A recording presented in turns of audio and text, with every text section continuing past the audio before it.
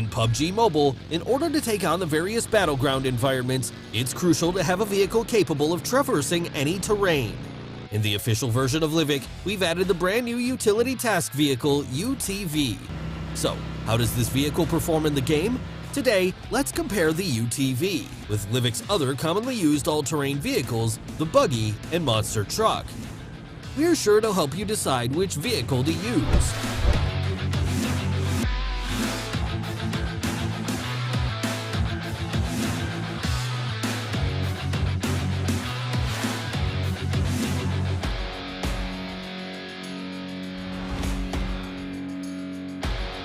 Let's see the overall performance of these vehicles.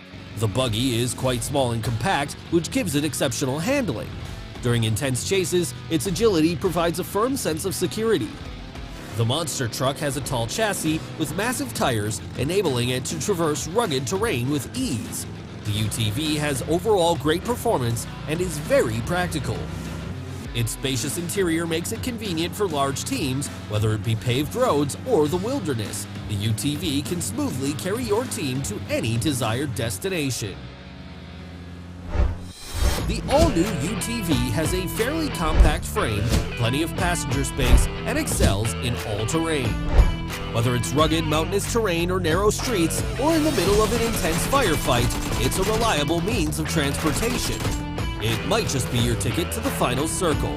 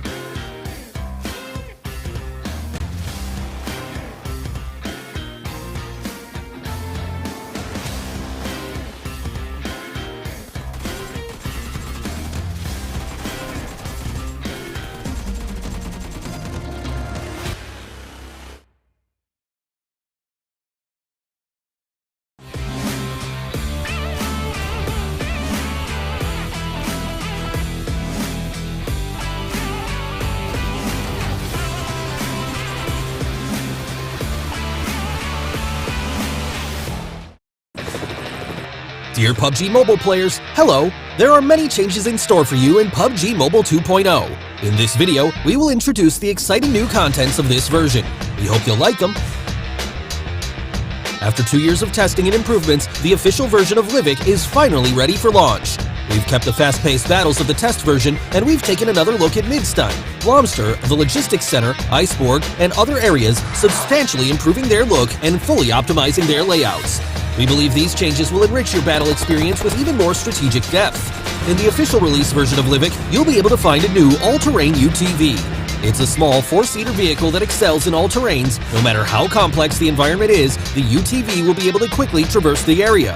At the same time, XT weapon upgrade packs will be available in supply shops that appear in fixed locations. These packs can be used to upgrade weapons to their XT version, which increases their performance and control. These upgrades will be immensely helpful in battle in the official version of Livic. The official version of Livic has new ways to acquire supplies. When starting a match, an advanced supply zone will spawn randomly on the map. These areas have more supplies and shop tokens than any other place on the map. Naturally, the advanced supply zone will also attract more enemies. If you're confident in your shooting skills, come to the zone and fight for supplies. In the official release version of Livic, we've added random crates, treasure maps, wild berries, soccer challenge, vehicle ramp challenges, zip lines, airdrop markers, and other fun gameplay and mechanics. We hope these new mechanics will give you extra rewards, allow you to have even more fast-paced and exciting battles, and provide you with diverse sources of enjoyment. What's more, Livic's iconic volcano is getting ready to erupt again after many years of dormancy. When the volcano erupts, remember to be careful and take evasive action. The new PUBG Mobile Evangelion-themed mode is coming soon. This mode features a special blue zone mechanic to make battles faster and more exciting. The 6th Angel has invaded Erangel. Witness the might of the Angel up close, watch EVA Unit 01 battle the Angel, and pick up supplies from the defensive fortress. This epic battle is about to take place right before your eyes. Experience this map in ranked mode now. In Erangel and Myanmar, both for ranked and unranked mode, we've added a new item called the Emergency Pickup. After picking it up, you can use it from quick items. When deployed, the Emergency Pickup generates a hot air balloon. The balloon rises into the air, signaling a rescue plane to come pick you up. When you tap the plane, it'll pick you up and carry you towards the center of the play zone. You can choose to jump out at any time, if you see a safe area that you prefer to land in. It's also worth noting that when you're in the blue zone, even if you're in the air, you'll continue to take damage, so think carefully about using the Emergency Pickup. In the new version, we've optimized and improved the recall feature. We've adjusted how the recall feature is displayed to make it easier to read. At the same time, we've added new quick chat messages and defeat markers to facilitate communication between teammates. When a defeated player is recalled, their view from the plane has been improved to make it easier to observe the battlefield. To enrich the gaming experience even more, we've added a haptic feedback system to the new version. When haptic feedback is enabled, you'll feel haptic feedback for various actions taken in the game. Real-time haptic feedback can be enabled for weapons, vehicles, character statuses, sound visualizations, and other triggers, giving you a more immersive experience of the game. Keep in mind that you can adjust the quality of the haptics in settings, and also adjust the strength of the haptics and customize them for different combat scenarios. With this much control, there's no need to worry about strong haptic feedback affecting your performance. In version 2.0, we've implemented a series of improvements to the control experience. The decline feature for follow requests now stays in effect for the whole match, and the collapse feature has been added to the item bar of the backpack. The buttons for graffiti and emotes have been merged in matches, and you can now bring even more emotes into a match. We've also adjusted the transparency of mark messages and the size of the throwable and consumable wheels. The display effects of the elimination messages and tips have also been made more obvious and clear. At the same time, in-match notices now appear when certain actions take place. We hope all of this helps your team perform even better in battle.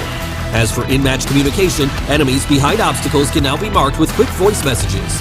The chat area has been enlarged, and new marked messages are displayed at the top to make it more convenient to communicate with teammates. In terms of weapon-related improvements, we've increased the hit damage ratio and range damage of the shotgun, slightly increased the base damage of the sawed-off shotgun, and improved the overall balance of weapons. Improvements have also been made to the smoke grenade effects, weapons animations against walls, the marking feature, and sprint controls to give you a smoother gaming experience. The new Cycle 2 Season 6 is about to start, and we've made new optimizations to tiers. Bronze is now split into 3 mini-tiers, Silver is split into 4 mini-tiers, and no changes have been made for Gold tier and above. At the same time, we've added themed core circle missions, commemorative titles, exclusive rewards that can be unlocked by collecting crates. We've also prepared many great new season rewards. Best wishes for ranking up and winning more rewards in the new season. And don't worry, we haven't forgotten about Cheer Park. In the new version, we've added a mini soccer field and a 4-seat wingman to Cheer Park. Invite your friends to experience it together. If you'd like to know more about PUBG Mobile, follow our official PUBG Mobile community. Hope you all have a great time in the new version. Winner, winner, chicken dinner. See you next time. PUBG Mobile 2.0 Classic Mode Improvements. Hello there, PUBG Mobile players. PUBG Mobile 2.0 is now available. In this video, we'll introduce some updates to Classic Mode. We hope you like them. Emergency Pickup. In both the ranked and unranked mode, Erangel and Myanmar apps, we've added a new mobility item, the Emergency Pickup. After picking it up, you can use it from quick items. Deploying the Emergency Pickup takes a little bit of time.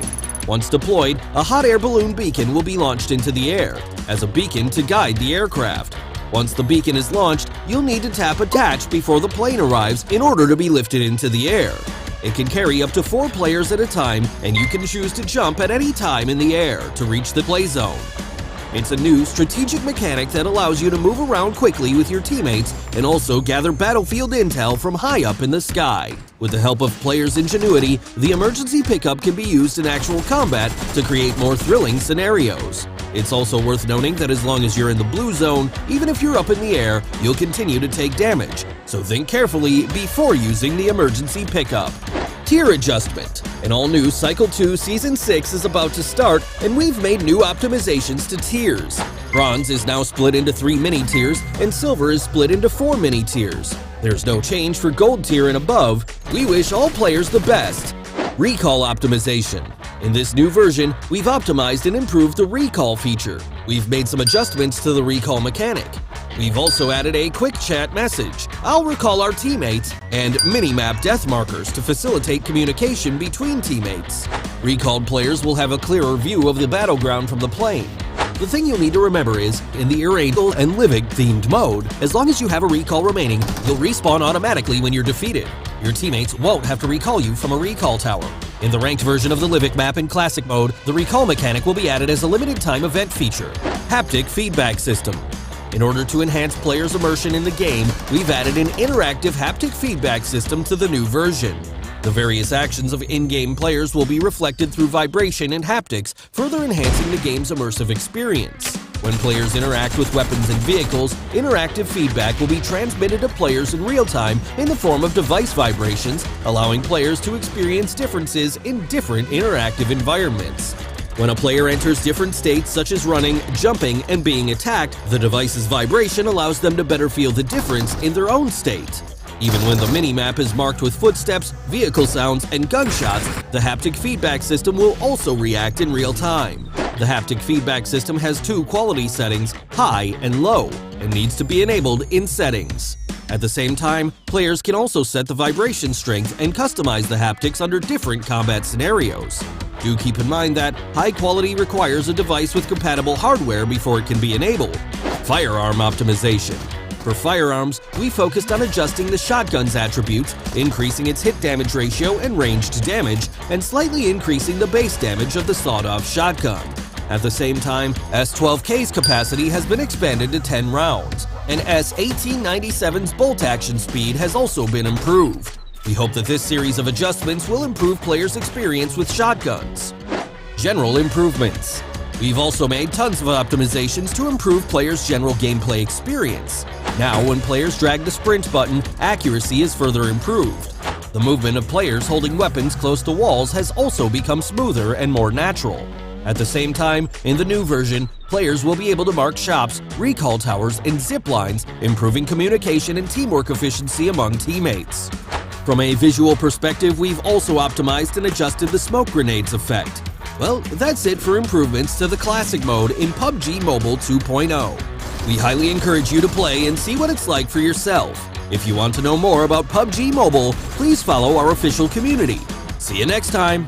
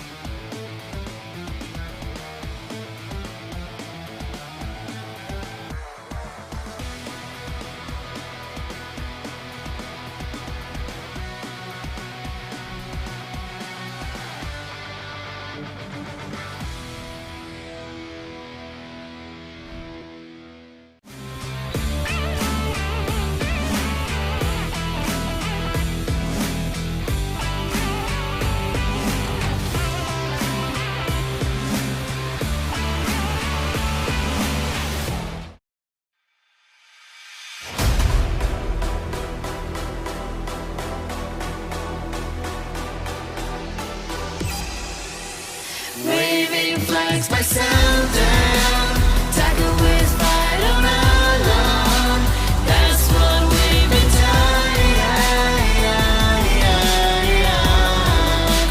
waving flags by sundown.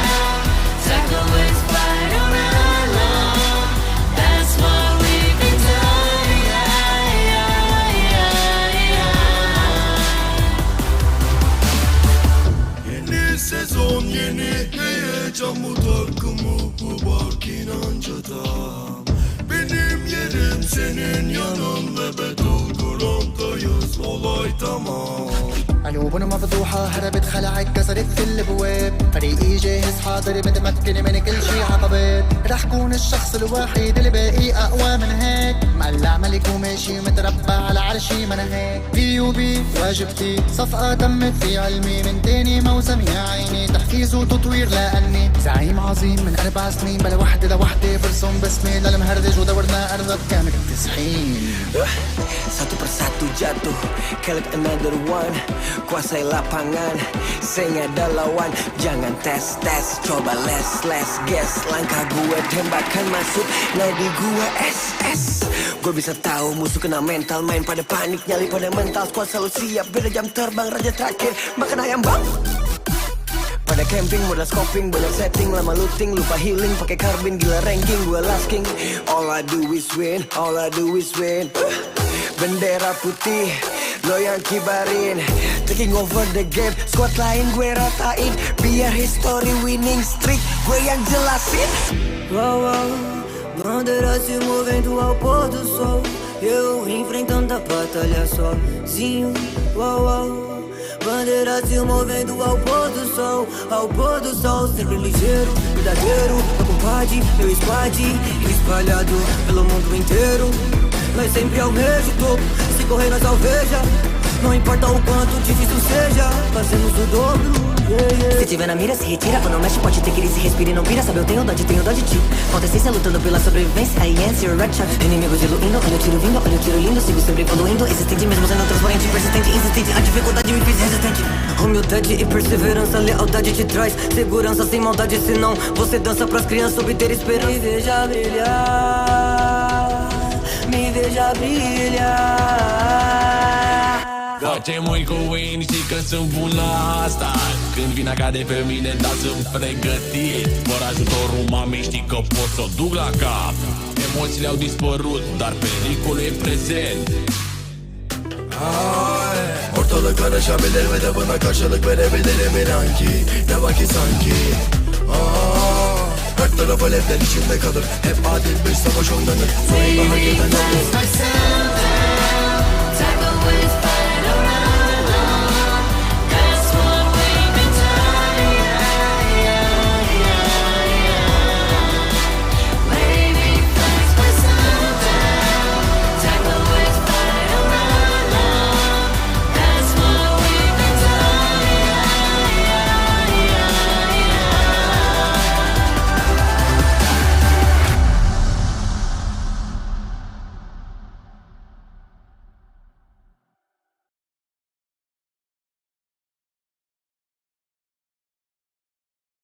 Hi everyone, welcome to PUBG Mobile's Step Forward launch. Hello, I'm Ray. Welcome everyone. A while ago, we launched the 4th anniversary themed game mode. Did everyone have fun? Thank you for your continued love and support. In this new year, we'll continue to challenge ourselves and step forward to provide you with more exciting and compelling content. Next, we'll reveal PUBG Mobile's plans for this year. Let's go! Yeah!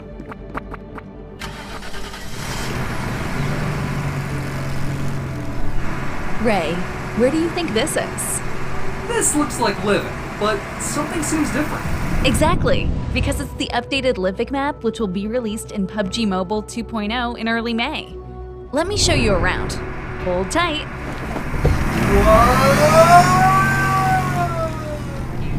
After nearly 22 months of testing, tweaking, and polishing, Livik is finally ready to be officially launched.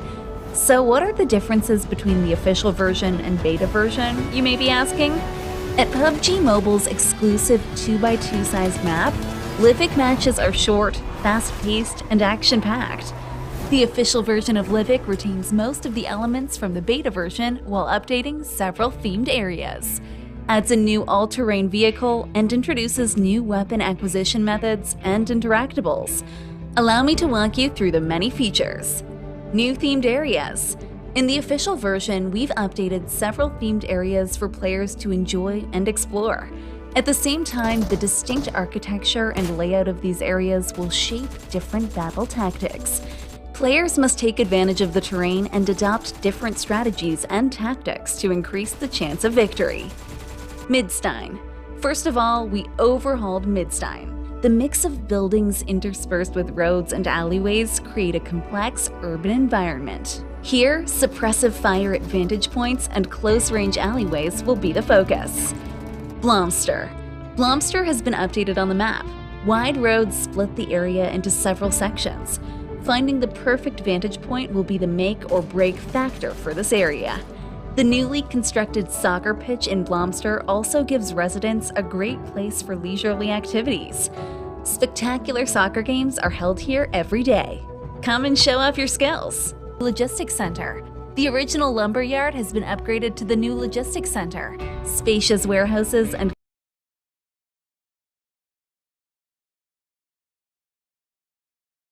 categories. More specifically, PUBG Mobile had 2 sets of medal at 31st SEA Games.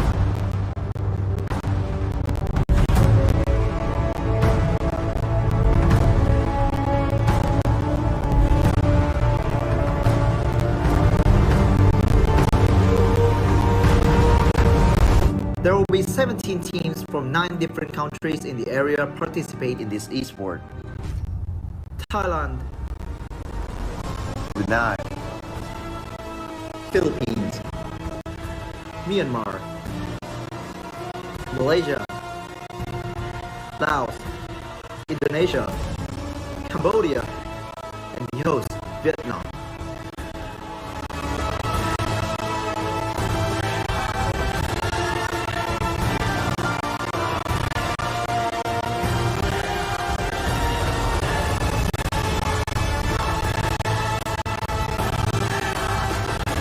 Individual competition will take place from 16th to 17th of May.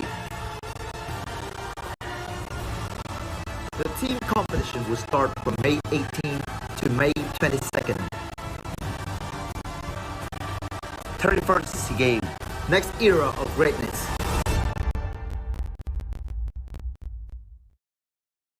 Stay tuned for SEA Games 31, the PUBG Mobile competition.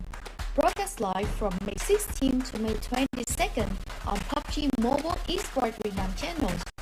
PUBG Mobile, next era of greatness.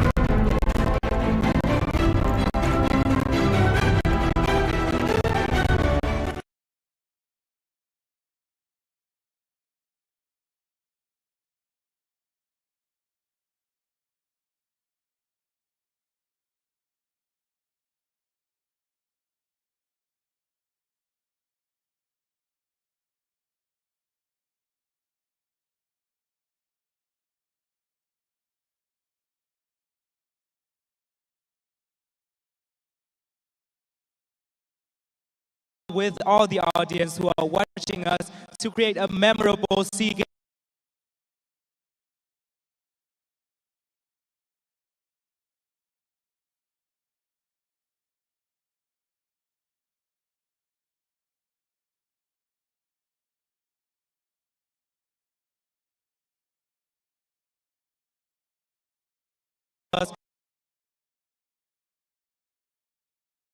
Ladies and gentlemen, and to have a large-scale season with a grand stage like this, we couldn't help but mention the companionship and support from our sponsor.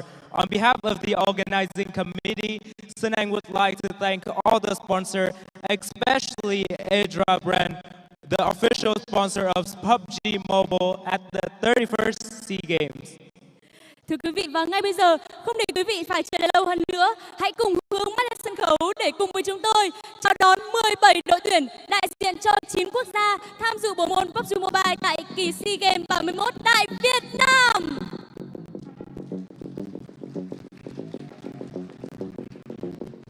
Ladies and gentlemen, without further ado, please join us on stage to welcome the excellent athlete from 9 countries to participate in the 31st SEA Games PUBG Mobile event. Xin được chào đón đại diện của PUBG Mobile Việt Nam, những vận động viên mang trên vai màu cờ sắc áo của Tổ quốc đến với SEA Games 31, đội tuyển Việt Nam 2. First of all, let's welcome the representative of PUBG Mobile Vietnam, Vietnam Team 2.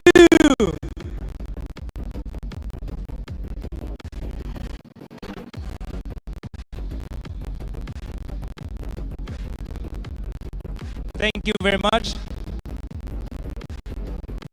Và thưa quý vị, xin được chào đón ra sân khấu các vận động viên của đội tuyển thứ 2 đại diện cho nước chủ nhà Việt Nam, đội tuyển Việt Nam 1. Coming up on stage are the athletes of the second team representing the host country, Vietnam, Team Vietnam 1.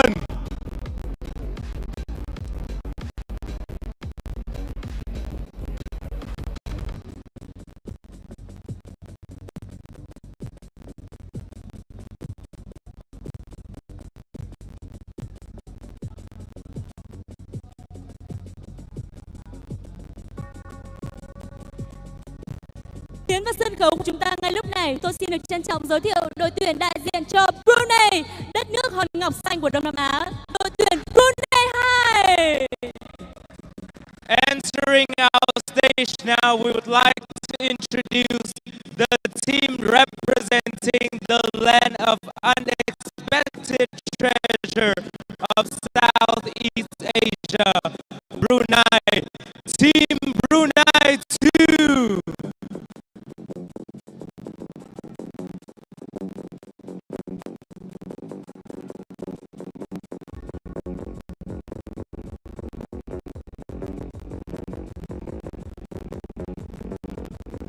Thank you very much. Và xin tiếp tục hân hoan chào đón các vận động viên đến từ Brunei, đội tuyển Brunei 1. And next, let's give it up for the athlete from Brunei, Team Brunei 1.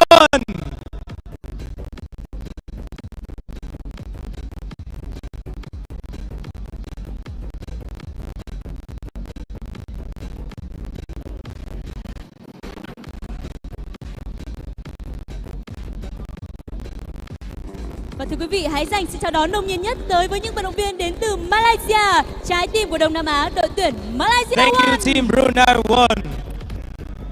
And let's give the warmest welcome to the athletes who have brought PUBG Mobile Malaysia to the next level, Team Malaysia 1.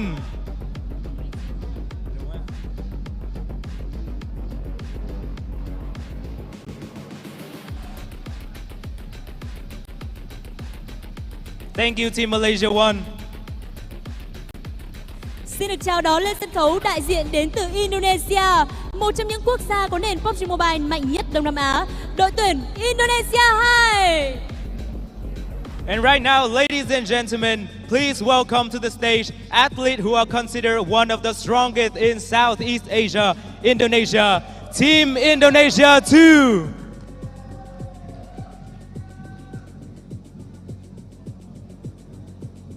Thank you very much. Bước lên sân khấu của chúng ta ngay lúc này, hãy cùng chào đón đội tuyển đến từ quốc gia Myanmar, Myanmar 1. Step onto our stage right now with their outstanding achievement in many international arena. Let's welcome Team Myanmar 1.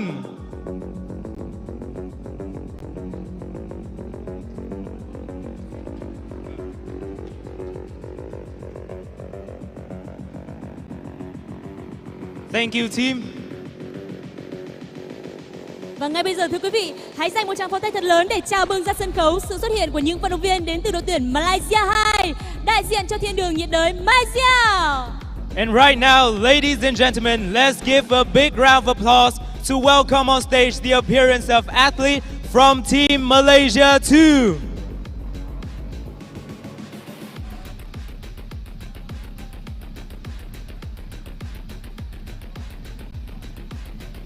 Thank you, Team Malaysia 2. Xin nồng nhiệt chào đón sự hiện diện của các vận động viên đến từ đại diện quốc gia láng giềng Lào, đội tuyển Lào 1. Warmly welcome the presence of representative athlete from Laos, Team Laos 1.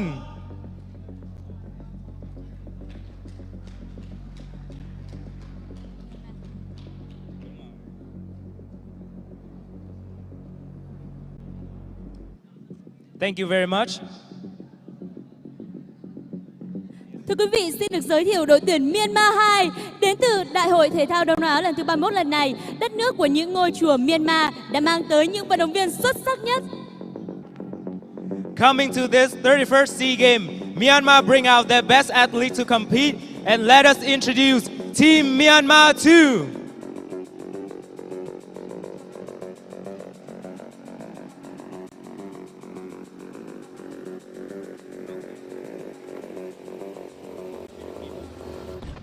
Và hãy cùng chào đón ra sân khấu các vận động viên mang trên vai màu cờ sắc áo của quốc đảo tình yêu Philippines, đội tuyển Philippines 1.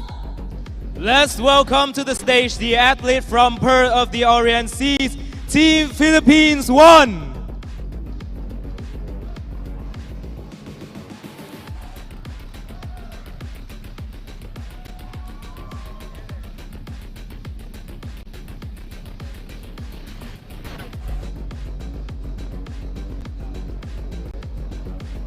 Xin được chào đón sự hiện diện của đại diện thứ hai tới từ quốc gia láng giềng Lào. Thưa quý vị, đội tuyển Lào 2. Please welcome the second representative of Laos, Team Laos 2.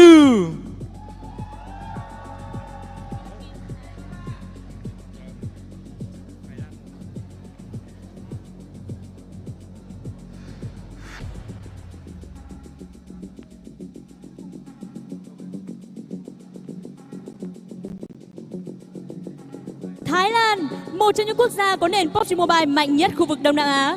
Cùng chào đón lên sân khấu đại diện của họ tới với SEA Games 31, đội tuyển Thái Lan 1. Thailand, one of the country with the strongest PUBG Mobile background in Southeast Asia. Let's give it up for their presence in SEA Games 31st, Team Thailand 1.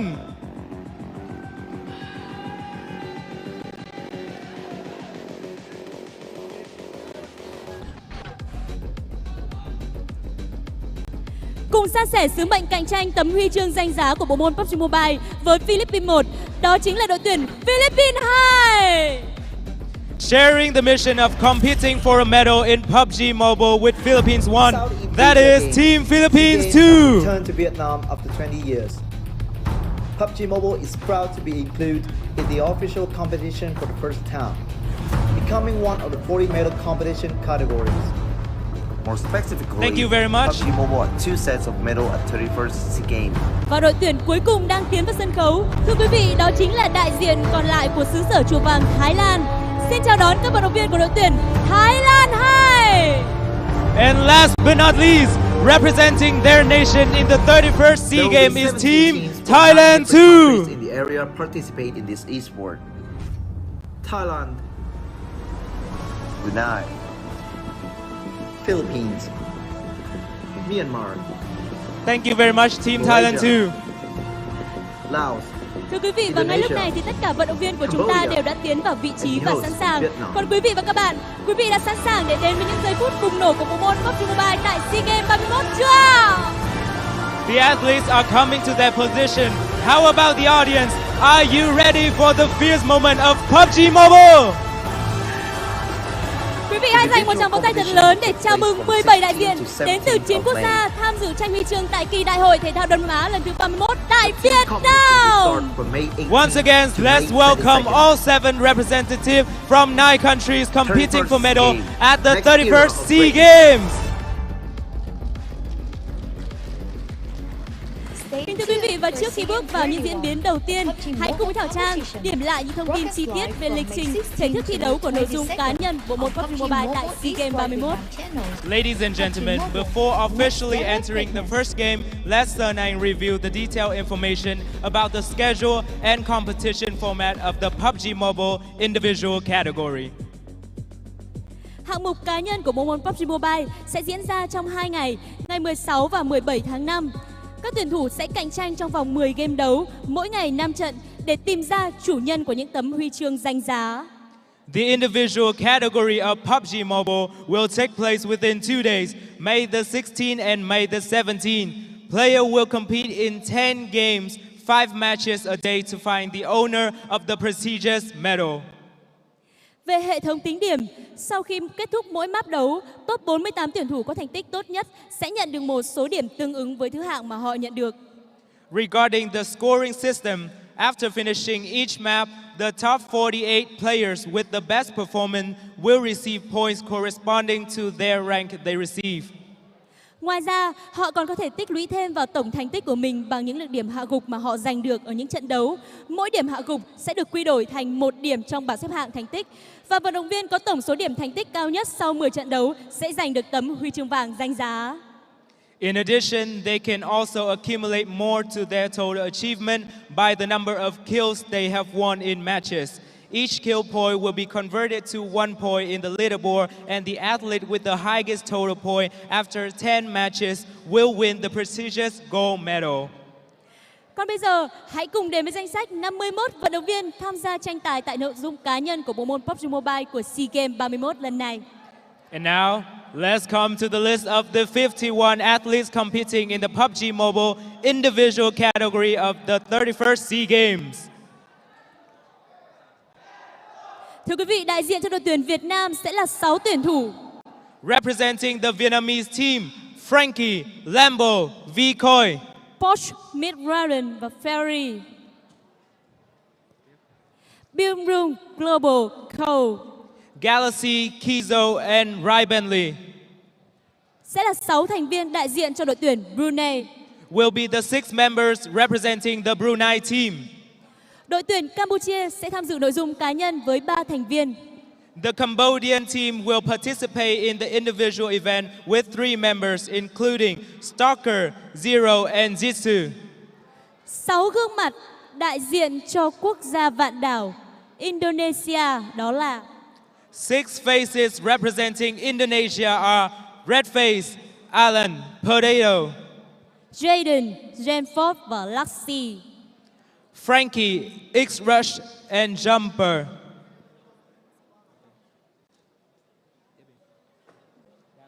Damrus, Speedness, U2 là 6 vận động viên đến từ đội tuyển Malaysia. They are the 6 athletes from the Malaysian team.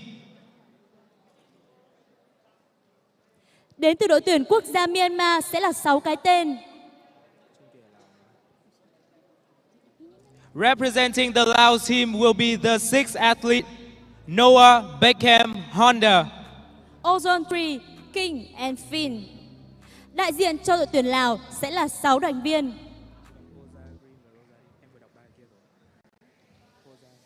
Poza, Green và Eroza.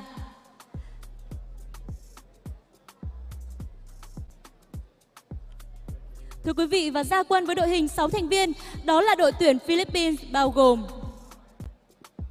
And the 6 members lined up in the Philippines team including Monboy, Rankit, H2R, Newbie, Raymond và Ranger. Và cuối cùng là những vận động viên của Thái Lan. And finally, the athlete from Thailand, Mr. 5, Beer 11, Strips. Gotuni, Snoozy và Stone.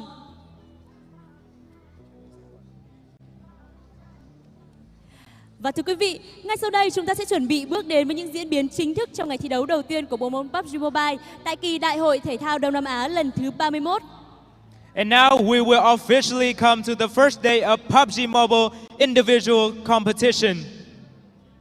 Chúc tất cả các vận động viên may mắn và sẵn sàng để bước vào những cuộc cạnh tranh cho những tấm huy chương danh giá tại SEA Games 31.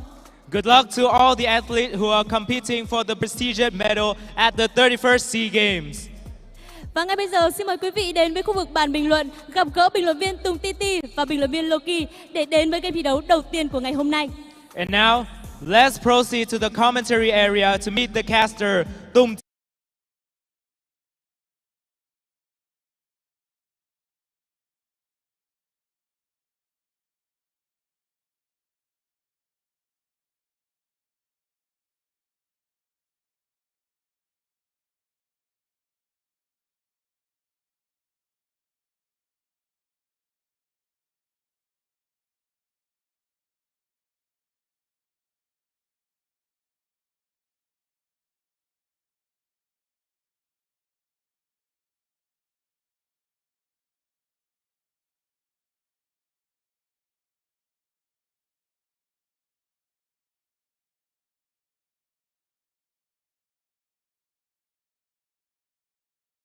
Historic day here for PUBG Mobile as it makes its debut here in the 31st SEA Games 2021, hosted in Hanoi, Vietnam. My name is Contra. I'm here with Sis Jenny. And of course, we welcome all of you on board in this prestigious event to see who will be the individual who will take home that gold medal in this next era of greatness. Yep, and definitely we are stoked to see how they are going to compete with one another using their wits and all. It's all about tacticality at this point of time. It's not really all about just fun and games, but we're going to see how they're going to prove that they are worthy of an athlete, at least for this individual match.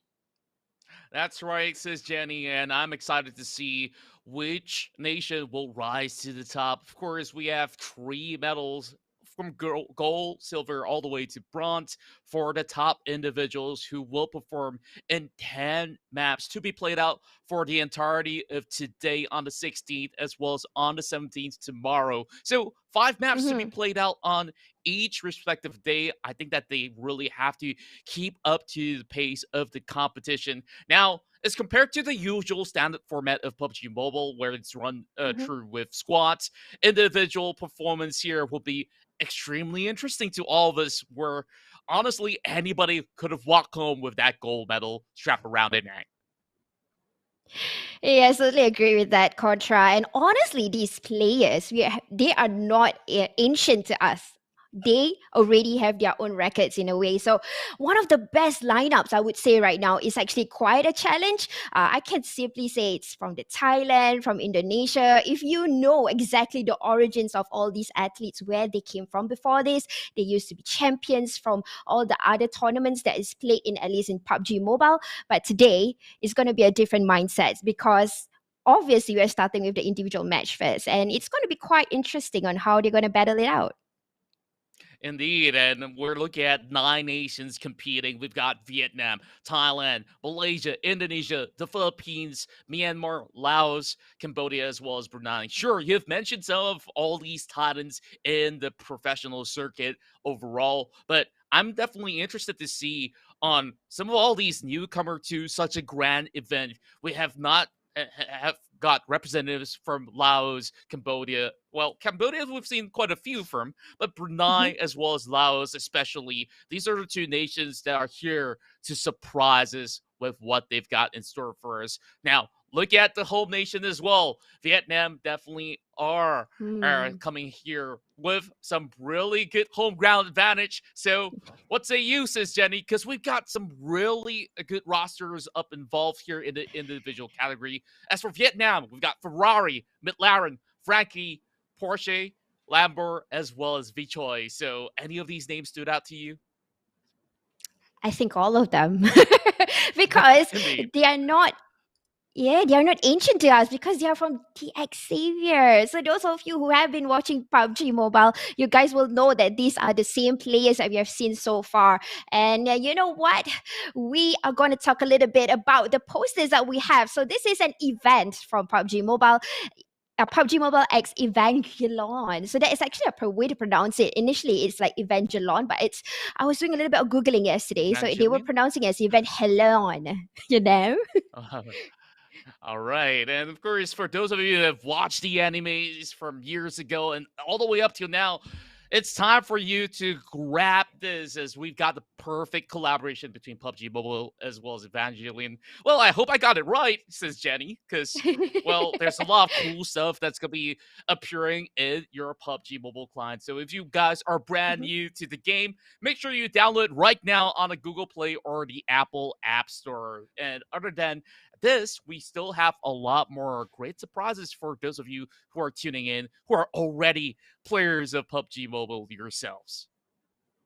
Yep, definitely. In fact, they have this showing somewhere, so you guys need to do a little bit of research. And this is something that is featured in PUBG Mobile, so you got to check it out. It's available in game. So while you're hearing us, showing you a little bit of the posters, this is where you actually open it up and try to check it out while we're waiting for the match to start. So this is definitely quite interesting because it's a little bit of sci-fi, and then we have a little bit of the FPS. So it's going to be quite interesting.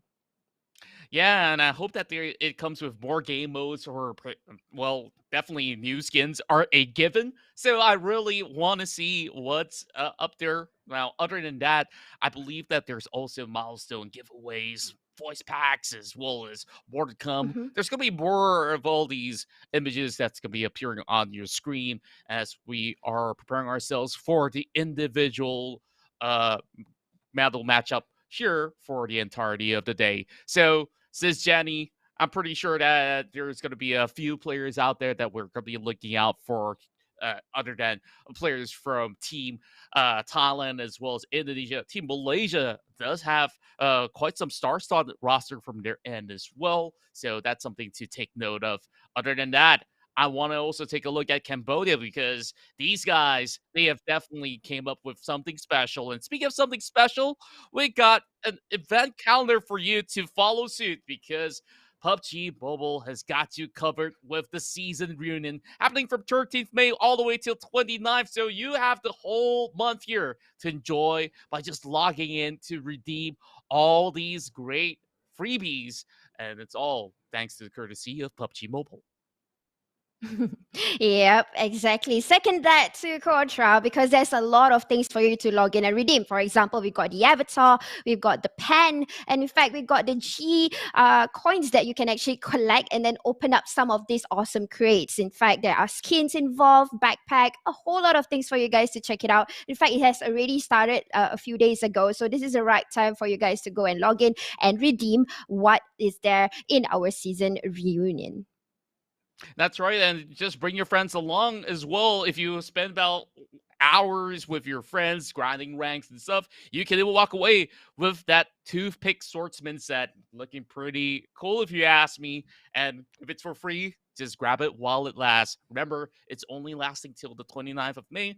So you still have about half a month for you to try your best to redeem all these great things that are involved within the PUBG Mobile clan that you're going to be spending time on. But as we are proceeding slowly into our very first match, we're also having milestone giveaways for those who are tuning in right now, whether if you're watching from YouTube, Facebook, TV, and even TikTok.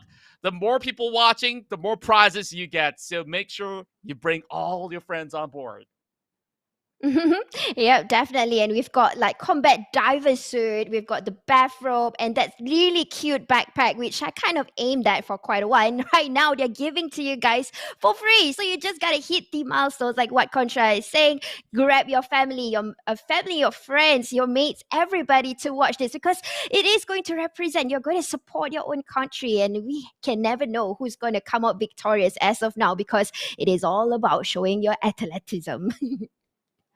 That's right. And with that being said, you can also enjoy all these great rewards while you are tuning in to this live broadcast. Now, I'm pretty sure that all the players that are set on the stage here is feeling a little bit of those nerves out there, but I want to hear your thoughts, Sis Jenny. How are you feeling about this prestigious event? The very first time that PUBG Mobile makes its debut here in Hanoi, Vietnam, and I believe that it will lead to more and more bigger events in the future.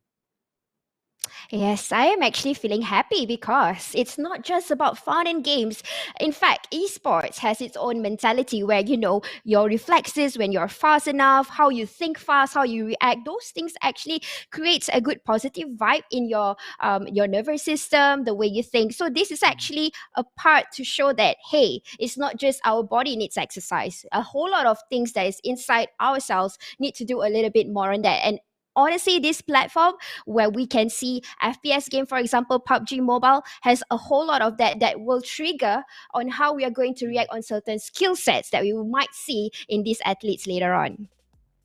That's right. There's a whole lot of strategy involved and a whole lot of planning as well. So for those who are unfamiliar with the genre of battle royale, it's the game of last man standing that will take the biggest piece of the pie. And when they're talking about pie, it has to be served with chicken because the first place that walks away with that chicken dinner will be awarded with a chunk of 20 points. And, the numbers will dwindle down from the first place all the way down to the 51st placement overall. But to those who are new to this format, of course, when it comes down to individual plays, it's all about accumulating the elimination points as well. The more players that you eliminate from the map will give you 1 point per elimination. So overall, if you don't finish number 1 on that specific map, it's okay. If you take down the rest of the competition, you stand a really good chance. And we're looking at what? All the way down to, I see, 16th spot. There's about 7 points. If you add another 10 takedowns, that's going to accumulate to a whole lot where you could even match up to whoever's sitting at the top. So, Sis Jenny, it's a game of endurance. It's a game of knowing when or not to push, when to really put everything on the line and put yourself at risk for that great reward. Definitely with that. And of course, try not to get yourself at number 48 all the way to 51. Yes, there's only 51 players in the lobby. So basically, individual match is much more trickier as compared to squad because, they can't be too vulnerable. In fact, we are playing all the maps that we used to play in competitive tournaments. But this time, the difference is that they are on their own. So every six or every angle, it's not safe. And where they drop is also, in a way, they have to think out of the box, be more strategical on where they're going to rotate and things like that. So this is definitely very, very interesting for us to stay tuned and watch because it's really based on individual skill sets of each athlete on how they have been training so far. Most of them will train with squads, but with individual, it's a total different level. I absolutely agree with you there, Sis Jenny, where we have 3 different maps to be played out. We've got the classic map of Erangel, where I believe that there is an ample area of play. Same goes to Myanmar. But to me, I want to keep my eyes on Sanok because we will have majority of all these players lying all over that 4x4 kilometer map, and they're about to lock horns. So there's basically plenty of things that they really have to factor in as well. What kind of loot do you get when you go into this individual mode? Because when you could play into the team, you could afford to go in with all different types of weaponry, or you play a little bit more of a supportive role. Here, I think one of the most valuable assets in some of all these individual tournaments per se has to be the DMRs, the sniper rifles out there, where you could just basically go in for those one-tap shots, and that could secure them some pretty easy elimination points, so long as they are having that perfect pixel spot of a tap. So with that being said, I believe it's going to be about a mix of variety that we're going to be seeing from the players, because everybody's got their favorite choice of weaponries that they would like to use in game overall. So it's definitely going to be a tough choice for me if I were to be in this game myself. Yeah, totally second that. And plus, all these players, they have their own choice of weaponaries. At the same time, when they are playing in squads, they are all in different roles. So if it's going to be individual, it's going to be a huge change for a lot of things. For example, like what Contra said earlier, we're going to witness Sandhawk together. So most of the time, when they are playing squad, they will usually go for that healing game. But because it's an individual, I don't think it's something that is probably, I would say, recommended for them to collect a whole lot of the medic of the first aid items. But then again, it would be quite interesting to see which player would survive and actually manage to collect all that first aids. Without further ado, let's kick off our very first game here in the 31st SEA Games of Vietnam in 2021. And here we go as we dive straight into Arangel as the flight path starts from the southwestern corner of the map, diving all the way into the Severny region up north. Now, that's a lot of ample room of space for them to play out from, but to my concern is this. There's not many of these townships available on the western end, so they will have to find a way into an open ground where they will eventually duke out for supplies. Wow, and true enough, look into this flight route. I think it's pretty much A-okay. So at least as of now, we can't really say the drop spots because this is really individual gameplay. But so far, we are seeing a whole lot of them being scattered all the way. So far, there's a whole lot of names here. We can't really tell you where, but most of them are kind of focused into the flight route itself. We can't really tell exactly the furthest of which player might be, but it seems like there is a little bit of Severny. But right now, we can see a standoff coming over from Indonesia Team 2 and Laos Team 2. We have Beckham only having a shotgun at hand, the S18. Will only offer so much on a short distance, not too much on the long range though, so just need to scavenge a little bit more on the early game. And he does not have a helmet for the moment, only having the first level of the vest, and therefore you will expect them to play a little bit more passively, while Beckham, on the other hand, he's creating a little bit more space. Jalen doesn't have vehicles as well. It's a sticky situation to be at for the moment. But while this happens, we have two players already eliminated from the map. Yep, and that's pretty tricky. Like I said, it's a little bit focused. They are not going to go so far as compared. I think there is at least about 2 players somewhere in Severny, but I think it's okay for them to come into the circle. Everybody is pretty much concentrated into one area, and I see a cluster over in Rozok at school. So definitely they have seen each other around the area, and like what Contra is saying, those of them who just drop in, they have limited supplies as of now. So probably we are just going to see a little bit of looting. At the same time, they are getting prepared to contest one another. That's right, and just like what I've mentioned early on, home ground advantage for players of Vietnam, as we've already had Lambo, who secured himself the very first pointer in the match. Now we have Damru of Team Malaysia going head-to-head against his own ally from his own team, Geek Fam himself, as it takes out Snipes, securing himself at one point. And at this point of pace, like, sure, you may be from the same nation, but every point counts, and there's only going to be 1 medal for each individual. Well, technically 3 out of 51 players. Yep, and as of now, we are left with 48. So there's 3 of the players who unfortunately had to make an early entrance into the lobby. But as of now, we are looking into the ages of this area. I think this is near the cliffside where farm is. So they're just getting whatever they can. For now, we are looking into Cambodia 0 and someone from Vietnam around the area. So like I said, they're doing a little bit of the looting, at the same time getting ready for that battle. It is really about who is faster in that sense. We did see the contest earlier with Damroot and Snipes. I think Damroot was in a way ready to take down Snipes while he was doing a little bit of run, but we can see a little bit of picking here by McLaren. Oh, Zero, the captain of Active Team, got himself into a really tight corner, just hiding behind a tree. McLaren looks to lob a grenade, but he's going to sort out the way, looking for the pickup here. McLaren soaks in some damage. Vietnam will have to go toe-to-toe in close proximity. McLaren still takes the win. Wow.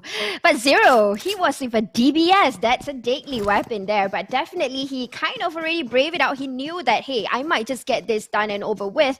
But because Zero was ever ready to take down on the spray side shots, and plus he has a whole lot of cover when it comes to the wall. So that's something that he's kind of confident with his surrounding as compared to the previous battle that, you know, the other opponent, he was more confident in the choice of weaponry that he was holding on to, which was the DBS. And this is pretty normal to see on the first few fights, at least the first 5 minutes of the game.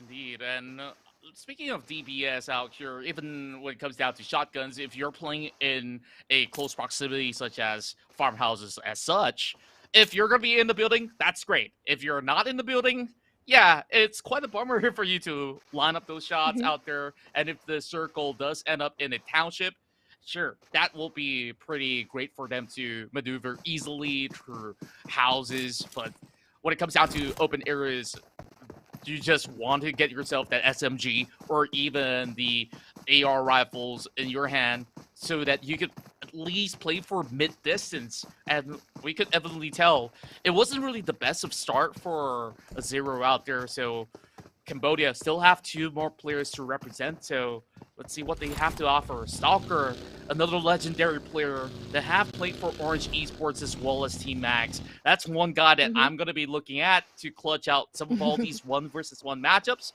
While we have Beckham, who have gotten himself really safe. Though we thought that there will be challenges from Team Indonesia early on. True. Beckham actually is trying to do a little bit of that passive gameplay, maybe because he can hear footsteps around him. We can't really see in that mini-map over, but we are seeing Rankit here spraying a little bit or tapping with the M16 over to Laos Team 2, and he's already knowing there's shots coming from this angle, and he's trying to take cover, and he's getting it well. A little bit of the damage done by Rankit, but he's still okay to compose, and in fact he's trying to do a pick. Yeah, trying to return some firing shots out there. Green at the SKS, if he does have some scopes with him, he will be able to line up much better as compared to the M16 that's in hand. Rankit opting for a single tap mode. First fire is not going to be doing him any good with the recoil, while Green has already made himself safe into the corners of the river of Rozak. Now, other than these 2 individuals, we still have another player from the Philippines that's going to be around the corner. It seems like it's going to be Ruben Lee that's going to be out there in the open fields instead. He's going to be surrounded with greens. Not the player that we've just witnessed, but Raimon would also hear tap shots that were fired from Rankit much early on. So he'll keep his eyes pretty close to the water tank area of the section. Yep, and just around the corner, I would say this is near hospital. We are seeing Myanmar Team 2 King is going for the SMG gun, and plus I think that is an M4. So good choice there, at least for him for the looting stage. He has the option to go on a far distance and plus a CQC close combat range. So that's good for him. But so far nobody is around the area. Damroot currently with that level 1. Wait, he don't even have a helmet at all. He has to go on looting right now because it's simply not enough. But probably, knowing Damroot, he's probably trying to wait for the circle and trying to play a little bit of that passive gameplay and his trigger discipline.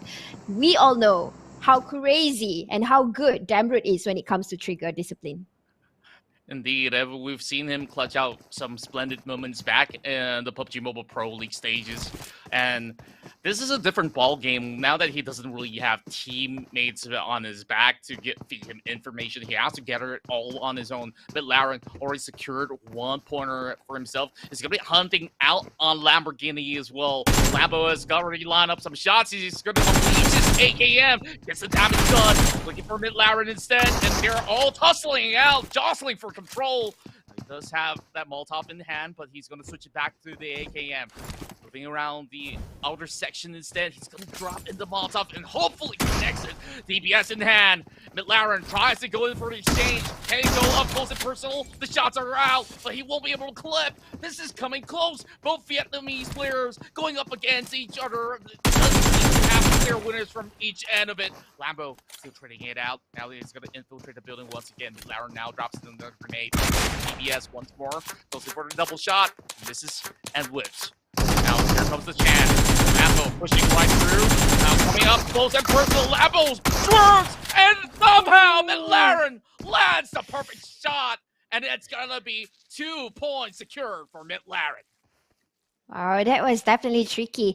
He tossed in the fire quite early. He kind of tricked out himself trying to getting an entrance into the house earlier. So, but though the reload, you see, this is the part where individual gameplay is a little bit more tricky. You can't get support from anyone else. It's all up to you and all up to that weaponry of choice. So DBS, as of now, has been doing a little bit of the tricky parts. Meaning, you know, when you reload, everybody could hear you. So that's the part where all these players are showing this ability on when they are going to come in, the timing of them coming in. Because we did see how the battle was, but right now we're looking to Frankie. We're stepping into the UMP, but no, because Zero has that better angle from that ground. He's too sharp. He's so swift. He was on the wheels, and it took him a few seconds to get out of that buggy and still landed on top. That was phenomenal. Zero of Anchor PUBG definitely making Laos proud, and Laos definitely has a lot of things to be proud of here throughout the very first game. Other than that, we also had on the kill feed early on that Myanmar has secured a point of their own, with Kane taking out Muzi of Thailand. Now, as we take a look at the minimap, plenty of these players are currently on the outskirts, trying to look for that perfect angle to enter the circle, as it's going to take us all the way through the ruin section. And I wonder if it's going to trick us into Pachinki once again, or serve into Liverpool. It's too early to tell where this one's going to end up in. Yeah, definitely, but it seems like it's going to have a whole lot of clusters. Everybody's going to be close to one another. We can see how close they are. Sprays are coming in from Ferrari over to Indonesia, Team 2, which is, I think, Go Fast or something his name was, and he managed to get away from it. And talking about the blue area, so some of these players are playing a little bit of that tacticality, a little bit of the gatekeep, probably waiting for other players that would come in a bit later. So we are seeing a few of them that's outside. I would say it's at least less than 10 that was still outside, probably just collecting a little bit of the first aids and the bandages. We are seeing that coming in here, at least for Beruang and a few of the Indonesian players. But this is a total opposite though. From the Philippines Team 2, Range is actually horning and calling out everybody to come and play. Well, if you can't find players out there in the field, let them come right at you so you can trade right back. But that's a risky move to be making right now. And as I called it, it's going to be a swerve of directions for majority of the players from the northern section of the map, while the fights will start to take place all across. Jumper will be illuminated by Schweppes, so it's going to be Thailand there rounding up those numbers. There's only 43 players still left available in this match. Now, we take a look at the circle. We already had about 10 players out there now. Schweppes getting in trouble once again. Porch has managed to sniff him out, and that Porch securing another one for Vietnam. But Lara goes again with his DPS, and that's 3 pointers. That makes him the leader of the pack. Ooh, for the sprays though, Laren is on fire, definitely representing for Vietnam, really showing off his skills. Having 2 deadly weaponaries, I would say, a DBS in hand and plus M4 that will do justice to everything. And it seems like nobody or not many players actually chooses to go for DMRs. Most of them would go for SMG, a shotgun and a rifle, but another sprays is coming into from Gutuni over to Myanmar Team 1, and that's us 1 sec. They're just going to do a little bit of this road race, at least for now, coming into the circle and already spotting one another. This is really all about timing. Well, he spots another play out there, rotating as well, while they're looking for a cover ground to hold for their own. Now, Gationi's going to stop by the bunker, so he will find a little bit of space for his own. Brunei's going to be up close as well. McLaren still finding more stocks available, while Stone will secure one for Thailand. And we have Luxy, the legendary player of Bigatron Red Aliens, to secure one for his own. The king of sniper, we call him. Now here comes Kizo, though. He's going to be lobbing a few of these smoke grenades that he has so that he can block some vision from Gatuni, but he has to bear in mind around this vicinity there's also some players of Vietnam looking around the corner, so he has to pay attention. Definitely, this is really all about who's going to come in first, and if they have to finish the elimination, they've got to be quick, because there's going to be more than one third party, fourth party, because we did see around the area of the church earlier, there was Yuhai, there was a lot of players around the area that was already hearing all those noises, but they're waiting for the turn to come in and tap in. As of now, we're looking into Brunei team 2 and Philippines team 2. They are right beside one another, but they're refusing to push, because this is pretty much an open area. Everybody needs to get covered, and they're doing it tacticality wise, so strategic. One of them is playing with the steps, the other one is actually cooking a nade. That's right, range. One good prime with the nade will be able to secure him those pointers out there. Gen Foss trades right back at Luxy. Both of the Indonesian Titans are trying to hold each other out, while Luxy resorts to using bandages. He doesn't really have much resource when it comes down to the first aid kit. Gatuni spots out Potato while he was on his way into the circle.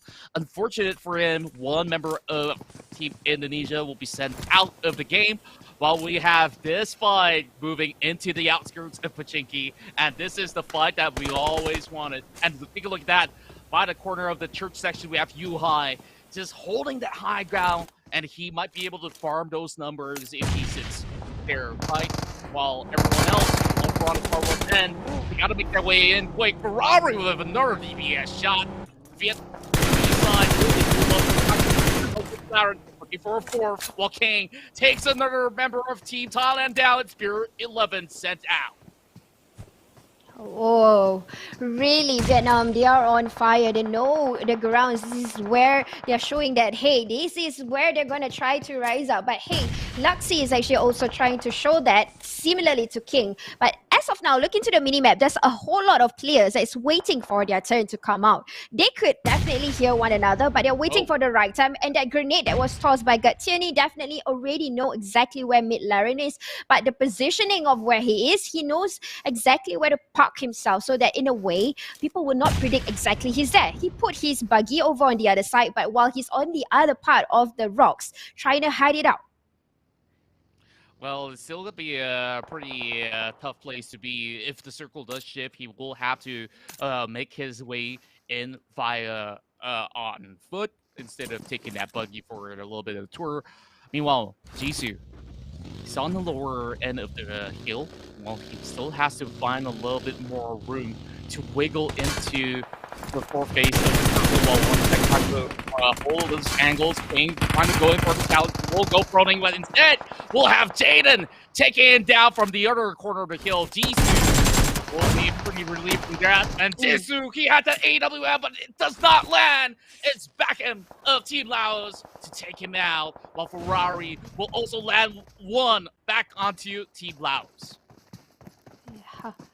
Now we can see how important it is to have a prop and a vehicle right beside where you are, because this is an individual match. You can definitely see the vulnerabilities of every player, every angle, and a whole lot of them are in one area and they can hear one another, but they have yet to pop up and show themselves. In fact, a whole lot of them is doing a proning, and they are trying to not show each other exactly where they are. They're playing a whole lot of mind games here. We're seeing a lot of damages coming in from the other side. We're seeing Vietnam Team Ferrari having some troubles over on the other side, while we're looking to Jaden, who's hearing a whole lot of fits from his side. Red Kit has a little bit of this slow, pretty smart place to be in. At the same time, vulnerability is definitely there. Indeed, and when we take a look at all these numbers of players that are still remaining in it, Arangel, there's only 2 players left for Malaysia, Vietnam, as well as Laos, while the ones with the most players that are still on board and are fighting for that chicken dinner is going to be Brunei, with 6 more players on board. Now, this is going to be advantage given over to Brunei, Malaysia, as well as Myanmar, as they are already on the north western end of the circle. Stone, he knows that there's going to be a player right down below. Ferrari just hiding by the grasses. And he's not going to have all too much to work with. On the spots out, another player on the far end. It's going to be Noir trying to hide onto the buggy once again. But he's not going to have too much of that safety space, even if he wants to transition his way into the circle. It's going to be troublesome for them. But take a look at Luxie. He's one of the furthest players away from the circle. He has to pass through Colt of Brunei as well as H2R of the Philippines.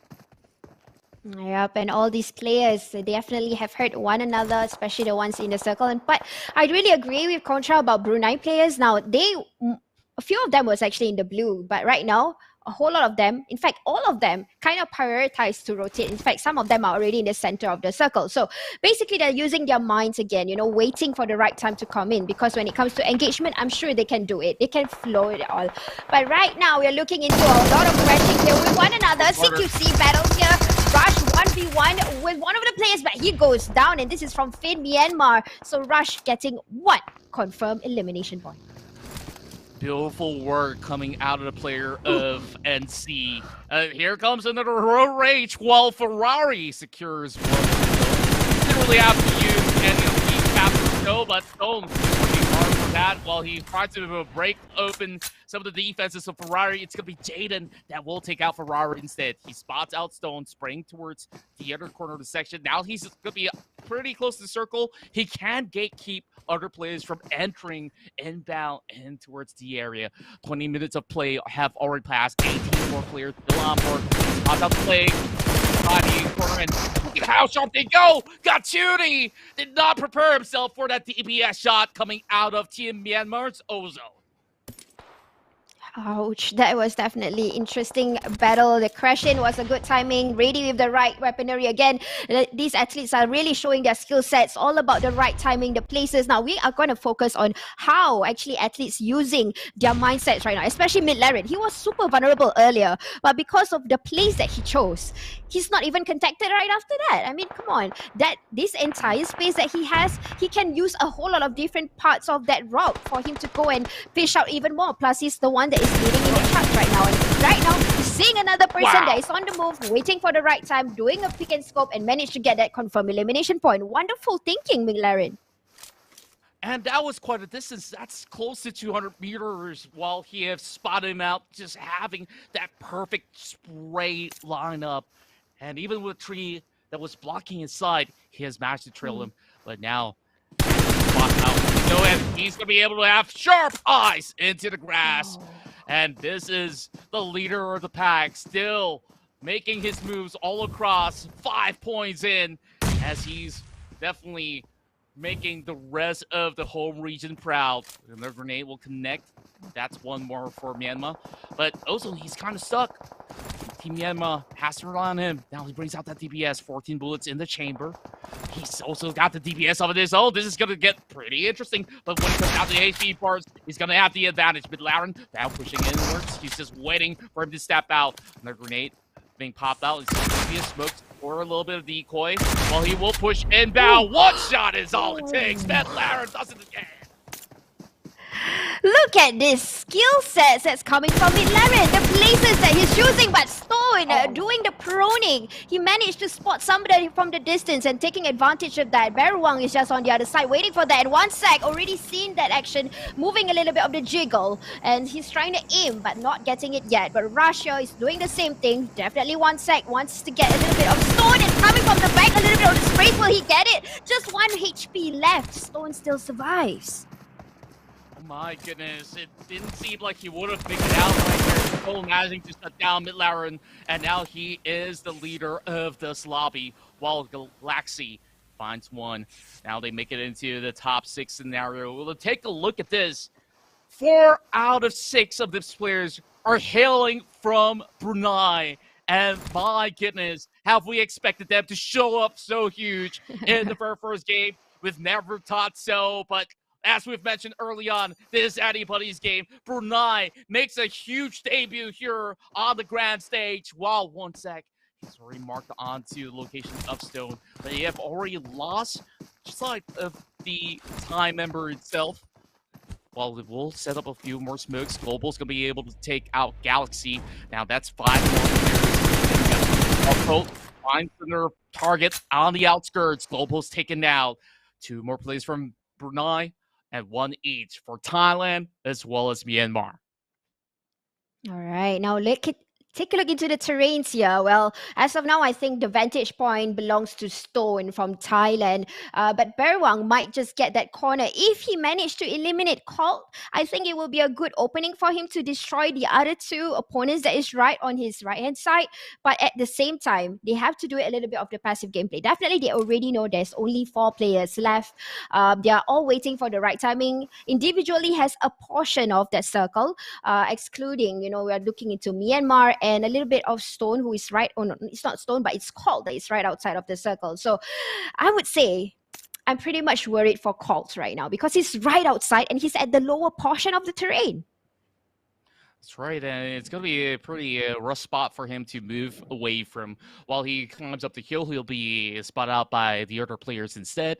Stone from Vampire Esports, he have been playing so many of these tournaments. He's very familiar with the final scenario here to close off these matches. Meanwhile, 1sec have been able to carry the flag of not only the Myanmar region overall, but he have stellar performance back in the days of Yangon Galacticos. We expect him to show up strong, Berwang as well as Colt. They've got 1 point apiece, but from all these ranking points that they can accumulate from placements itself, it's going to shoot them up in the rankings and make it hard for the rest that have already got eliminated. Now, Stone, can he close out strong, though? He does have a little bit more of this terrains to work with, and some angles open up for himself. And by now, through the late game phase, there's not much stocks available when it comes down to med kits or so. So everyone's matching their utility as much as they can, while Code is playing it slow, and we expect most of these end game scenarios to be a little bit more of a slow burner to decide who's the clear victor of the match. Yep, and I think everybody has a portion of this circle. Still advantage for me. I would still say it's Stone because of the terrains, the place that he's in, and luckily the circle falls on him as compared to all these other players or his opponents right now, which is currently in the open. If they were to spray or give some shots or tapping, definitely either of them would know exactly where they are. So it gives the advantage to Stone on. He just got to do a little bit of pick, and nobody can pick on him back because of that slopes and that wall that he has. So that's definitely an advantage for Team Thailand. Oh, take a look at that. The circle does favor Stone after all of that. Or could it be Cold here and it's going to be on the lower end? Doesn't seem all too far away. 1sec could be around that proximity as well. He spots out the care package, but there's no time to loot up. And that care package would possibly help whoever who gets themselves those heavy artillery, or even if there's going to be any level 3 gears that's going to be inside. Now, Stone remove his back to ensure that he remains to be unseen, but wrong on the other section as well. Now, this is going to be a little bit of a Mexican standoff between all of the 4 players out there, but the chances for Brunei to close things off are pretty solid here until this happens. Stone gets that headshot, and he's going to be hunting out for more now. Moving into the trees, Stone being a lot braver as compared to the other 2, just moving around. But if he moves any further, he would sense his tracks. Now, it's going to be 1sec to stop him, though. He does have those angles open up. He's going to be hiding behind the shade of the tree. And Cold is just going to hunt till these other 2 players arrive to take each other out, and maybe that could be the golden opportunity for Team Brunei to walk away with that big chicken dinner by the end of the game. Yeah, I really like how Stone actually thought about it. So he knew that the circle wasn't on him. He had to eliminate the nearest opponent that is right in front of him. He stood up, did a little bit of the, I would say, sneaky act. He held his pen. That itself is gonna not let them hear the footsteps of Stone itself. So he did a little bit of that, and he pushes in towards. At the same time, try to get into the circle, which he did. He eliminated the nearest opponent. And right now, it's really, I can really say right now, it's still up to Stone. Because Myanmar, They are still there, but he has no idea of information, similarly to Colt. And right now, there you go. Well. It's a little bit of pushing by Stone himself. He's so brave to do that because he already kind of have a clue exactly where the players are in. But Colt would be a third party if he comes in to interfere. But shots are fired with a suppressor. That's a very good choice of weaponry, at least to equip right now. But it's gonna be Stone, no. he knows his skill sets, his hearing is super cool, and right now he already kind of engaged where Colt might be, and that 1v1 winner goes to Stone. Winner, chicken dinner belongs to Thailand back in game 1 as he secured with a total of 7 elimination points. And here we have it, ladies and gentlemen. The representative from Team Thailand 2 taking the first win of the 31st SEA Games 2021. Interestingly, on how he actually gathered that wit that he has, he knows exactly what to do. We did see a lot of skill sets coming up from him, the choice of weaponry and how he actually chooses the right timing to push, and the engagement or his game instinct that came out right on time. And there you go, our true blue first round athlete coming from Thailand, Team 2, Stone.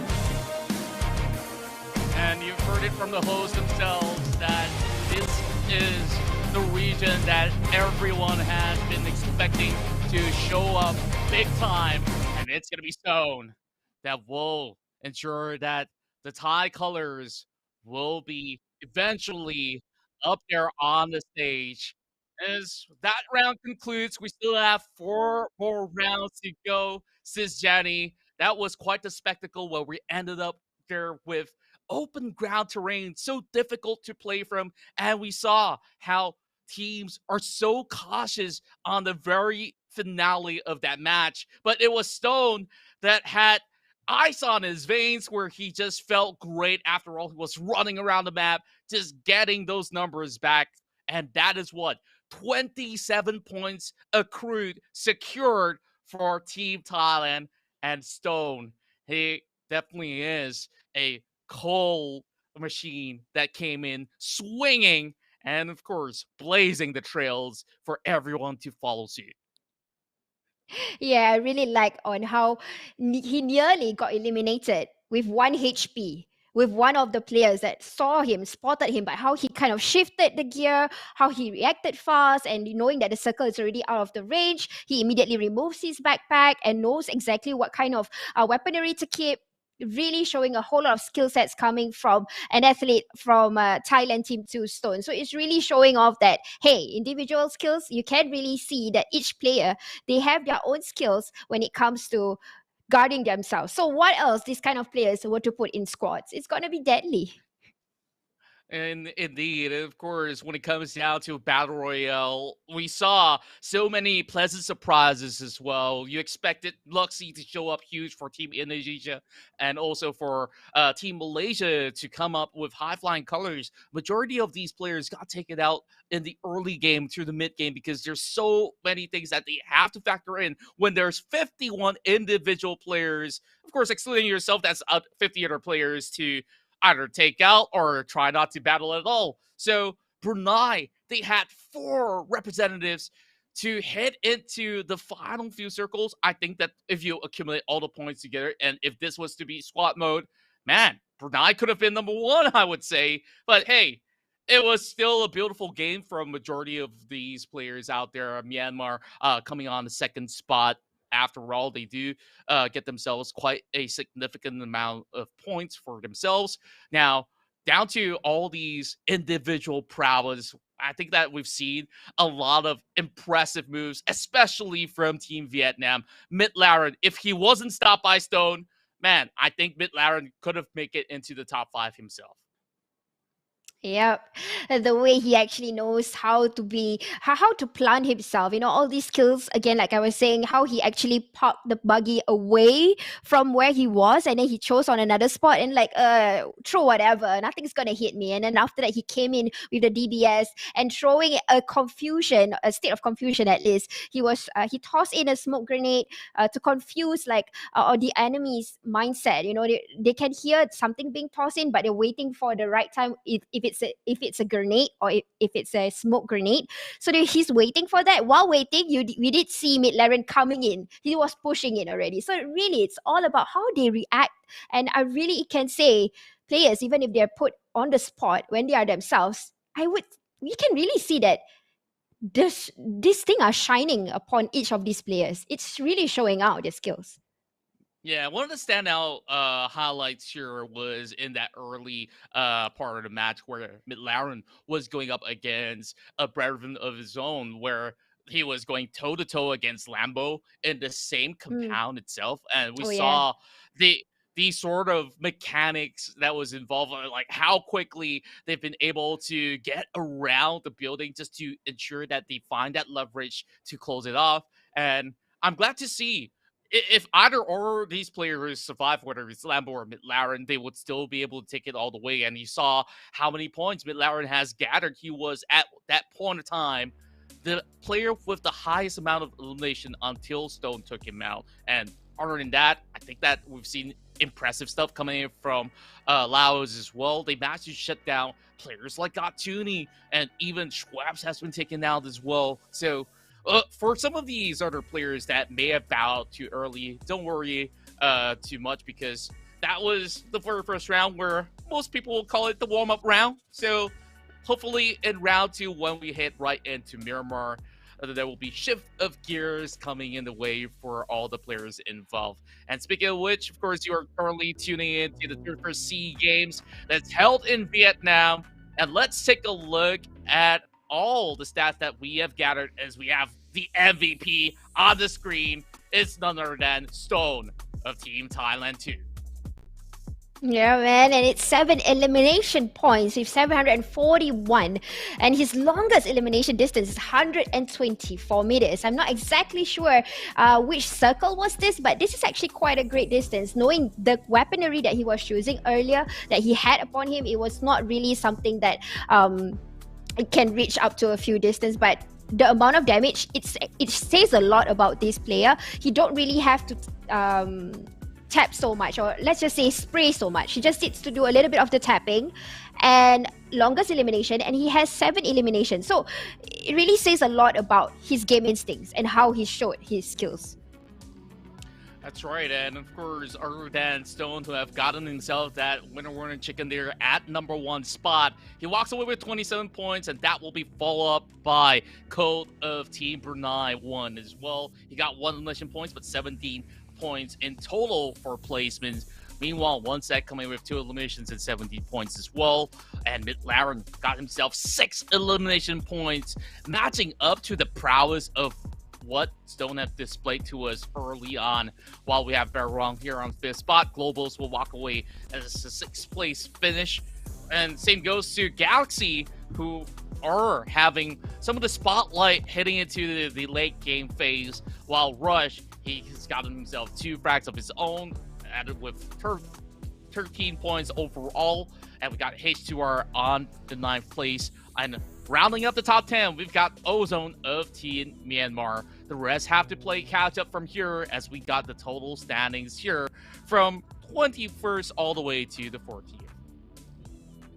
Yep, and this is not the entire players that we've seen earlier, but these are the ones that kind of try to get into the circle. In fact, some of them are already in the circle, but doing a whole lot of gatekeep. So we can see a little bit of aggressive play, but at the same time, the timing matters a whole lot. So if you want to do, aggressive gameplay, at the same time, you need to know the kind of walls that you're giving into for yourself, for self-defense.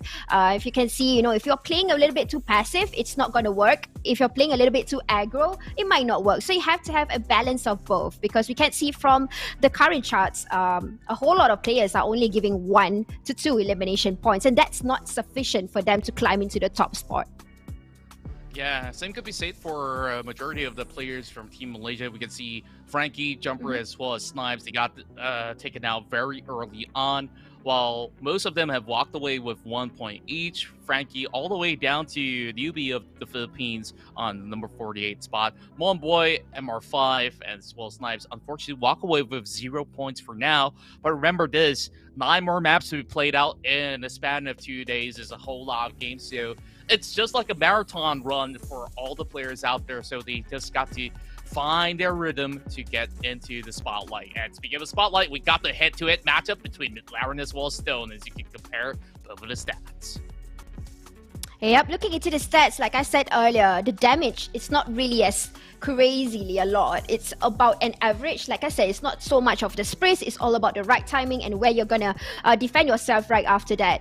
Longest elimination points, of course, it belongs to McLaren with 189. We did see how he was trying to spray with an AKM while he was in the building. He was not even afraid to show that he can at least hit a few of the damage, which he did apparently to one of them. But the damage received, on the other hand, Stone knows how to kind of conceal himself or when to come out and show it all, while McLaren is more of the aggressive. He would go CQC first. We did see how he kind of went down with Lamborghini earlier, so he definitely kind of had that confidence with the weaponry that he chose, especially I think he did a lot with the DBS. Indeed, and of course, just for context, for those of you who are tuning in, close quarter combat, that's what we call CQC. And in fact, like you mentioned, McLaren, he's brave enough to just go all blazing into compounds after compounds, while he had so many moments where he was about to drop, but he had enough resources to keep himself pretty much healthy throughout the span of the match. Other than the two mentioned players, we also have Ferrari as well as 1sec. We have them dishing quite a significant amount of damage as well. Like, usually each player will have about 100 hit points, right?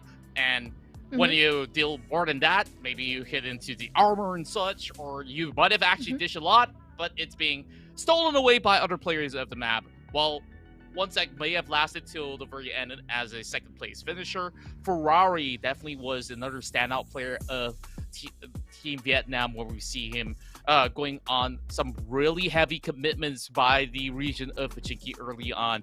So, speaking of which, I believe later on we'll be able to hear it from the man himself, Stone, as he's going to be preparing for that interview. But that's the really good start coming out of all the players involved. So, without further ado, let's take it to the interview. But Well, I think we're not gonna just wait yet. a little bit more. Yeah, probably we'll interview ourselves about the game itself. So, Contra, I'm just wondering, how do you feel about an individual match in SEA Games when it comes to PUBG Mobile? Has it been very different with the squad? I think it's a really refreshing start as to how teams will have to adapt to a very different pattern of playstyle.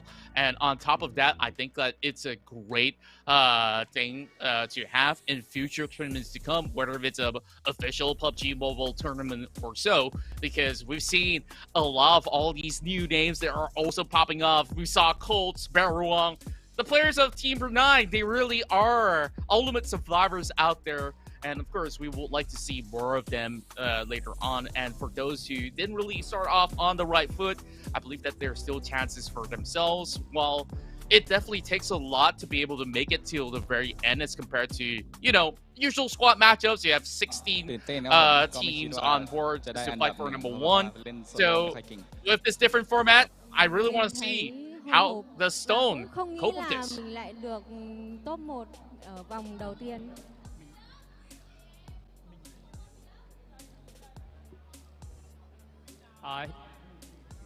Stone said that he feel excited and he didn't expect to be there. He didn't think to be the winner in the first game. Thảo Trang thấy đây là một chiến thắng vô cùng xứng đáng dành cho Stone. Hỏi nhỏ Su một chút là đến với cả đại hội SEA Games 31 lần này thì bạn đánh giá đối thủ nào là đối thủ đáng gờm nhất? Stone, could you please tell with us who do you think the biggest or strongest rival in the game? ในซีเกม31ครั้งนี้Stoneรู้สึกว่าคู่แข่งทีมไหนอะค่ะที่น่ากลัวที่สุดคะ ก็น่าจะเวียดนามครับผม เพราะไลน์อัพเขาครบทีมครับผมต่างประเทศอื่นก็จะมารวมๆกันครับ Mình thì mình thấy là đối thủ đáng gờm nhất ấy, thì là Việt Nam. Vì sao? Là vì đội Việt Nam thì sẽ là đội mà có các bạn là cùng một đội trước rồi. Còn các nước khác thì sẽ là của các bạn chưa được tập với nhau nhiều ấy. Stone said that the biggest and strongest rival that the Vietnamese team because they get on well from many times before SEA Games. Cảm ơn Stone đã tham gia phần phỏng vấn này. Có lẽ là với chiến thắng này thì bây giờ bạn đang có một tinh thần rất tốt rồi. Chúc bạn sẽ thi đấu thật tốt trong những game thi đấu tiếp theo. ขอบคุณนะคะก็ขอให้ได้จะแข่งที่ดีค่ะในรอบต่อไปนะคะ ครับขอบคุณครับ Các bạn thân mến, và ngay bây giờ mời các bạn khán giả sẽ cùng nghỉ giải lao trong ít phút trước khi chúng ta đến với game thi đấu thứ hai. Đừng rời khỏi màn hình nhé, chúng mình sẽ quay trở lại ngay thôi.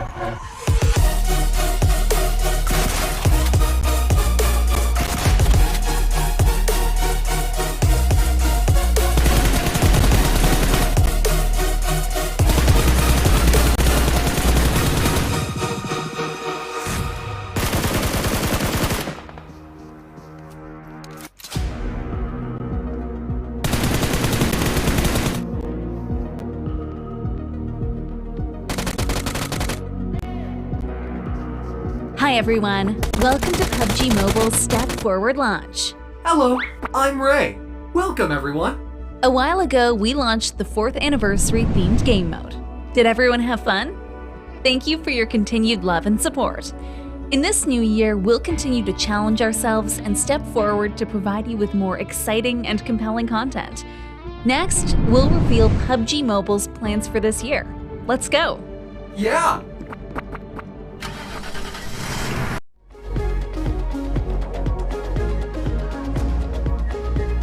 Hi everyone, welcome to PUBG Mobile's Step Forward launch. Hello, I'm Ray. Welcome everyone. A while ago, we launched the 4th anniversary themed game mode. Did everyone have fun? Thank you for your continued love and support. In this new year, we'll continue to challenge ourselves and step forward to provide you with more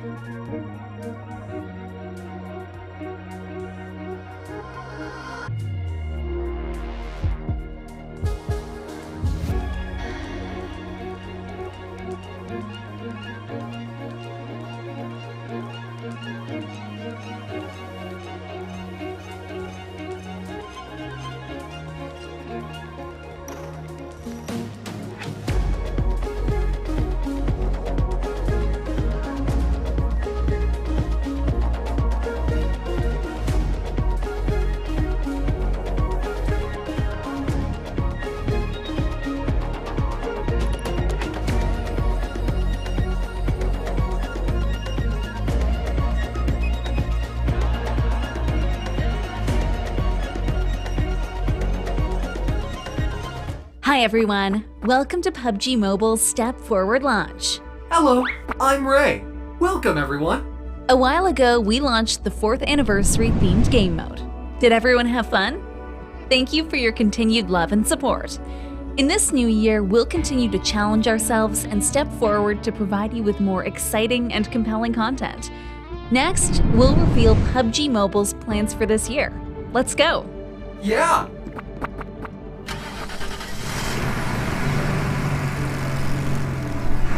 Ray, where do you think this is? This looks like Living, but something seems different. Exactly, because it's the updated Livik map which will be released in PUBG Mobile 2.0 in early May. Let me show you around. Hold tight.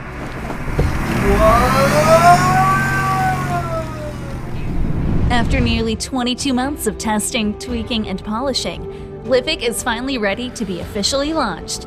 So what are the differences?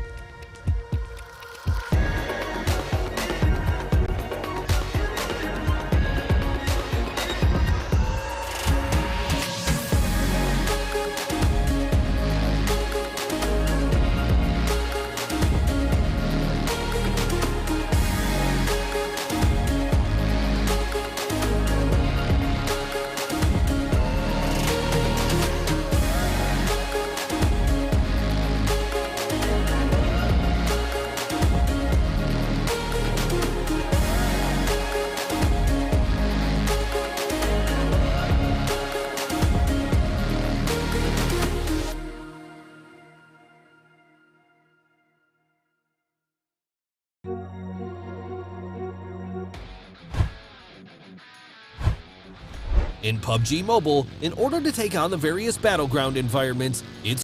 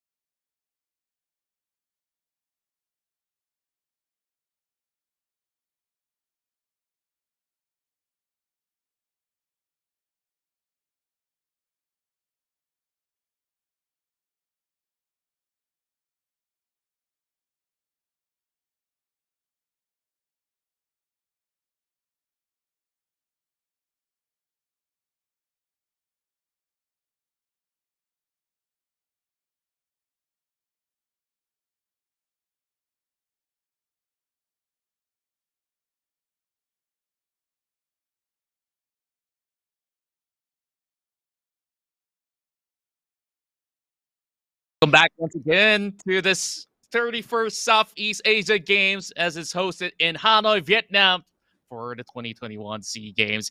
Here with me is Sis Jenny. My name's Contra. We've already concluded match 1 and we're diving into match 2 pretty soon. Sis Jenny, game 1. That was quite a blast. I'll say that.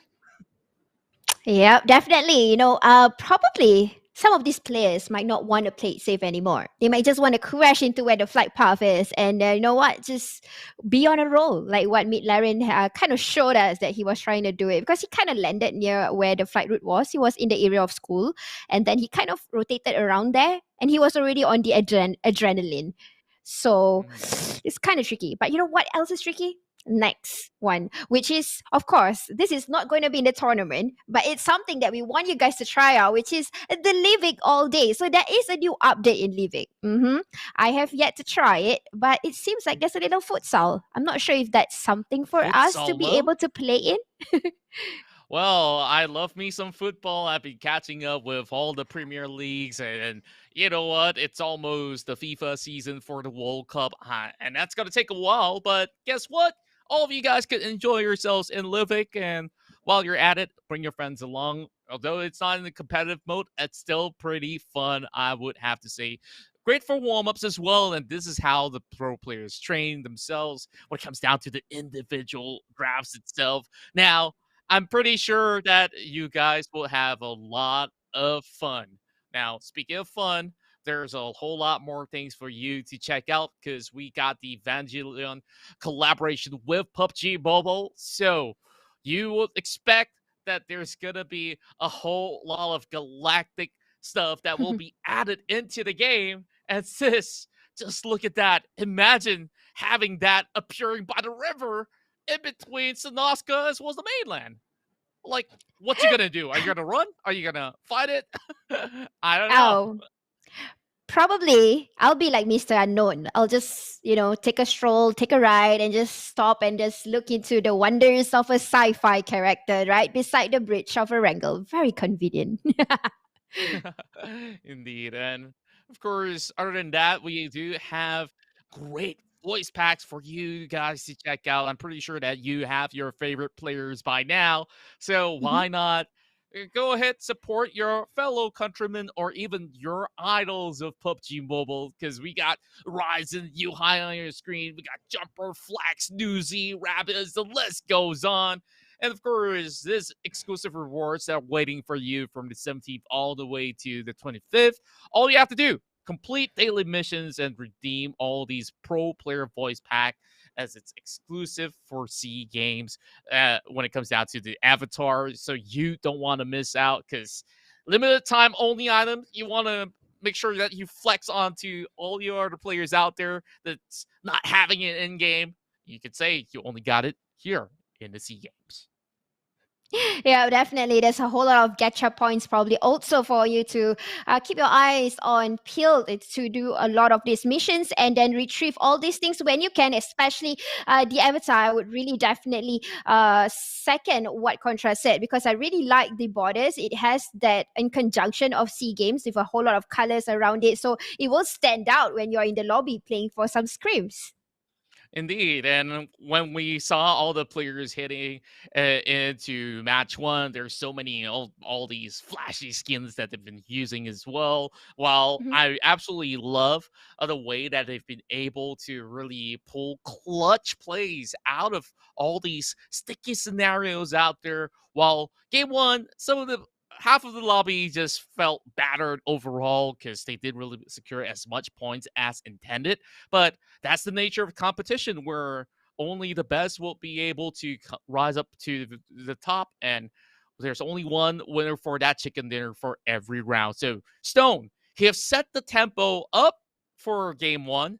I wonder if there's more coming out of himself or even Team Thailand because we've seen the Bruneian side have already shown up with 4 of their athletes making it to the top 6. And also we had Myanmar heading into the 2nd spot as well. I believe that it's a game for the rest to catch up upon. But Team Vietnam, as we've heard it from Stone himself, saying that these are the guys that could put up a really strong challenge. And we've already got a glimpse of that. And since Jenny, good news, we're ready for game 2.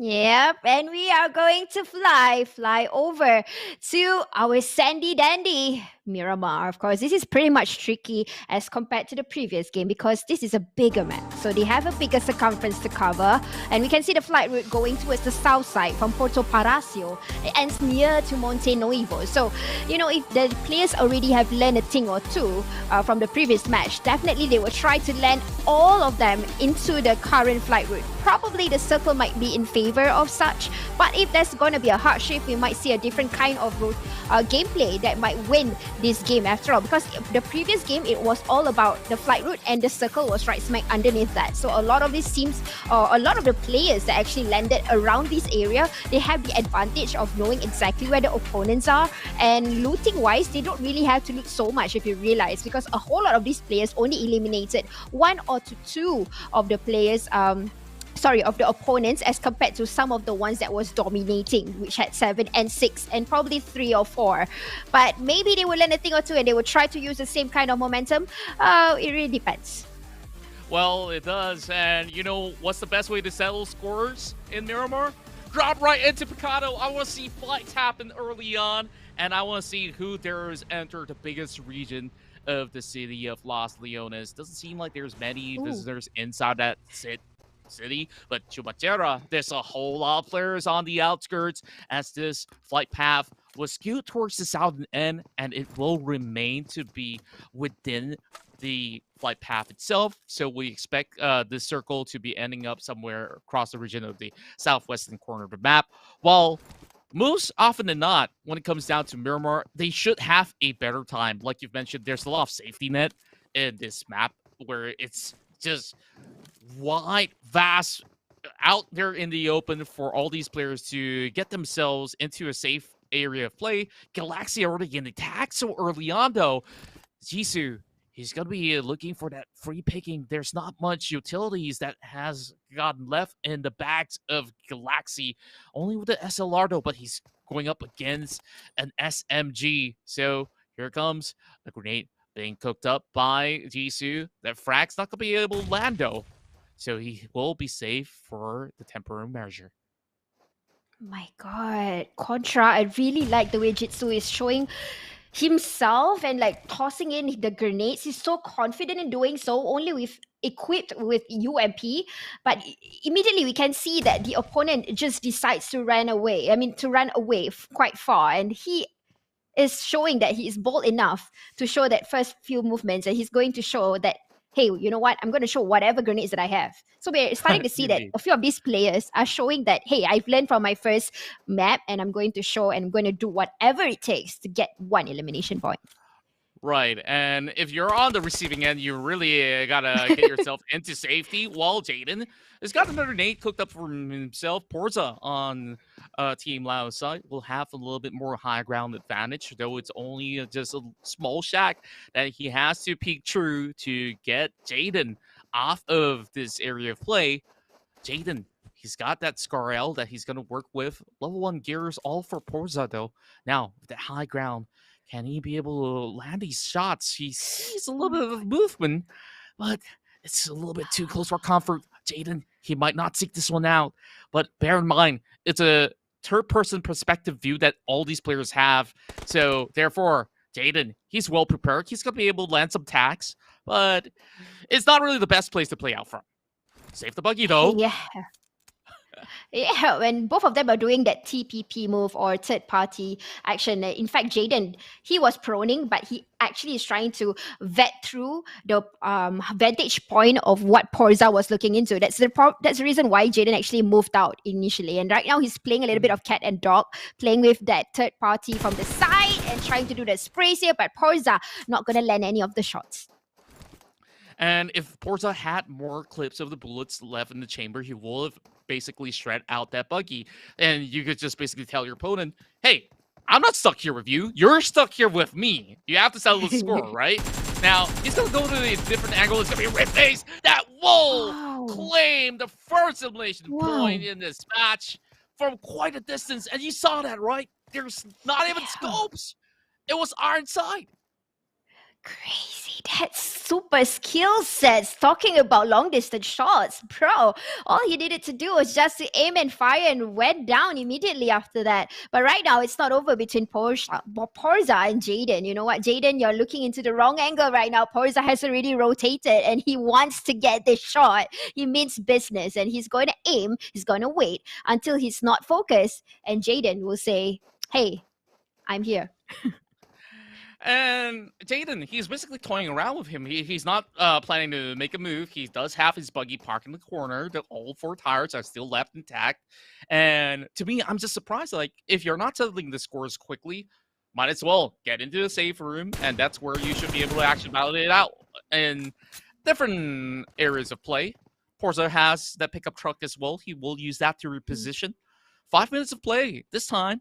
Less we have expected out of Myanmar. There won't be too much going on in the early game, but we are having some really close battles between some of all these players out there, as we are having Porza relocating back towards the top portion, just jiggling it out. He's just playing mind games after mind games, and I don't know, somebody's got to get tired of that. While we take a look at the highest total of eliminations that we had thus far. I really like how Porza is thinking out of the box, because this is individual gameplay. So he's actually playing different roles, like as though he's playing with a squad. So he's basically covering one angle, and since he can't land the shot, he's going back to the other angle, and then he's going to do a lot of flanking. And Jaden will be there, being I would say, a little bit of the monkey business, but he is a very smart monkey. It's not easy to hit him as of now. Well, I'm pretty sure that there are different beasts when it comes down to all these duels, but bear in mind, time is of the essence here. The more time that they take, the less that they get overall. MR5 got the M249. Well, my favorite weapon if you really want to go spray and pray. Now he's going to try to line it up another 4 times as he lines it against Snoozy, forcing him to drive into a safer region, hiding right behind. He's going to be able to grab himself a few more utilities. There's smoke grenade that he's not picking it up for him. And I'm kind of surprised because usually smoke grenades are quite the utility that players will be sought after, whether it's team play. But in individual matchups, I guess maybe it's not as high as a priority because it eats up a lot of space in the baggage. Yeah, probably. And plus, maybe they all have a clue that a whole lot of these players are currently in the circle. None of them is actually going up north that much of a difference of the distance. So a whole lot of them is actually into the current circle. So they can hear definitely each other's praise. Yep, like I said, not many players are playing it outside. We would say half of the lobby is actually inside of the circle, and maybe the other half is probably trying to do a little bit of a slow loot and then come into play. I'm not really sure about Vietnam Team 1 looking into Labdor or something. He said over on the far edge of El Azhar, probably trying to loot up a few of the healing items and coming into the play a bit later. But a whole lot of them are actually in the circle. And you know what, Porza, they're not over. He just flanked onto the other side again. That's right, and we can definitely tell that some players prefer to keep themselves safe in the early game. Phase 1, outside of the play area, the blue zone is not going to hurt them all too much. I really want to see how much more can Stone do a lot more work in such a vast field of play, as we had the glimpse of him in the camera moments ago, while Jaden not settled the score, and Porza got tired of waiting. He's just going to sprint off. So that's a wise decision after all, because if you can settle any of these battles quickly, you might as well move on to another area of play where it's safer for you to loot up and stock yourself up. But we do have a few players already dropping out. I couldn't really see from the feed itself as we are on the PIP screen, but they cannot afford to stay too long on the outskirts. As you can already tell, the Blue Zones already shrinking deeper and deeper in. So that's going to take a lot of travel time for Potato of Team Indonesia to move away from El Azhar. Well, Stone, he's got some business to do here, though. 2 players right below him as Team Philippines as well as Team Myanmar is going to be lurking around those regions. Once again, going against 1sec. It's like a repeat of that finale that we had back in game 1, but it's going to be Koi. There's going to be finding Magnek over on the lower end, trying to swerve around instead. He does have the grenade cooked up, but it's not going to be easy for him to land this one, though, as they try to move their way around. Marnet will try to create a little bit more of a safe space with that smoke grenade. That grenade's going to be able to tear him all the way down, leaving Marnet only with 50 HP. Uh-oh, now this is trouble for Vichoi. He had the confidence. He wanted to go down, but because position itself has been spelled out, but you know what? Stone from the distance decides to take Moonboy down and going for one sec right now, who's currently stuck behind the jeep, and he will try to contest, but you know what? It's limited of space. Stone again, playing very well with the terrains that is given. He's taking precedence of it, and you know what? A little bit of the space, he might just go down. One sec's not going to make it easy for Stone at all. Getting ready with another nade, cooking it, and going to aim at the same area. It's limited for one sec. Unfortunately, that grenade was a little bit wide, or you could even call it short after we cooking up for a little too long. Now he's going to be walking towards the blue zone without vehicles for him to play out from. Now that's going to be pretty concerning for him. While one sec, he still has a couple of boosters out there. Stalker now goes 1 versus 1 on the open end. It's going to be Backham that will be able to take him down. Laos will take that 1 pointer.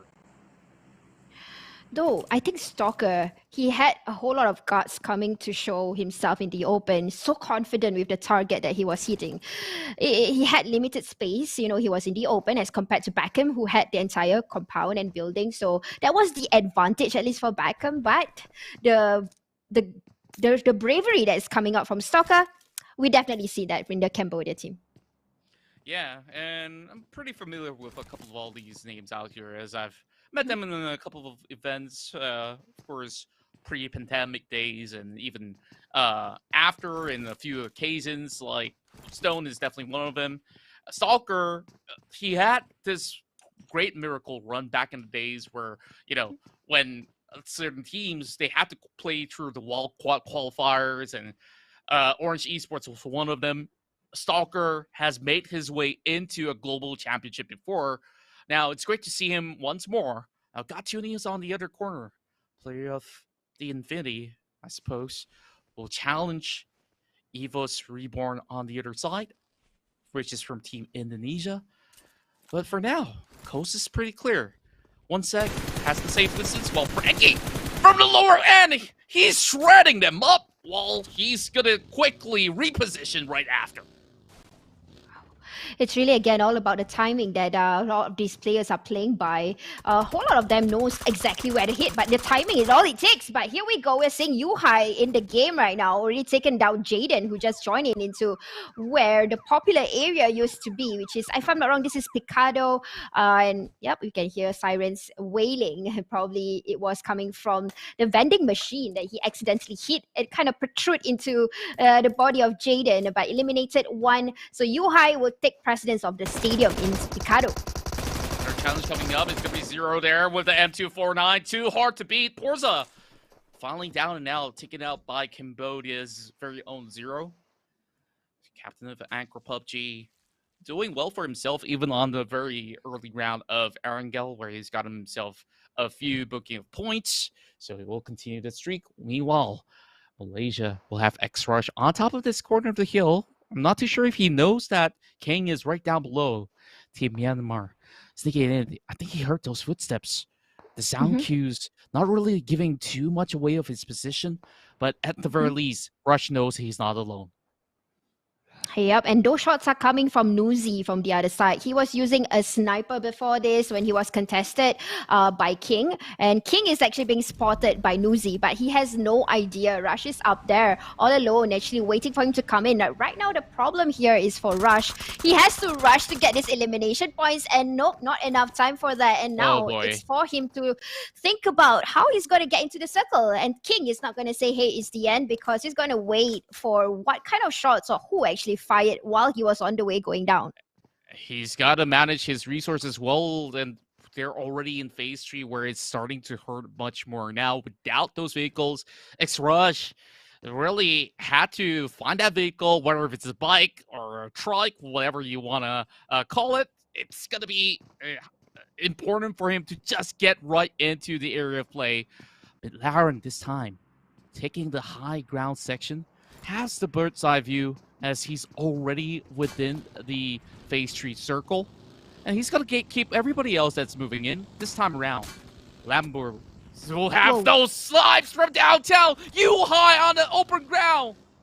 Nobody saw that one coming, and he made it look easy.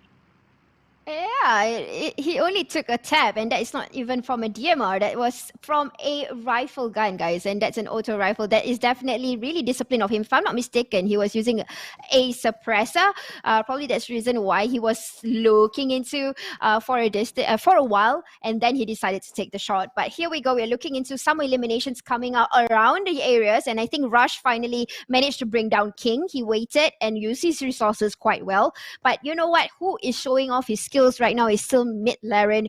He was in the middle of the drop spot. I mean, in the middle of the circle. And right now, he's saying that he's not afraid of any kind of challenges. He's going to take it off with Schwabs. And Schwabs taking whatever he take. Whatever targets that he sees, he sprays it off. But initially, that position was mid Laren's spot. And he saw a lot of the players. He did not make any contact. But right now, he's using his skill sets, thinking about it and knowing that, hey, there's somebody up there. I'm just going to, yeah, there you go. He's using his mind. Let's see if this one works out, though. He drops it right on the top. Perfect lineup for McLaren as he secures his first point out there. Unfortunately for Schweppes, he may have actually taken one player off of Team Brunei, but that's not going to be enough as he is being sent out way early on. 35 more players still intact, though. Now, there's only 2 more from Cambodia this time around.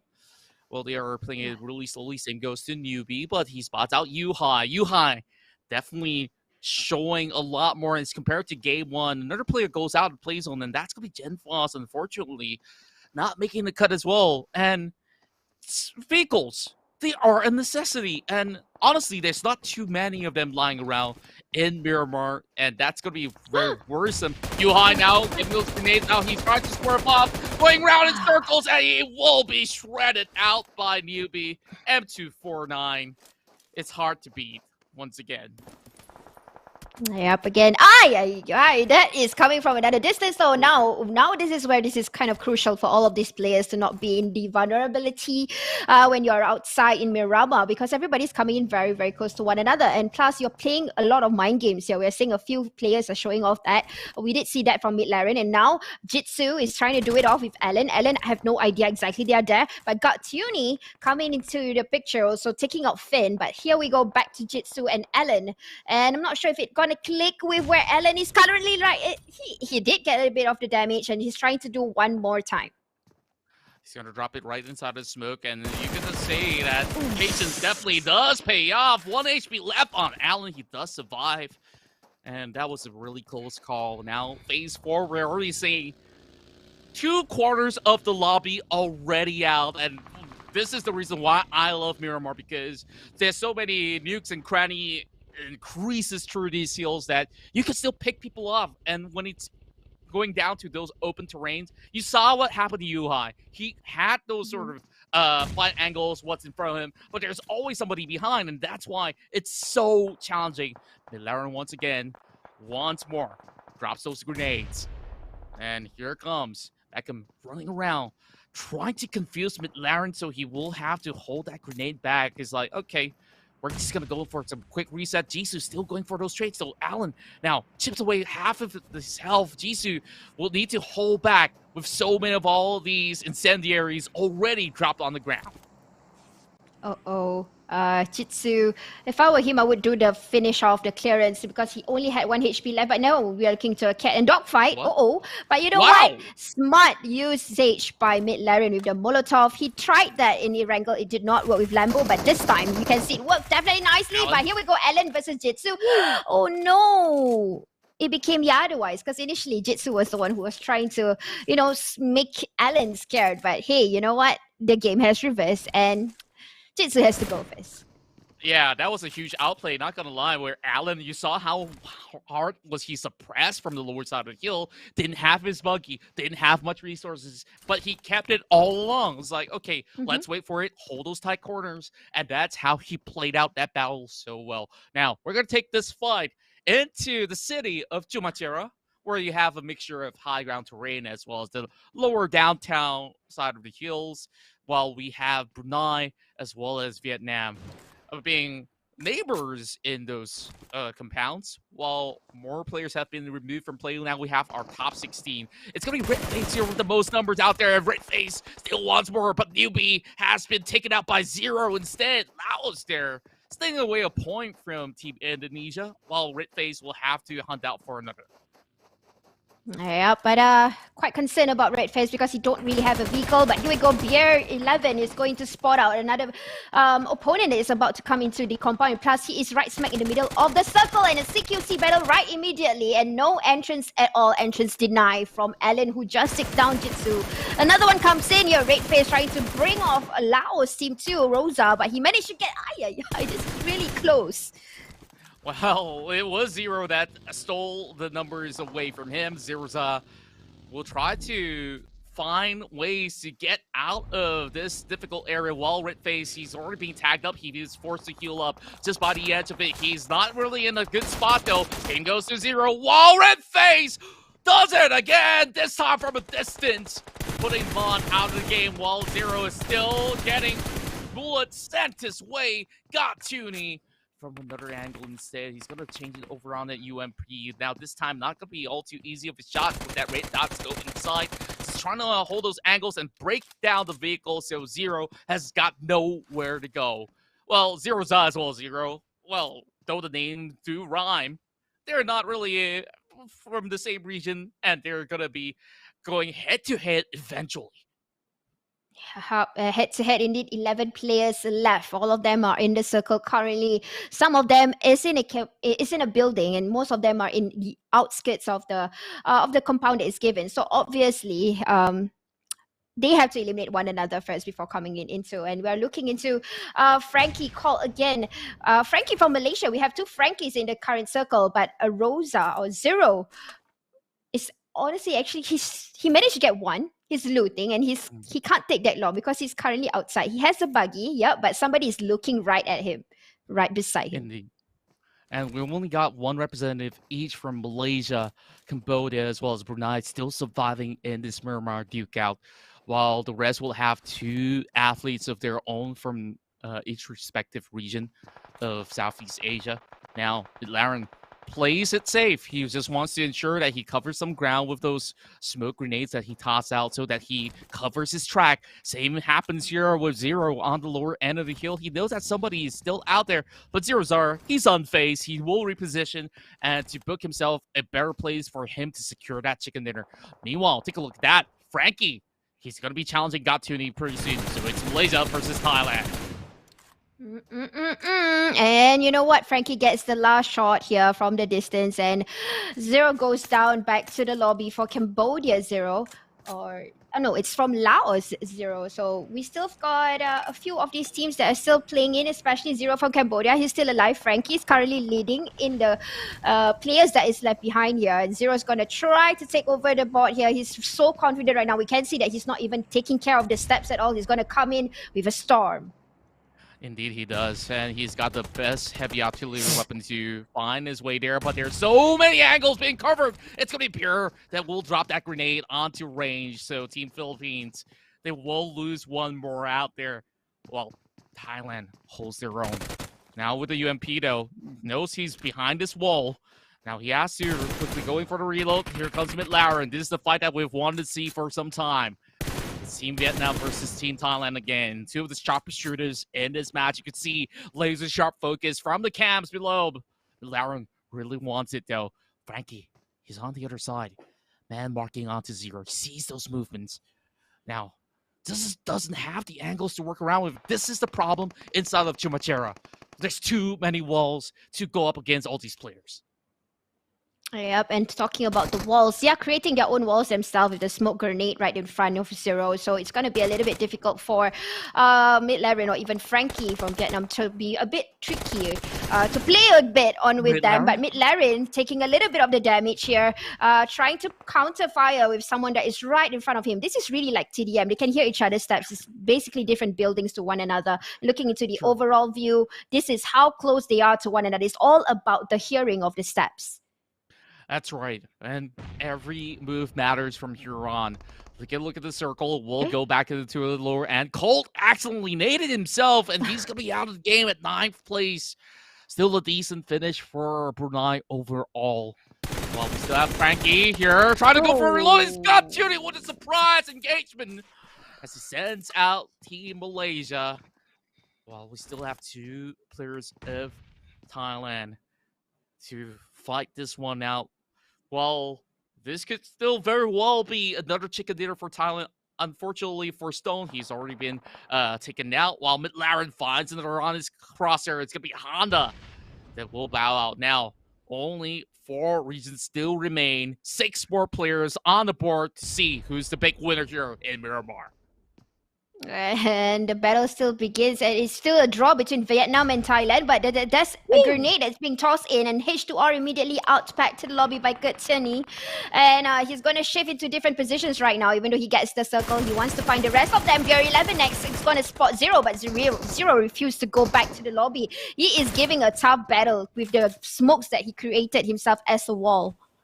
You can see all these huge tactical game plays coming with another huge frag. It's Frankie now with 2 points of his own. Now securing the top 4 position. They can't play for placement. This is the chicken dinner that everyone's having their mouths drooling for. It's going to be Beer on down below.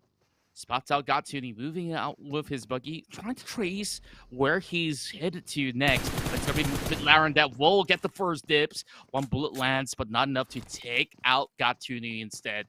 Now, everyone's going to be inside the circle. 3 pointers each for Gatsuni as well as McLaren. Now, it's between both Thailand as well as Vietnam. 2 representatives each. 2 representatives indeed, and this is really same neck and neck, at least for the previous round and right now. It's really showing a domination of the skill sets here coming from the players of individual teams. But we can see the battle that is about to begin. I think McLaren is about to find Beer 11, but then again, Gutsuni already kind of marked the target, at least to where he has to turn. Now, Frankie has limited of space. He needs to somehow try to squeeze in, but knowing that someone is guarding the counter side here. Gutsuni knows exactly where Frankie is, and Frankie also knows the same thing. They're tossing in, doing a trade-off, but not clicking it right, at least for now. So they are focused fire on one another. That's right. It's going to be pretty hard for them to really navigate their way in such tight angles. While McLaren, at least he does have a couple more trails of smokes that he could work with, but that also blocks a little bit more vision from not only himself, but the rest of his opponents as well. Gatsuni, he's gonna go all the way back. He heard all the ruckus that was created by McLaren from the back. Now he wants a piece of that. While Beer 11, he's already climbing, and he's gonna be moving very closely into the crosshair of McLaren, making it easy. And McLaren will have to quickly reposition. He spots out Gatsuni as well. It could be a Vietnam game after all. The host nation trying to draw it all out, and it's going to be a flashbang that will be tossed out. McLaren has got him all blinded, but it's going to be another return exchange. Gatsuni coming up with those high IQ plays while he will push in with the UMP spray down as well. And that's where S12K is in the block. He's going to bring it close to Gatsuni instead. He's still holding on towards the top end. It's going to be pretty hard for him to get out from Frankie. He's enjoying this spectacle. He's just going to wait for this battle to be over so he can reap all the rewards. Now, who's going to be able to take it? Gatsuni moves out. Now, Vietnam secures that chicken dinner, but it's between Frankie or McLaren. They definitely know exactly where they are coming from, and the clock is ticking because the zone is coming in. It's all about the zone, and if they want to push it, they got to do it now. And it seems like both of them are all playing by the safe sides of the wall. So looking into McLaren, he wants to push. He's making Frankie confused with the footsteps. He's not coming out. He's luring him to come in fact. Now trying to play a bit of the pick and scope, not hitting it. None of them is coming out to show themselves being vulnerable. And you know what? This is all about the mind games. Eventually, the circle will shrink into the middle of it all. Both of them will have to leave those walls. And there's not much resources left. Now coming with those quick peeks. McLaren still finding it hard to leave that block. Now he's already exiting the compound, trying to get into another one instead, hugging by the broken walls. Now going up close and personal, just having one tiny pixel to work with. And these broken walls are one of the toughest for them to actually get those numbers off of them, and bullets after bullets, they do not connect. Now McLaren got a little bit of a crease here to work with. Now it's between the two of them, and they will have to quickly sum it up eventually with a crate in between them. He's going to switch it over to M4 instead. Frankie trying to get him all tagged up. Frankie's going to be low. McLaren chasing in for those numbers. He can still turn it around. And with the blue zone closing in, there's not much options left for Frankie. He has to finish off the fight. And McLaren, he does it all. It's not with a jump shot. But my goodness, Frankie clutches it. Frankie of Team Vietnam secures winner, chicken dinner. I really like how he changed his weapon at the very last minute. He hit that with a shotgun, even though he knows his life was in danger already. That was really quick thinking right there to see the skill sets of this athlete right here from Vietnam. The hosting country, Frankie, just shows it all. You know what? I don't have life. It's okay. I've got my weaponry. I know my skills. I'm going to hit it right on the target. And winner goes to him. And you saw there was no sweat on his face at all. Just a little bit of smirk back onto McLaren, which that sort of hastiness that was being shown, displayed by McLaren, costed him himself. If he waited a few moments from there on, eventually the blue zone would have closed out, and McLaren could have gotten himself his own chicken dinner right there and then. But he wants to take him down. He wants that one elimination point so that he could just stack it games after games. And of course, mind you, audiences out there tuning in for the very first time, every match point will be accumulated till the very end of round 10, and that's where we add all the points all together to see who's the grand winner of that gold medal here in the 31st SEA Games. But sis Jenny, man, that was exhilarating. That is what I hoped for, and I got all the great action here on PUBG Mobile. I really like that, honestly, that last finishing. It's all about how they kind of reacted to situations, the timing that they kind of did the training for our CQC fights, which is the close quarter combat fights. They use the same gun, but it's difference between different kind of grounds. One had the higher ground, the other one had a lower ground. But surprisingly, the one had lesser patience. He went through, yes, he managed to get a bit of the life down, but it's all because, you know what, I have this gun. Let me change to this weaponry and it might just hit on the target. And he did it flawlessly. I really like how he finished it with an ending, and it's like a smoke. It's like, okay, you know what, I'm going to pull out my socks. It's simple. Yeah, and I thought that Frankie would have cracked under the pressure because McLaren was just suppressing through the wall. Yeah. There was basically no area of coverage to play. But that jump shot that McLaren did right there really costed him, because once you go for a jump shot, just like in real life, you don't have that sort of accuracy. I mean, this ain't no Hollywood movie where you could just curve some of all these shots out there. So I guess it really went down to the wire between the two, where both of them were playing on that knife's edge. And it's great to see. Overall, it was still Team Vietnam dominance by the end on that top two of the podium of the match of Myanmar. But of course, this is far from over. We still have more matches to go. So sis Jenny, I think that, it was just an early appetizer when it comes down to Angle. This is the full meal. Myanmar matches, I want to see more. Yeah, I kind of like mirror matches when it comes to a solo match, actually. Kind of like it because, when they go down and then they have limited of space, they were playing with each other's mindset from the not much of a long distance shots. A whole lot of them was actually quite close to one another, especially when it comes to the last few circles. It's all about the hearing. We did see how a player from Malaysia, Frankie, he did not expect that Guttuni already have arrived in that location. We did see an overall view where Guttuni came into, he parked his buggy at the very last minute and just came in, and while Frankie was trying to listen to all the other footsteps, he got a little bit confused right after Colt from Brunei grenaded himself, and then right when that happened, Guttuni just, hi, I'm here, and he kind of got gritted, surprisingly. So that's probably why he couldn't react on time. same goes to Yuhai, right? Like, he got in quite some significant advantages in the early game where he picked up like 2 frags or so until he went to the open ground. He didn't really suspected somebody to be somewhere out in that vast field of sand, somehow ambushing him from the back end. That's Laos claiming that 1-pointer from Team Malaysia's Yuhai. But we had a lot of talk about players. It's time to see who is the MVP of the match. Yummy, yummy. I kind of already know. Ooh, you know what?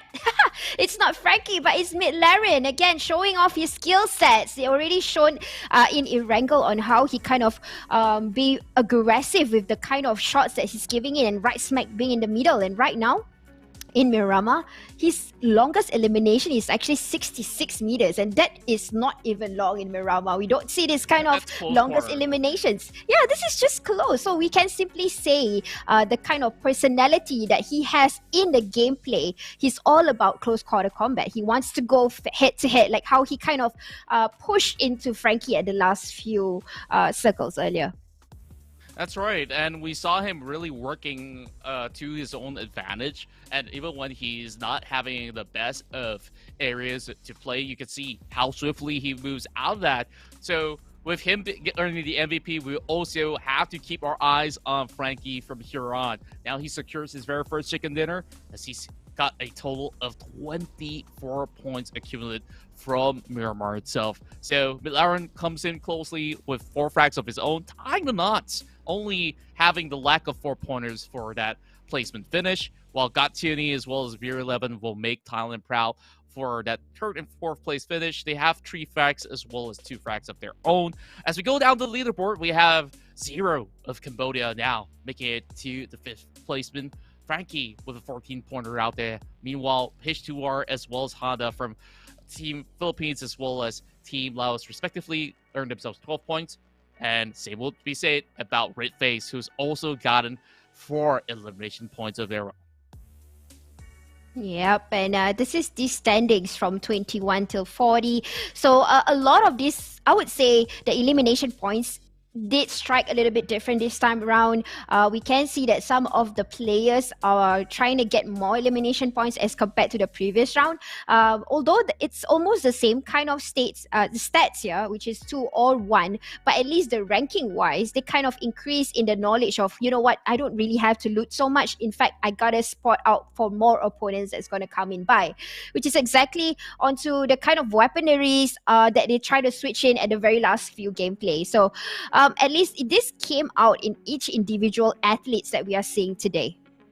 That's right. And unfortunately for the rest of the Vietnamese players out there this time around, we saw Lambo was performing really well back in Erangel. This time, not so hot alongside with Ferrari as well as Porsche.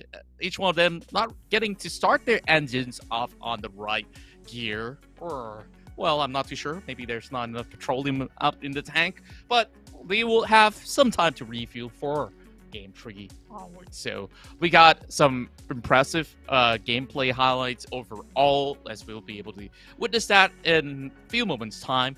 But to you, what was the most impressive play other than, you know, that winner chicken dinner moment for you, Sis Jenny? Yo, and here we go, looking into the head-to-head, and we've got Midlaren again coming into head-to-head. Previously, we had him against with one of the Thailand players, and now we are having Frankie on board. So we are going to say that he is using the same gameplay for all these rounds. At least you're seeing into Erangel and Miramar. I'm not sure if Sandhawk is going to do the same way, but if he does, it definitely proves that he can do it. But you know what's the cliche moment here, Contra? Look at the longest elimination distance here. It's 66 as a 38, and it's Miramar. Well, you could basically swap sides and nobody would have actually noticed anything, to be honest. So when it comes down to all these sort of play style, sure, we saw Midlaren.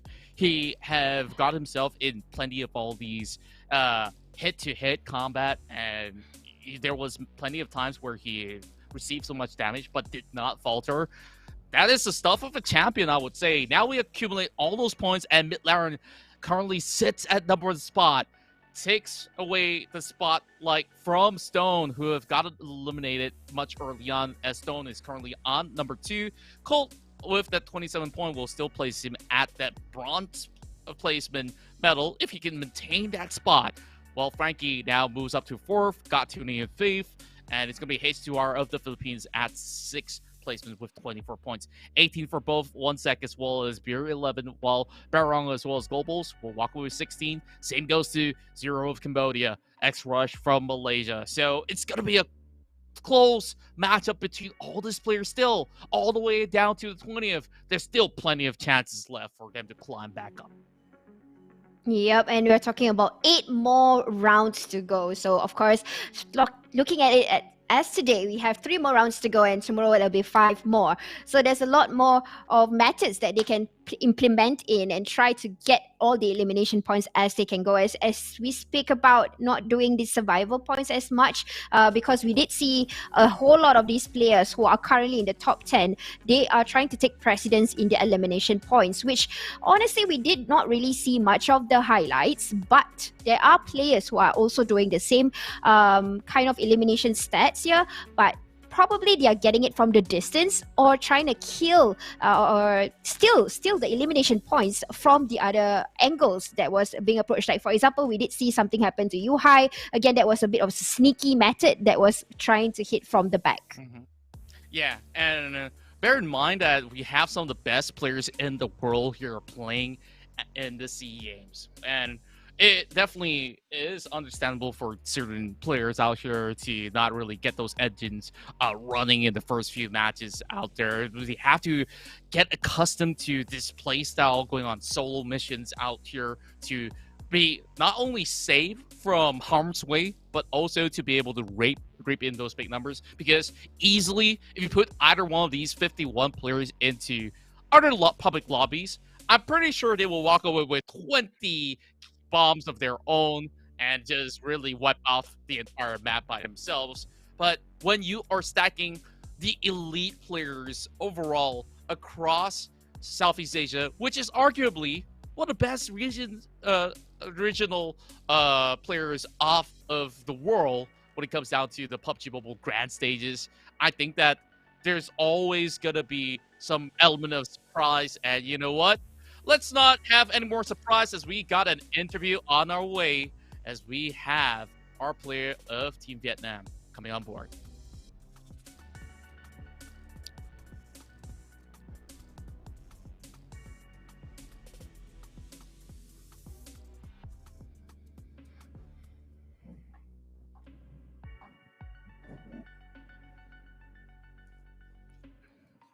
I need to on my light. Be right back. Hi Frankie, how do you feel about the first victory in the second game? Em cảm thấy rất là vui và hồi hộp khi phải đối đầu với đội tuyển Việt Nam của mình vào vòng cuối.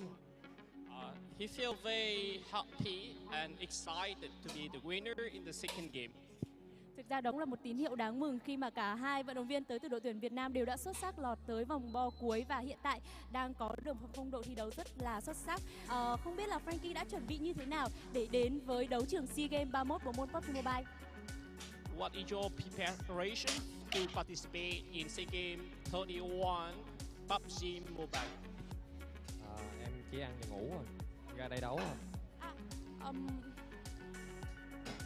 Just sleep and eat. Frankie là một anh chàng rất là hài hước và dễ thương các bạn ạ. Các bạn có tin là chỉ ăn và ngủ mà lại có được một cái phong độ rất là tốt như bây giờ hay không? Và bây giờ thì Frankie có muốn gửi một lời nào tới các bạn khán giả đã luôn ủng hộ cho đội tuyển Việt Nam, đặc biệt là đội tuyển Việt Nam một mình tại SEA Games 31 này không? What do you want to say with the Vietnamese fan in this SEA Games?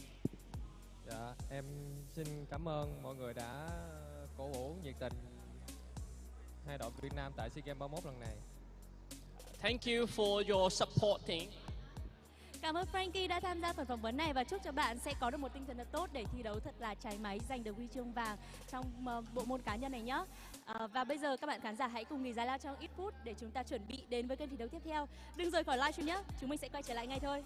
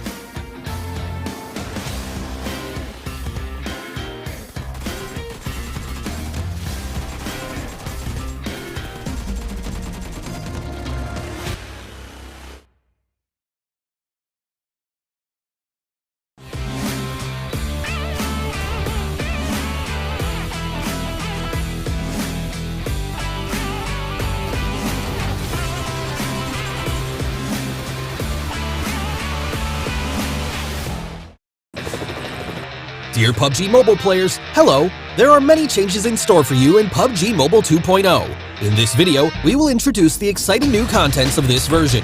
We hope you'll like them. After 2 years of testing and improvements, the official version of Livik is finally ready for launch. We've kept the fast-paced battles of the test version, and we've taken another look at Midstein, Blomster, the Logistics Center, Iceborg, and other areas, substantially improving their look and fully optimizing their layouts. We believe these changes will enrich your battle experience with even more strategic depth. In the official release version of Livik, you'll be able to find a new all-terrain UTV. It's a small 4-seater vehicle that excels in all terrains. No matter how complex the environment is, the UTV will be able to quickly traverse the area. At the same time, XT weapon upgrade packs will be available in supply shops that appear in fixed locations. These packs can be used to upgrade weapons to their XT version, which increases their performance and control. These upgrades will be immensely helpful in battle in the official version of Livik. The official version of Livik has new ways to acquire supplies. When starting a match, an advanced supply zone will spawn randomly on the map. These areas have more supplies and shop tokens than any other place on the map. Naturally, the advanced supply zone will also attract more enemies. If you're confident in your shooting skills, come to the zone and fight for supplies. In the official release version of Livik, we've added random crates, treasure maps, wild berries, soccer challenge, vehicle ramp challenges, zip lines, airdrop markers, and other fun gameplay and mechanics. We hope these new mechanics will give you extra rewards, allow you to have even more fast-paced and exciting battles, and provide you with diverse sources of enjoyment. What's more, Livik's iconic volcano is getting ready to erupt again after many years of dormancy. When the volcano erupts, remember to be careful and take evasive action. The new PUBG Mobile Evangelion themed mode is coming soon. This mode features a special blue zone mechanic to make battles faster and more exciting. The 6th Angel has invaded Erangel. Witness the might of the Angel up close. Watch EVA Unit 01 battle the Angel and pick up supplies from the defensive fortress. This epic battle is about to take place right before your eyes. Experience this map in ranked mode now. In Erangel and Myanmar, both for ranked and unranked mode, we've added a new item called the Emergency Pickup. After picking it up, you can use it from quick items. When deployed, the Emergency Pickup generates a hot air balloon. The balloon rises into the air, signaling a rescue plane to come pick you up. When you tap the plane, it'll pick you up and carry you towards the center of the play zone. You can choose to jump out at any time, if you see a safe area that you prefer to land in.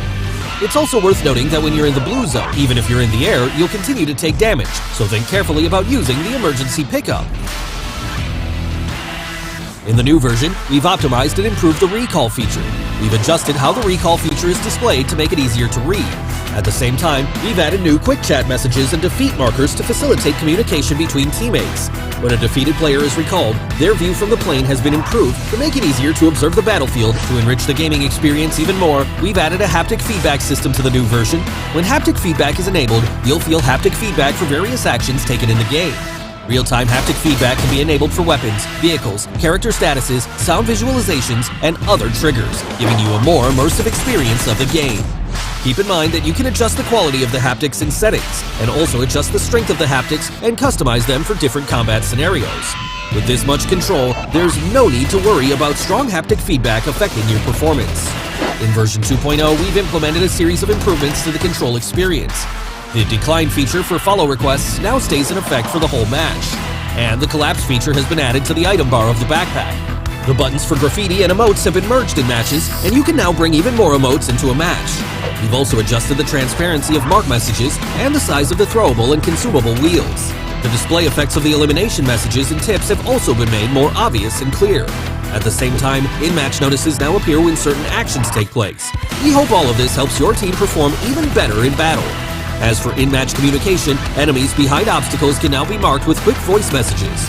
The chat area has been enlarged, and new marked messages are displayed at the top to make it more convenient to communicate with teammates. In terms of weapon-related improvements, we've increased the hit damage ratio and range damage of the shotgun, slightly increased the base damage of the sawed-off shotgun, and improved the overall balance of weapons. Improvements have also been made to the smoke grenade effects, weapons animations against walls, the marking feature, and sprint controls to give you a smoother gaming experience. The new Cycle 2 Season 6 is about to start, and we've made new optimizations to tiers. Bronze is now split into 3 mini-tiers, Silver is split into 4 mini-tiers, and no changes have been made for Gold tier and above. At the same time, we've added themed core circle missions, commemorative titles, exclusive rewards that can be unlocked by collecting crates. We've also prepared many great new season rewards. Best wishes for ranking up and winning more rewards in the new season. And don't worry, we haven't forgotten about Cheer Park. In the new version, we've added a mini soccer field and a 4-seat wingman to Cheer Park. Invite your friends to experience it together. If you'd like to know more about PUBG Mobile, follow our official PUBG Mobile community. Hope you all have a great time in the new version. Winner, winner, chicken dinner. See you next time. PUBG Mobile 2.0 Classic Mode Improvements. Hello there, PUBG Mobile players. PUBG Mobile 2.0 is now available. In this video, we'll introduce some updates to Classic Mode. We hope you like them. Emergency Pickup. In both the Ranked and Unranked mode, Erangel and Miramar apps, we've added a new mobility item, the Emergency Pickup. After picking it up, you can use it from quick items. Deploying the Emergency Pickup takes a little bit of time. Once deployed, a hot air balloon beacon will be launched into the air, as a beacon to guide the aircraft. Once the beacon is launched, you'll need to tap attach before the plane arrives in order to be lifted into the air. It can carry up to 4 players at a time, and you can choose to jump at any time in the air to reach the play zone. It's a new strategic mechanic that allows you to move around quickly with your teammates and also gather battlefield intel from high up in the sky. With the help of players' ingenuity, the emergency pickup can be used in actual combat to create more thrilling scenarios. It's also worth noting that as long as you're in the blue zone, even if you're up in the air, you'll continue to take damage. So think carefully before using the emergency pickup. Tier adjustment. An all-new Cycle 2 Season 6 is about to start, and we've made new optimizations to tiers. Bronze is now split into 3 mini-tiers, and Silver is split into 4 mini-tiers. There's no change for Gold tier and above. We wish all players the best. Recall optimization. In this new version, we've optimized and improved the recall feature. We've made some adjustments to the recall mechanic. We've also added a quick chat message, I'll recall our teammates, and mini-map death markers to facilitate communication between teammates. Recalled players will have a clearer view of the battleground from the plane. The thing you'll need to remember is, in the Erangel and Livig themed mode, as long as you have a recall remaining, you'll respawn automatically when you're defeated. Your teammates won't have to recall you from a recall tower. In the ranked version of the Livig map in Classic mode, the recall mechanic will be added as a limited time event feature. Haptic feedback system. In order to enhance players' immersion in the game, we've added an interactive haptic feedback system to the new version. The various actions of in-game players will be reflected through vibration and haptics, further enhancing the game's immersive experience. When players interact with weapons and vehicles, interactive feedback will be transmitted to players in real time in the form of device vibrations, allowing players to experience differences in different interactive environments. When a player enters different states such as running, jumping, and being attacked, the device's vibration allows them to better feel the difference in their own state. Even when the mini-map is marked with footsteps, vehicle sounds, and gunshots, the haptic feedback system will also react in real time. The haptic feedback system has 2 quality settings, high and low, and needs to be enabled in settings. At the same time, players can also set the vibration strength and customize the haptics under different combat scenarios. Do keep in mind that high quality requires a device with compatible hardware before it can be enabled. Firearm optimization. For firearms, we focused on adjusting the shotgun's attributes, increasing its hit damage ratio and ranged damage, and slightly increasing the base damage of the sawed-off shotgun. At the same time, S12K's capacity has been expanded to 10 rounds, and S1897's bolt action speed has also been improved. We hope that this series of adjustments will improve players' experience with shotguns. General improvements. We've also made tons of optimizations to improve players' general gameplay experience. Now, when players drag the sprint button, accuracy is further improved. The movement of players holding weapons close to walls has also become smoother and more natural. At the same time, in the new version, players will be able to mark shops, recall towers, and zip lines, improving communication and teamwork efficiency among teammates. From a visual perspective, we've also optimized and adjusted the smoke grenades effect. Well, that's it for improvements to the classic mode in PUBG Mobile 2.0. We highly encourage you to play and see what it's like for yourself. If you want to know more about PUBG Mobile, please follow our official community. See you next time!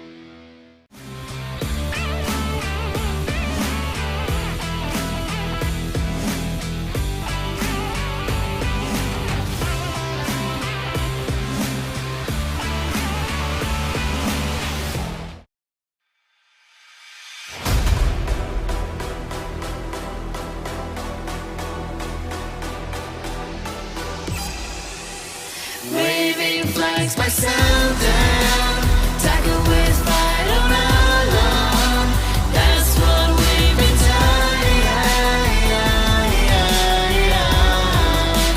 Waving flags by sundown, tackle with fight on our lawn. That's what we've been done.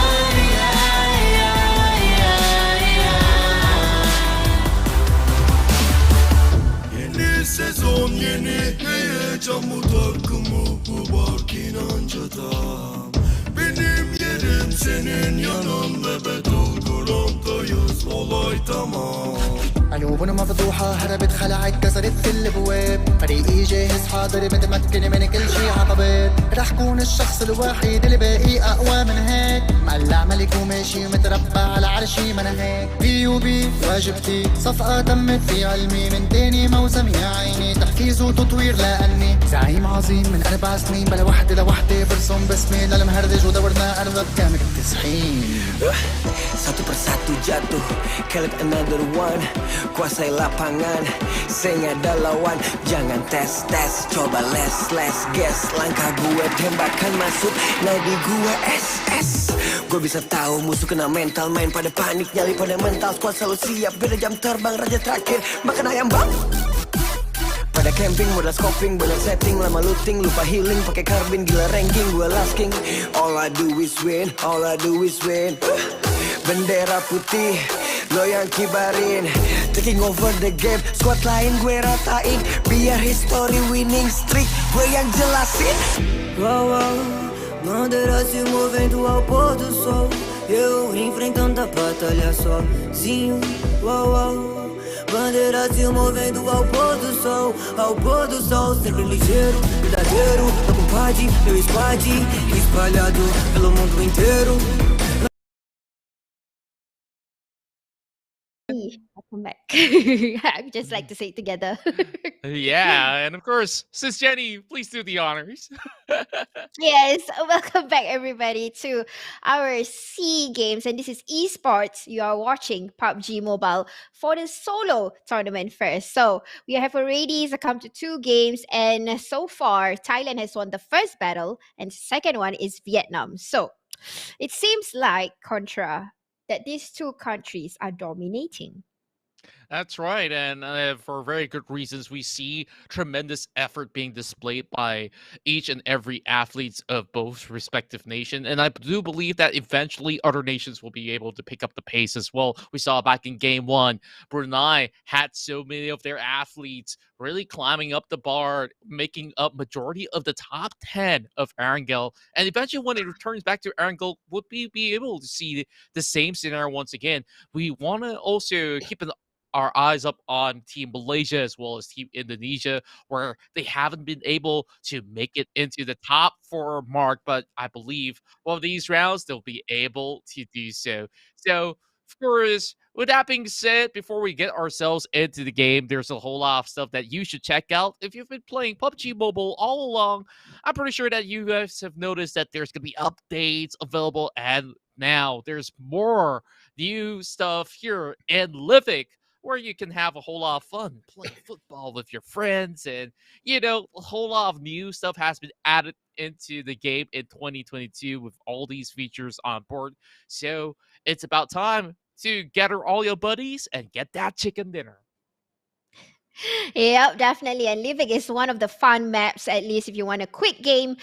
This is where you can play with feeling at ease a little bit because there's a lot of place to loot, and you can go on for battles after battles. You keep on meeting one person after another person. But another thing that we want you to have is, of course, to redeem player voice pack. Come on, guys. I'm sure there is a lot of you out there who are PUBG players or the ones that have been supporting a few of these players that don't need any introduction. We have a few voice packs ready for you. All you gotta do is complete daily missions and redeem pro player voice pack. And you can see in the image we have a few pro players. Who are they, Contra? Well, of course, you all would have actually noticed that the one right there in the middle of the screen is Ryzen, the legendary player of Bigatron Red Aliens that have been able to win the global championship title. And of course, we have Yuhai as well from BTR. These are the players that we'll be looking out for throughout the tournament schedule. But of course, speaking of scheduling, throughout the season of reunion, as we've seen so many of all these players come together for the SEA Games, you guys can also come together to celebrate the joy of playing PUBG Mobile together from 13th of May all the way to the 29th, where you can log in and redeem all these cool stuff. Other than the BPs, you can see pans, frames, bags, parachutes, and of course, you spend enough time, you can even get yourself that permanent toothpick swordsman set, all for free. All you have to do is play, and you'll be able to get it eventually. Just follow the schedule that is already lined up for you, which began 30th of May all the way till 29th of May. In fact, some of them you just got to do a login and redeem, but some of them you got to survive and redeem.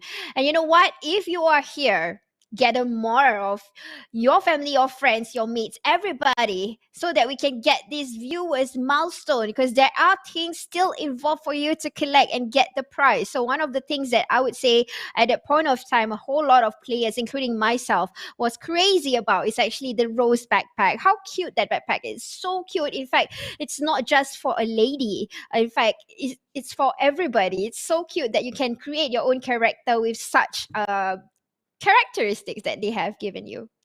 That's right. To me, I really want to get my hands on that bathrobe because, like you could just act like it's just another day, if just starting off here on PUBG Mobile, and you just style on them. So be sure, claim it while it's hot, while when we do hit those viewer milestones. And remember, all this for free. All you have to do is gather your friends to watch the 31st SEA Games for the PUBG Mobile division. So, with that all being said, as we go into the individual category for PUBG Mobile, we could see that there's so many different style of plays being displayed by all the 51 players that were on board for the past 2 rounds. So, heading into round 3 out of 10, this is where I think that they've already had the notion, okay, this area is not safe to play. They're going to change their approach overall. I think like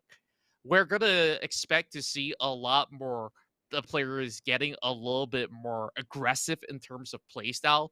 And for some that just wants to maintain that placement point, they just have to make sure they're in the circle, especially when we saw in Myanmar, it was so difficult. Like, I think that was like a few players that was taken out by the play zone, unfortunately, where things like this, they have to be very off. Vehicles, extremely important. Doesn't matter whichever map you play, except for Sanhok, of course. You can still go on foot. But Erangel going on foot? Nuh-uh. Murama? Absolutely not. And I guess that's something for them to learn. Yep, definitely. Though I'm looking forward for Sandhawk, which I believe so. We might experience it in a little bit. Just give us a little bit of time to get the players prepared. I think it will be much more trickier, as you know, a whole lot of these individual solo tournaments usually will be in Sandhawk. So it's in a way they are accustomed to Sandhawk on how they're going to catch one another as compared to Miraba and Erangel. So it might be much more trickier as compared to what we saw before this. So it might be a different domination from a different country. I am smelling a little bit of Indonesia here. I might be wrong. Then again, this is based on past experience on how usually when it comes to Southeast Asia, when all these country meets together, there are certain maps that usually will have a constant winner or the constant team that will always give out these elimination points. And to what I kind of know, it's Indonesia. Usually it's from BTR, but then again, things might change. Well, definitely there will be changes on match per match basis. But what have really impressed me was the performance of 2 of these nations, Team Laos as well as Team Cambodia. We see round after round, sure, they may not end up on that top 5 leaderboard, but you saw they've been picking up points every here and there. And with those sort of points accumulated, they just have to maintain a form of consistency. And that's the golden word that we always fall back to when it comes down to PUBG Mobile. And here we go. We'll be diving back into Erangel for the second time around in match 3. This time, the flight takes us through from the far western end of Quarry all the way into the Papka. And I gotta say, this is, after all, the most balanced flight path that we've seen all day. I don't know why. Something tells me like for the solo game, at least we have witnessed for the 2 rounds that we've witnessed so far, the circle prefers to be under the flight route. So probably this might be in a way to make the game shorter. Although at an average, we did see it's 28 minutes, at least for Mirama. But if the circle decides to do a hard shift, especially the very first few circles, then it's going to be troubling for teams, not teams, but individual players to rotate themselves inside. So at least for now, the momentum of the gameplay is that everybody just got to get what they need and then spot each other out as soon as possible. And this is what is happening currently with the Cambodia Jitsu, who spotted somebody that is driving across straight, and he is just going to tap it away. And you know what? Crossbow first. He's going to try and get whatever he can in order to take down the first 2 elimination points. Yeah. Lucky enough for the ones passing by, they won't be challenged all too much in the early game. As you have mentioned, it has remained on that flight path all along, and as this remained to be centralized across the farm region, this is where Genfos came out to play as they take out Lamborghini this time around, much early on. So 2 rounds in a row, Team Vietnam's very own Lambo didn't really got too much of the action, so he has to be a little bit more reserved heading into match 4 onwards. But great work for Vet Genfos, taking the very first point of match 3. And already we've got 50. So just one of them just got eliminated. And again, we are looking into the flight route. Circle did not really favor on towards the west side, but there is a portion of it going towards all the way the east side and a bit of the north. So it's still okay, I would say, for those players who wants to do a quick rotation or even do a fast looting. Because at the end of the day, what's important is that they get as many elimination points as possible, and plus to get their rotation as safe as possible, because it's all about fast reaction when you're individualist and you're playing solo. It's like one role takes it all, like how we did see in the initial contention between if I'm not wrong, it was Laos and someone from Indonesia over in the rocks of Miramar. They were playing a little bit of the flanking, and then the other one was hiding in the shed. So yeah, it's all about that's the thing that they have to focus upon. Indeed, and I feel like some of these athletes, they're on the triathlon instead. Like, not only do they go running in fields, they're also taking a little bit of swim. One thing that's missing, though, is the bikes. So, of course, that's added to PUBG Mobile, but not available in competitive mode, I do assume. But there are times if it's available, sure, just whip it out, take a stroll downtown. But as we could see early on, the two players that were by the river of Rozak didn't really have weapons on their side, and I guess they were avoiding some of all these territories that were already preoccupied by players such as Ranked here from Team Philippines. So far, Thompson has been a really reliable weapon if you can't really secure yourself an AR category artillery. So I guess, like, so long as you have something that you could at least dish out some damage, that's good enough.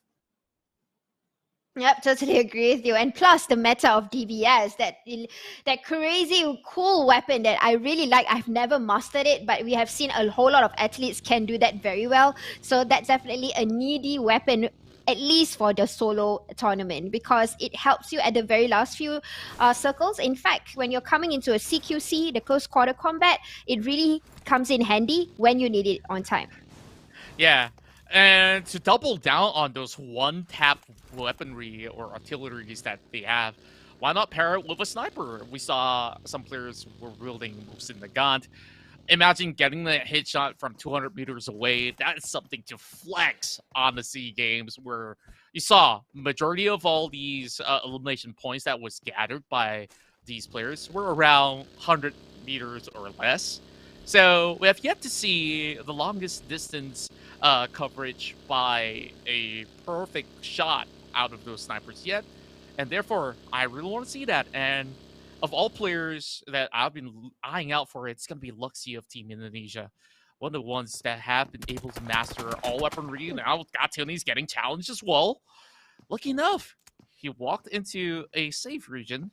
And early game, we have already seen Porza really bringing up the heat as he tries to cover another angle by the region so far. Yeah, and Porza doing this high vantage point peeking through. I'm not sure if he's going to do a flank, because that's what we saw earlier with Porza. And if I'm not wrong, it's Redface or someone else from Indonesia team. He did a flanking, and then, the person was stuck. But at this point of time, I think he's already comfortable to go elsewhere and find his next opponent. For now, we're looking into Potato, and this is the district of Jojo Pol. So this is very interesting, because this place is pretty tricky with a squad. What else when you're playing alone? A whole lot of, proning is going to happen, and people is going to peekaboo you. And right now, we're looking into Beer 11, who kind of knew that, hey, somebody's here. I'm just going to wait for him to give me a peekaboo. Yeah. I was going to argue with you on that fact that, like Jojo Pol is always going to be pretty hard to play on. When it comes down to solo, at least you have so many walls that you can actually protect yourself, and you have plenty of loots that you don't really have to worry too much about. Hey, I don't have enough stocks of first aid kits or even all these sort of bullets to work with. Now, they have none of that to worry about. Now, the only thing is to keep an eye out on other individual players lying around, and that's going to be Beer 11. Still eyeing onto Potato, but he's already got himself back into the UAZ, so Beer, he's going to miss his chance if he doesn't take it. Now, he will, though. Does have to all line up with the red dot side. Some damage being done. Potato, he serves all the way to the back, but he's just going to leave this vicinity and not leaving a trace for Thailand to pick him off. That's definitely a bummer, but it's okay because somebody else got into the kill feed, and that's Jumper that just went back to the lobby. Being spotted over by Myanmar Team 2 Finn, who probably was about to do a rotation because we can see there is a tricycle right in front. He was about to take his leave and poop. Surprise, surprise! Finn is right behind with the buggy, showing himself that oh my god, you know what? I think he's gonna wait here for a moment. Yeah, Myanmar definitely have shown a lot of great results back in the Erangel round that they played in match 1. So match 3, we'll expect them to have at least similar results or even better from this time onwards. And we spoke about the damage output that the DPS can offer. Rubenli has gotten himself a pick-off, and now there's only going to be 46 players that still remains on the board. So DPS is starting to become a method that is the easiest to execute, and that's what we call meta. The potato from the distance decides to trigger the weapon over to Zayden, but he managed to glide away freely so far right now, and he is actually in the blue, so it's something that probably he would try to take the safe route in the very first few circles, try not to get a lot of the damage, because you know, once you already got not knocked, but the damage that is quite high, then there is a higher chance that you will get into the lobby faster than other players who have no damage at all, unless they can find an alternative of the vest or the helmet that they have right now. As of now, Jaden has only a level 1 backpack, level 1 helmet, and a level 1 vest. Yeah, and I guess like at this moment you just have to scrape by with whatever loot that's left available. But take a look at the crowd though, heading into the phase 2 circle. Majority have predicted, and they are absolutely right by booking themselves a spot across that shelter region, while we have plenty of teams that are also on that northern end, just by the edges of Yasna Pollyanna. So whoever cuts across with a vehicle will be expected to be sprayed out. So gotta watch out for whoever is lurking around this time. While Laos will still have Noir 7, who's just gonna make his way from across the section of ruins as well as the Mount Gatka region. Beer 11, after spotting one player out, I don't think he's having any vehicles to rotate, and he's searching for one desperately by the shorelines of Georgia Pole, and I guess that's one trouble about looting there. Yep, and I definitely did spot about Mid-Laren. He was going at the outskirts of Milta Power, but you know what, Luxie, the player that Contra has been talking about, now about to make contact here, but he's going to give that a pass for now. And we are looking into Malaysia Team 2, the same team, in fact. This is Snipes and Yuhai just passing by one another. Snipes trying to rely on the shots, and he managed to get a little bit of the damage. Yuhai will try to glide freely, but you know what, King has heard that, and he will try to see and check out what's going on. And Snipes, he's being very disciplined right here, knowing that he's already revealing his own location. He doesn't want to pry further onto a lost cause where he did enough damage towards Yuhai. Plus, to chase a buggy is not an option while he doesn't really have mobility options available. Now, Yuhai, he gets himself into a compound of its own. Now, in between this fork road in the junction of Shelter as well as just that Pollyanna, I like to call it the Medusa intersection, where it does look like the hair strands of Medusa. And of course, you don't really want to stare Medusa in the face, just like how you don't want to stare at Rick face either ways. Nor coming in with some really good sprays, did a lot of damage, but not enough to take him down. Yep, definitely that was a good angle. It was a tough one to aim though, but he managed to get like a very good sprays. If only he got stuck, and he might just get that elimination points. Here we go, Snipes being very sneaky. He's going to do a little bit of the sneaking. Probably he heard the vehicle that King kind of arrived right after he contacted Yuhai. So he's going to try to take him from the back. Look, we might experience a little bit of backstab here from Snipes, but I'm not sure how long will that take. I like the approach that King is taking. He's trying to climb on top of the roof, but unfortunately, having that buggy, it doesn't really give you as much advantage. Now he sees him jumping out. Good chance for Snipes. He's got an AKM. He does not really want to pull the trigger just yet. Just holding on until he finds a better angle. He's slowly creeping by. He's moving along. King has not taken notice at all. Great sneak attack. Snipes. He can get something out of this. And King, he's absolutely in the open. Yep, I'm just waiting for the right time when Snipes is going to give a surprise, because King is lurking almost at the same place. It seems like as though he has that game instinct, knowing somebody's gonna lurk here somehow. But King at the same time, he is also doubting himself. He's not coming out on the same angle. But Snipes, this is the right chance. This is the time where I think he already seen each other, but who will get first? And you know what? Snipes, being the sneaky player, he gets it done. Yeah, and it was way too late as he's being on open ground for the longest of time. And for you to turn a 180 swing and still land the shot, it will take a miracle to do that. So, Snipes definitely having that perfect covered ground while Genfos is pushing inwards. He's going to be able to hear those footsteps coming from newbie. The Philippines have got this frag charged up. Now, Genfos heard the cock of the grenade, so won't be able to really have that sort of full send commitment. Now, Yuhai, though, coming with those long-range tabs, but he's going up against Gatsuni, having that M24 in hand. So Yuhai, he's got to not peek for long or else he'll get sniped instead. Bomboy down below. Damroot by the blue zone. Both struggling to make space. Momboy now cooks up a nade.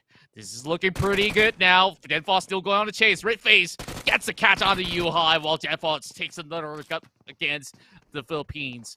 While Genfos still giving chase, there's not too much HP bars left. Now he's gonna make a run for his life, trying to get the heal over on the corner of the crate, and this container is not giving him much safe space. Here comes that stun grenade, but he's not gonna be able to lob it right at newbie just yet. Still dancing it around. A lot of maneuvers being brought out by both players. I really like that coming from newbie from the Philippine team too. He's playing a lot of mind games here, and he managed to get a little bit of the healing, giving ample space for him to do that. But as of now, nothing has rose yet, but I'm sure he has the time to do a little bit of the healing. Now playing a little bit of the steps and cat and dog game. Again, this is a mind game we are talking about here. Genfos trying to locate exactly where newbie is. Newbie is not going to let him in as easy as that. He's switching to the weapons, trying out something different, and wrong move there for newbie a little bit. He nearly got that right, nearly. Just the happenstance, he just hopped right into the wrong window, and well, with that perfect coverage, you saw Genfos expected him to cut across on towards the right, and he was absolutely correct. Now, in the middle of the Medusa intersection, we see a standstill, but Damroot's going to get one. Same goes to Thailand's very own Schweppes. This time around, majority of the players from Team Vietnam has already been eliminated, leaving only a very few within this Iron Goal bout, where we have range. Just having great ground control, but we still have Ferrari, one of the few players left of Team Vietnam, still battling out and in a really great spot by the sector of shelter, where he does receive himself a care package where he could just bring in and unleash greatness with whatever's in store in that package. Yep, and I definitely spotted something about Finn. He was using the same place as where he got Yuhai. So he's using a little bit of the lower ground and trying to trick people and just looking into the right angle where he can see a lot of vehicles coming in. So that's definitely a skill set that we're seeing over to Finn from Myanmar Team 2, doing a little bit of the homework. But here we go. We're looking to something quite vulnerable here. This is MR5, trying to hide out somewhere in the open. Also getting a lot of information here. But at the same time, this is a big vulnerability looking into Thailand. Indeed it is. While Ferrari will be taken out this time, Frankie secures one. Well, not exactly Frankie. It's going to be another player that will be able to take them all out. Damroot right down below. He's already being damaged by the scuffle that he had early on. So, right now, as it stands, Brunei will have Kizoi is having two eliminations of his own. Frankie now cooks up a nade. I think Damroot doesn't really have a chance here. Right down below, he's just going to get lobbed, but somehow it misses. Just having it far too wide while Frankie tries another lucky grenade, while Damroot should be able to swerve off of there. Damroot tries to go for the exchange, but he just drops a few more smokes just to cover himself up. Sando this time, coupled with the Mini 14, will have one perfect snipe. And that's the long-range coverage that I've been waiting for, though we didn't really get those angles on the view. And Noah will go up against Beer this time. Yep, and a whole lot of them are currently in no man's land. It's in the open because this is where exactly the circle is closing in. So it's really, really hard to find opponents. Like what we are seeing Frankie is doing here. He's doing the standing up, but you know what? CQC happened right quite immediately, and this is between the same countries, Rush versus Cranky from Malaysia. And they're just around the corner now, changing gears, changing into Brunei now, spotting out with MR5, who's in the open. Similarly, concept here. Oh boy. But really well use of the terrain from MR5, knowing exactly where to gauge and where to hide, and put his wall, which is currently a Dacia. Yeah, and not only that, he held the angles right. Schwebs now takes out Beer 11. A Thai player being removed by another, while Schwebs will take over the top spot. MR5 is going to do exactly the same, but Frankie comes in with a flank of his own. Team Vietnam this time gives chase.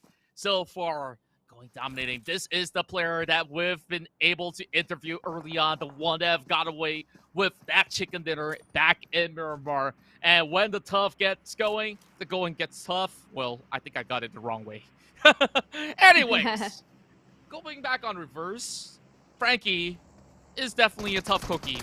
But guess what? Potatoes, they can be tough too. Definitely, yeah, we are seeing a trade-off of the throwables. And I think Laos, Honda says that's enough of throwables. I'm just going to go for CQC. And true, he will be ending it with an UMP without giving enough time for Potato to do a well trade-off. But I would say that's a very good spot to be in. And similarly to where Damroot is. And currently he has been getting a lot of throwables here and there. But he will take off on time and will be able to find another place to seek refuge. Wow, Frankie, he's working on the barrel without any scopes. We know this is one of the weaponry with the highest amount of recoil, and yet again, he's dishing out decent amount of damage over on the vehicle. Not enough, though. Frankie this time will get flanked instead. And it's going to be Zerolot that takes out Frankie of Malaysia. Well, we also had another player to take out the Vietnamese side of Frankie. So two Frankies went with a blink of an eye. Well, Zerota trying to find that perfect lineup. Does a little bit more onto MR5. Tries to sprint off, and he does a ring around the Rosie. Well, Finn picks off Noir 7. Yep, and I think Finn is still in the same areas. He has a, yep, he's still in that same shed, trying to do that very sneaky move, which he's probably securing about 3-4 now. Sprays are still happening here between Team Philippine H2R and managed to get one of the Cambodia's player, which is actually the IGL of MCO PUBG. So Zero, no more. He was trying to do a rotation here, but it seems like this open area is really tricky for a lot of these teams. And check out Honda's ample space of refuge. Wow, he just have a bunker being set up right here and now. And he does have the circumference of the circle covering him as well, so he doesn't really have to worry all too much. But take a look at this, though. Raimon's driving right in. While we did have a few battles that went in favor of H2R, one of the standout players of KHI Esports of the Philippines. We have Raimon finding some good distance against the rest of the competitors, but he's nowhere near that circle for now. He gets spotted out. Replays coming with the long-range tabs. It's going to be Indonesia versus Indonesia yet again. But he's going to find another target. It's going to be H2R right down below. Now he ban marks. It's going to be Vcoy. We'll find it on for Team Vietnam once more. See, this is his very first pickoff. Want to see more from him. At this time, Vcoy, he makes it into the top 11 scenario, the furthest he's ever gone from the past 2 games.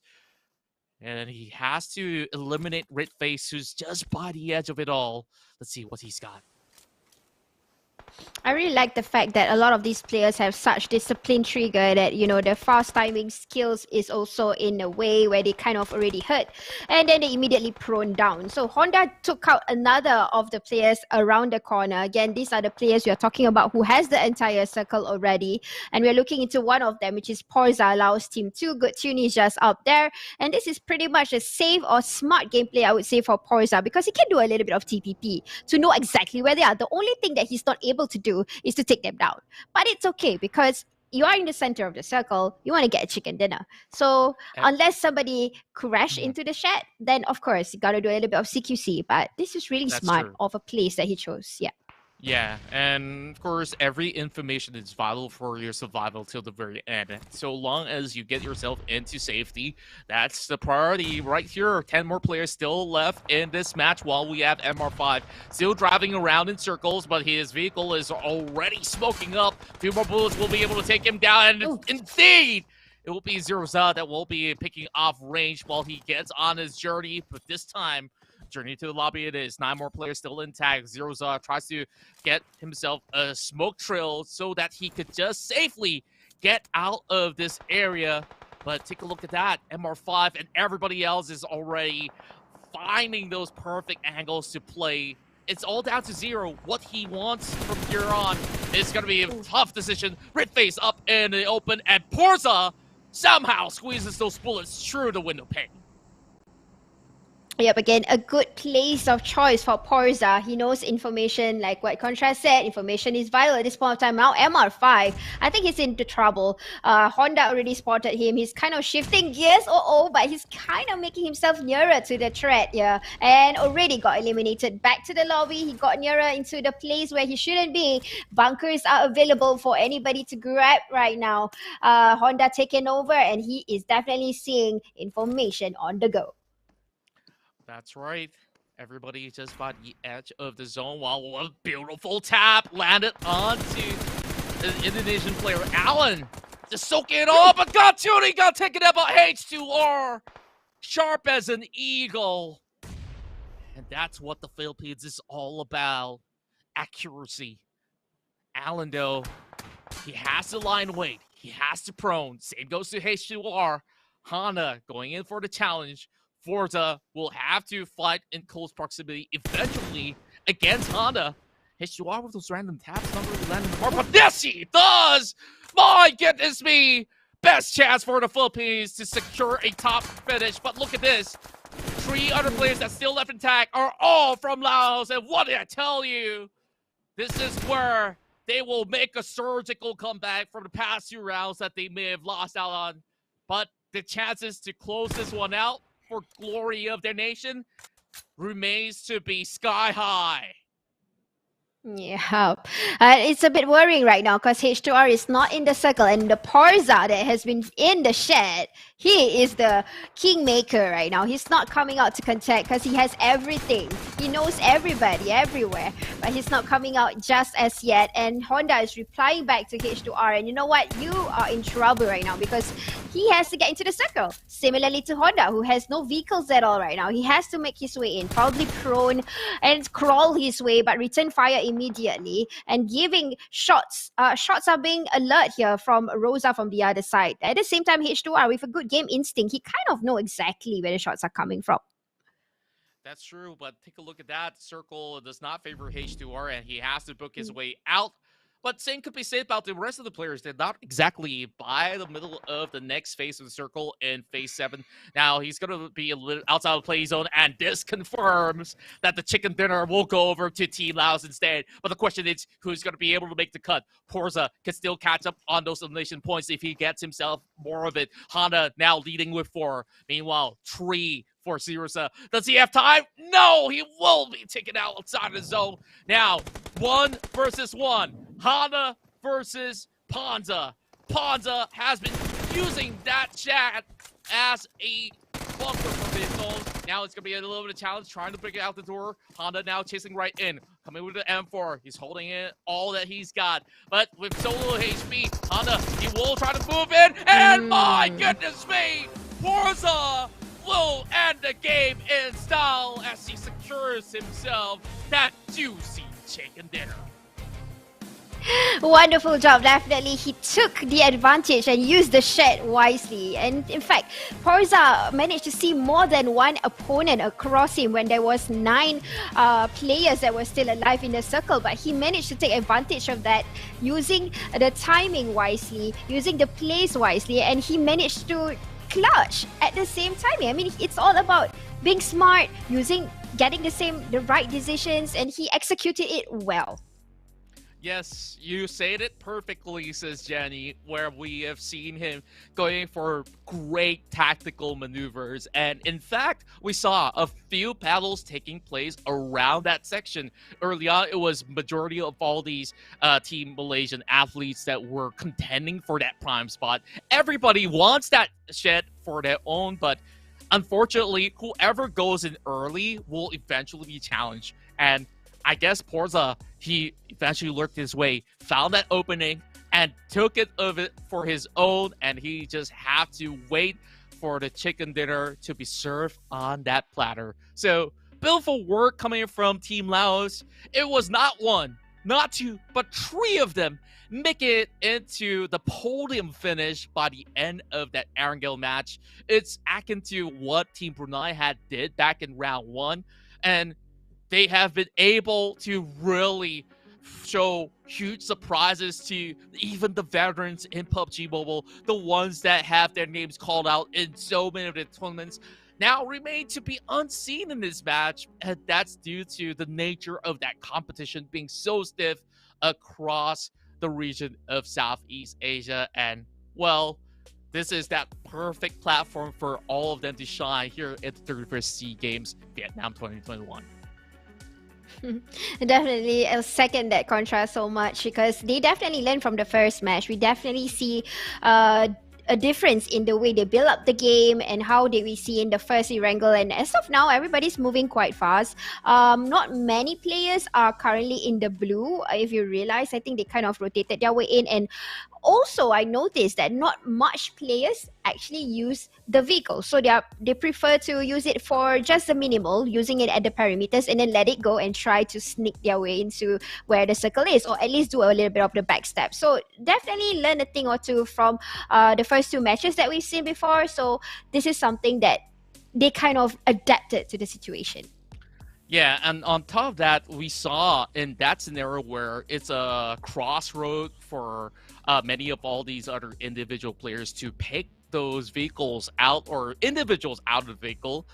So it definitely is a risk to be taken by most of the players that were on board. So we saw what they ended up doing is that they used this vehicle as bunker, while H2R, the remaining player of Team Philippines, have make it into the top 4 and still did very much heavy lifting all the way into the very end game of it all. Unfortunately, of course, with all the vehicle tires being popped up and such, he couldn't really travel in, and it was quite rough for him to eventually be taken out by the blue zone. But overall, it was still great plays that has happened all across Erangel. So with that sort of conclusion, I wonder who's going to sit at the top of the table, because there's no Stone in the top 10. There wasn't even McLaren, but we did see Frankie a few times, but he didn't make it to the top 10 as well. So I think that position is going to get challenged eventually, and I think this is that match that will basically hit that hard reset, because everybody's catching up.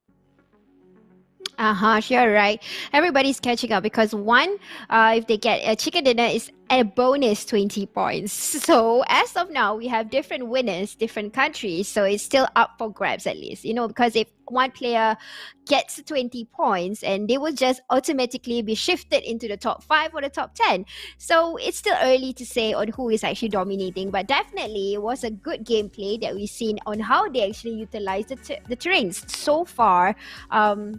We only see one battle that has a bit of the compounds, the buildings, and yes, the tricky.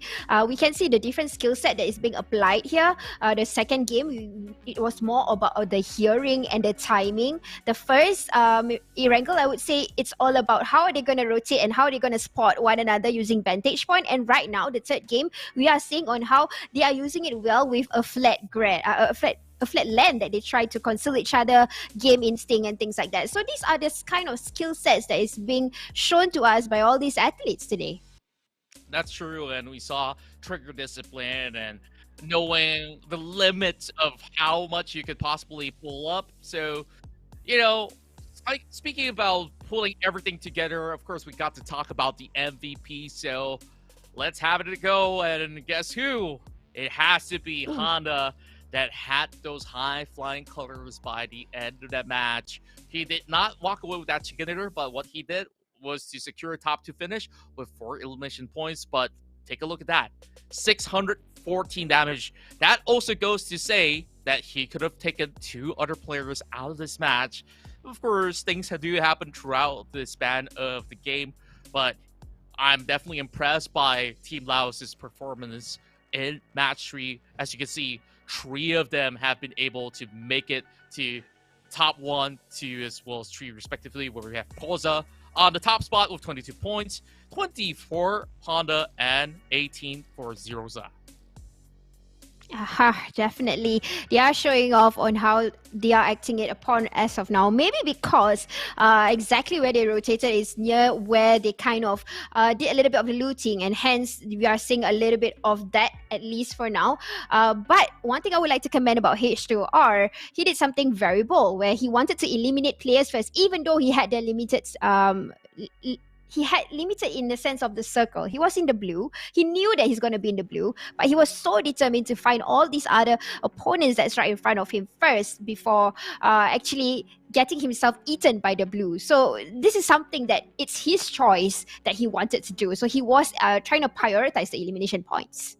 That's true, and we can also take a look at the rest of the standings as well. Schweppes this time with 6 pointers along with Kizo. We got Rankit with 5 points alongside with Potato, Genfos, as well as Ferrari with 4.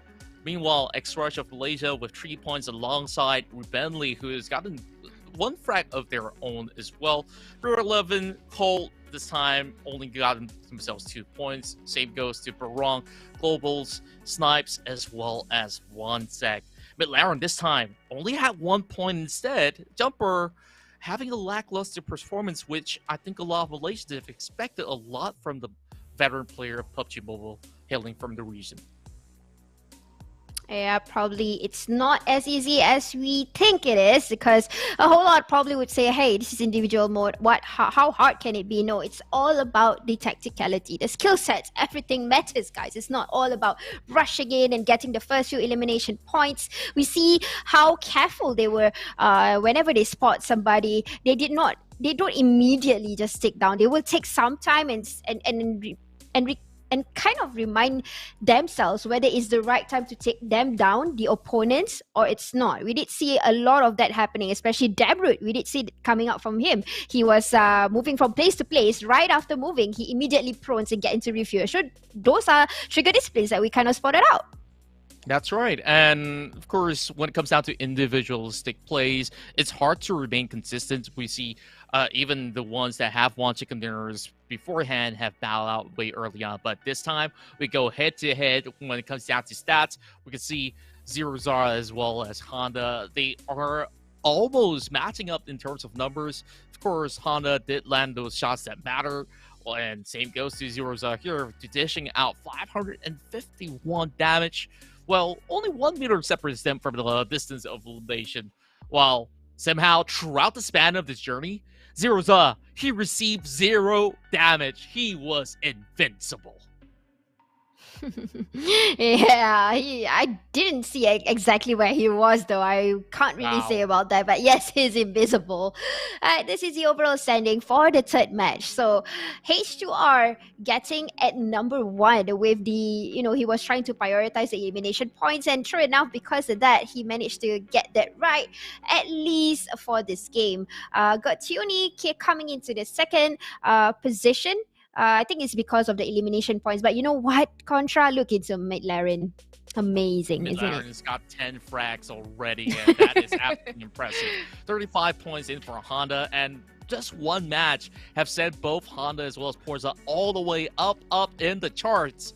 While Frankie has to do a little bit more catching up. He's tied up with Porza on 31 points. Same goes to Stone. Imagine Stone, he was the one at number 1 when the day started off, and now midway through, we're starting to see those positions starting to slide downwards. MR5 chasing up alongside Rush, still around the regions of the 20th mark all the way to 30. We see more Brunei players in the form of Globals, Galaxy, as well as Kizo, while Jumper as well as Damaru, so far they haven't really gotten big frags overall, which majority of the time when you look at their local league, they'll be able to do a whole lot. And we understand pressure is on.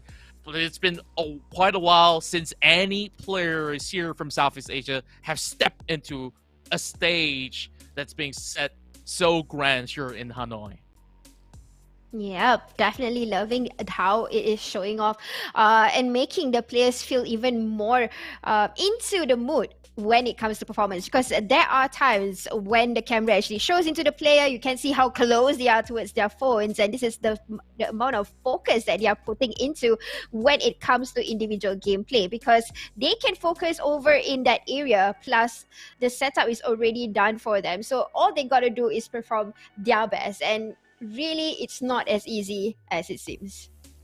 Yeah, and after all, we're talking about the best of the region in particular. So Southeast Asia definitely has so much to offer. And in such a game where consistency really pays off, you saw every game H2R took a lot of steps to climb step after step. It's not really how you start, but how you finish. So that was game 3, and it ended in the blink of an eye. Well, it didn't really take them 30 minutes to really close things off, though it was pretty close between some of these players out there. They will get another 2 chance for today and tomorrow. That's where it's a race for that gold medal here in the 31st SEA Games. And such a historic day.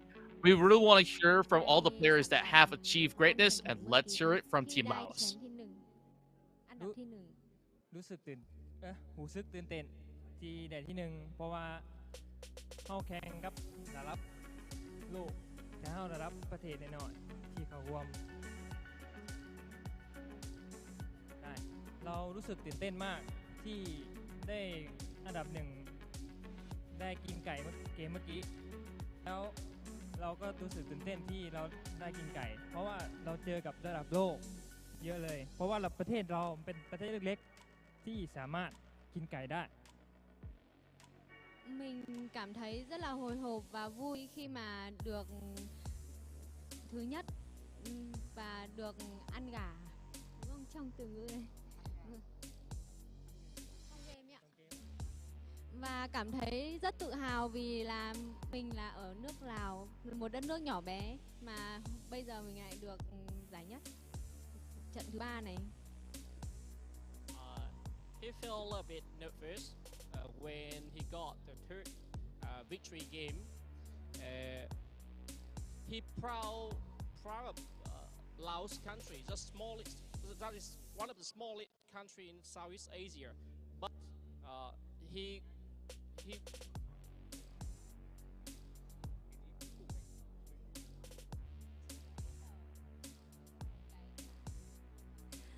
Đến với SEA Games 31, bộ môn PUBG Mobile thì Poza đặt cho mình mục tiêu như thế nào?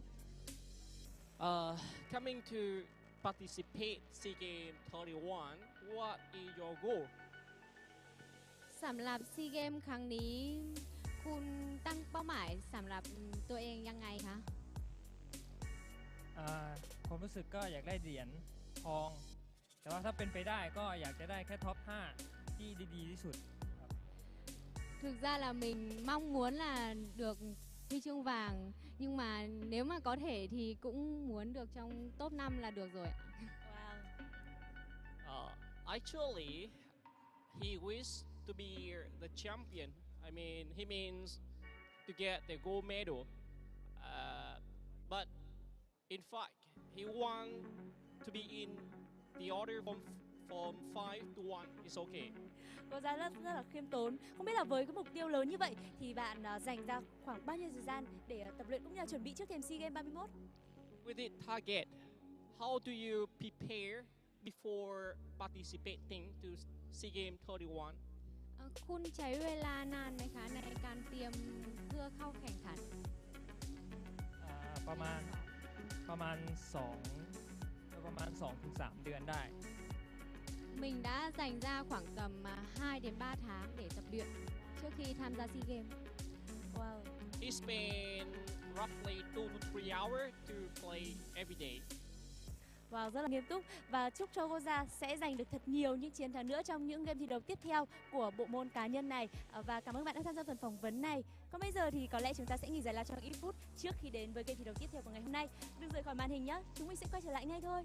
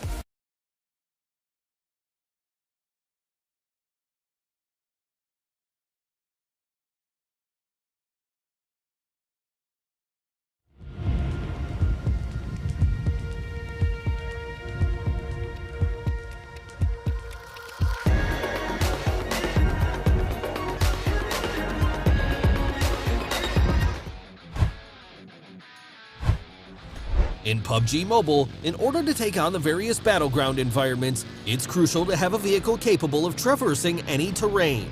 In the official version of Livic, we've added the brand new utility task vehicle, UTV.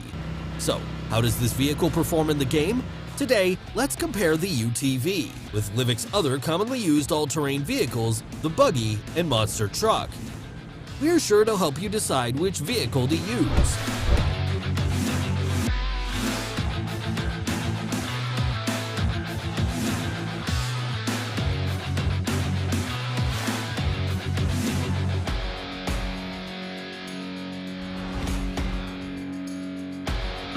Let's see the overall performance of these vehicles. The buggy is quite small and compact, which gives it exceptional handling. During intense chases, its agility provides a firm sense of security. The monster truck has a tall chassis with massive tires, enabling it to traverse rugged terrain with ease. The UTV has overall great performance and is very practical. Its spacious interior makes it convenient for large teams, whether it be paved roads or the wilderness. The UTV can smoothly carry your team to any desired destination. The all-new UTV has a fairly compact frame, plenty of passenger space, and excels in all terrain. Whether it's rugged mountainous terrain or narrow streets, or in the middle of an intense firefight, it's a reliable means of transportation. It might just be your ticket to the final circle.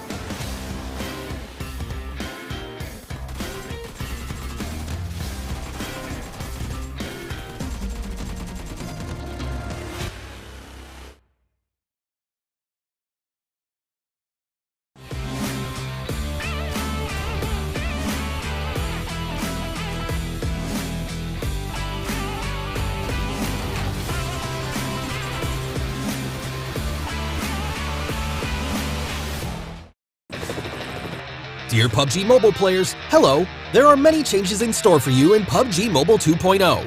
In this video, we will introduce the exciting new contents of this version. We hope you'll like them. After 2 years of testing and improvements, the official version of Livic is finally ready for launch.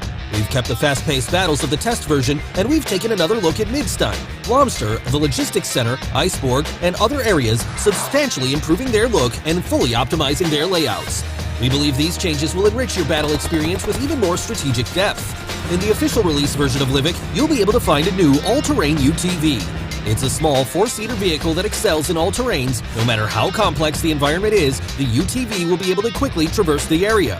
At the same time, XT weapon upgrade packs will be available in supply shops that appear in fixed locations. These packs can be used to upgrade weapons to their XT version, which increases their performance and control. These upgrades will be immensely helpful in battle in the official version of Livic. The official version of Livic has new ways to acquire supplies. When starting a match, an advanced supply zone will spawn randomly on the map. These areas have more supplies and shop tokens than any other place on the map.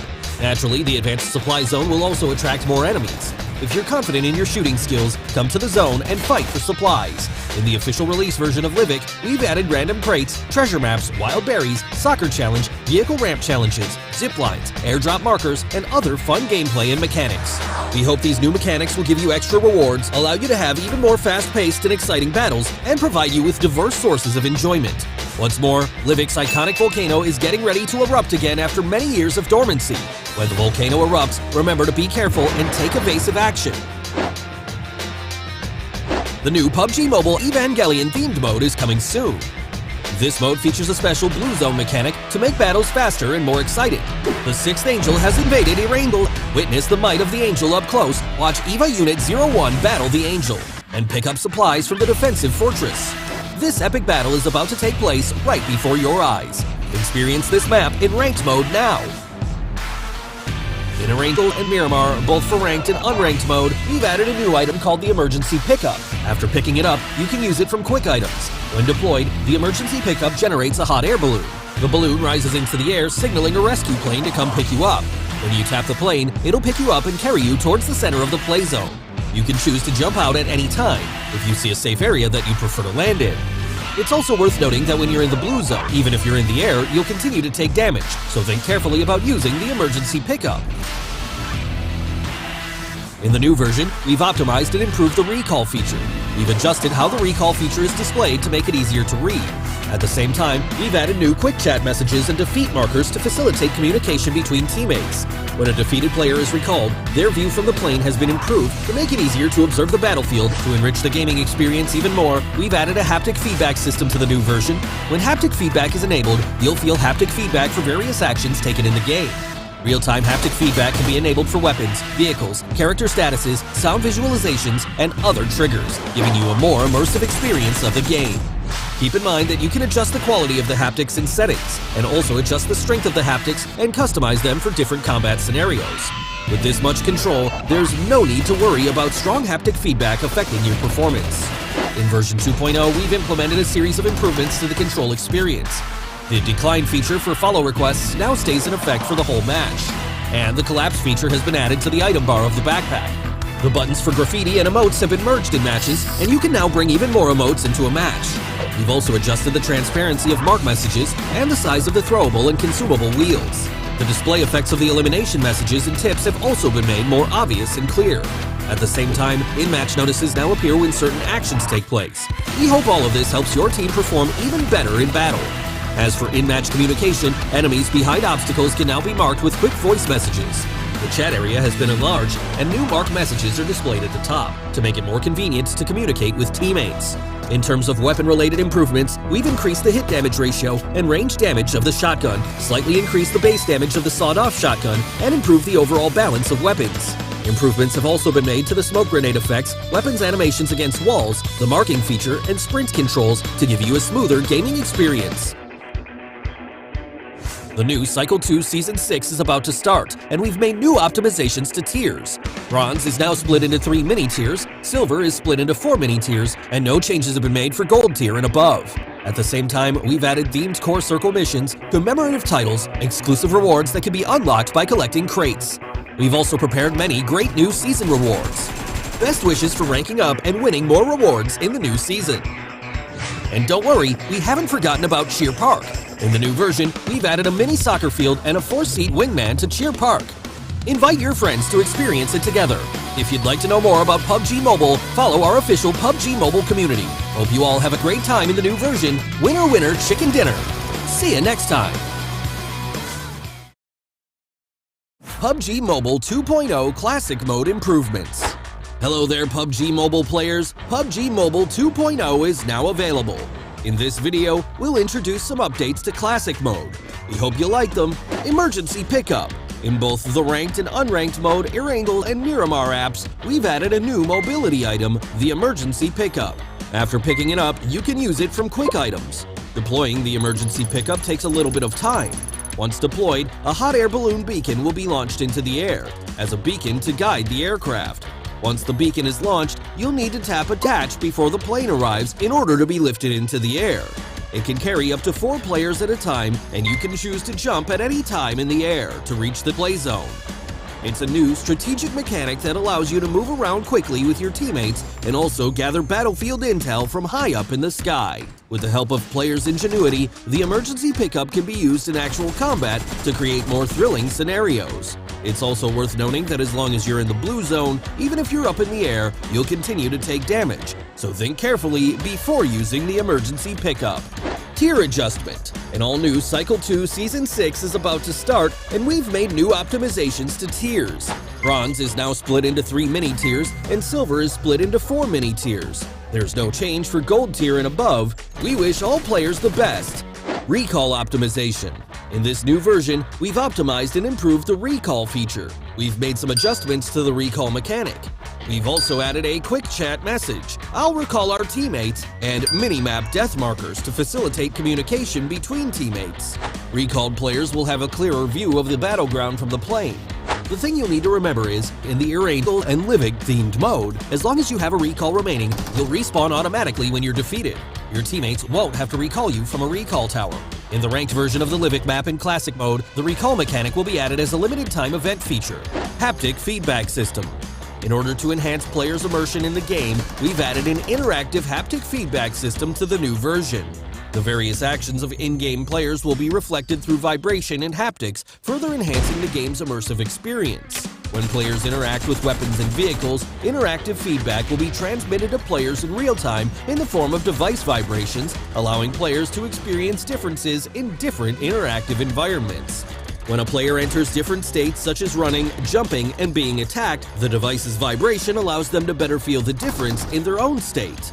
Even when the minimap is marked with footsteps, vehicle sounds, and gunshots, the haptic feedback system will also react in real time. The haptic feedback system has 2 quality settings, high and low, and needs to be enabled in settings. At the same time, players can also set the vibration strength and customize the haptics under different combat scenarios. Do keep in mind that high quality requires a device with compatible hardware before it can be enabled.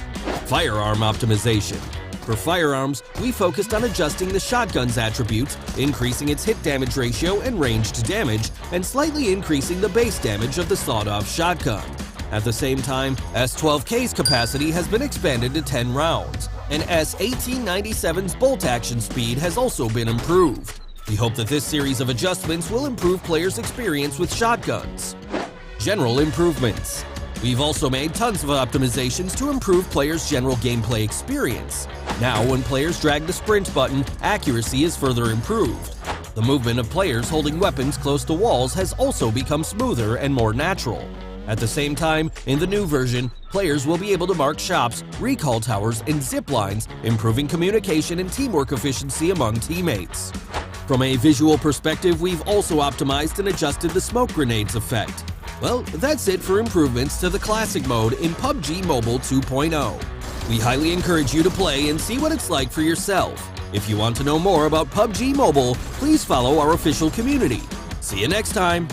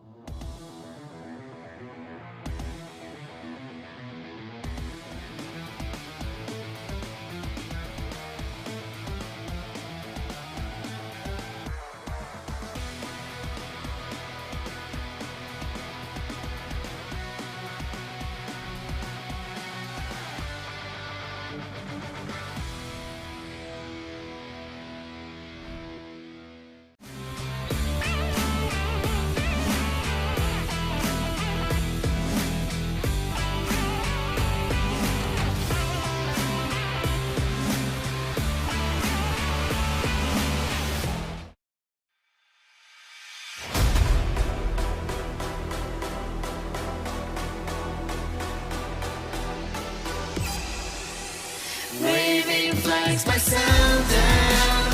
Tiger with fight on alone. That's what we've been done. Waving flags by sundown. Tiger with fight on alone. That's what we've been done.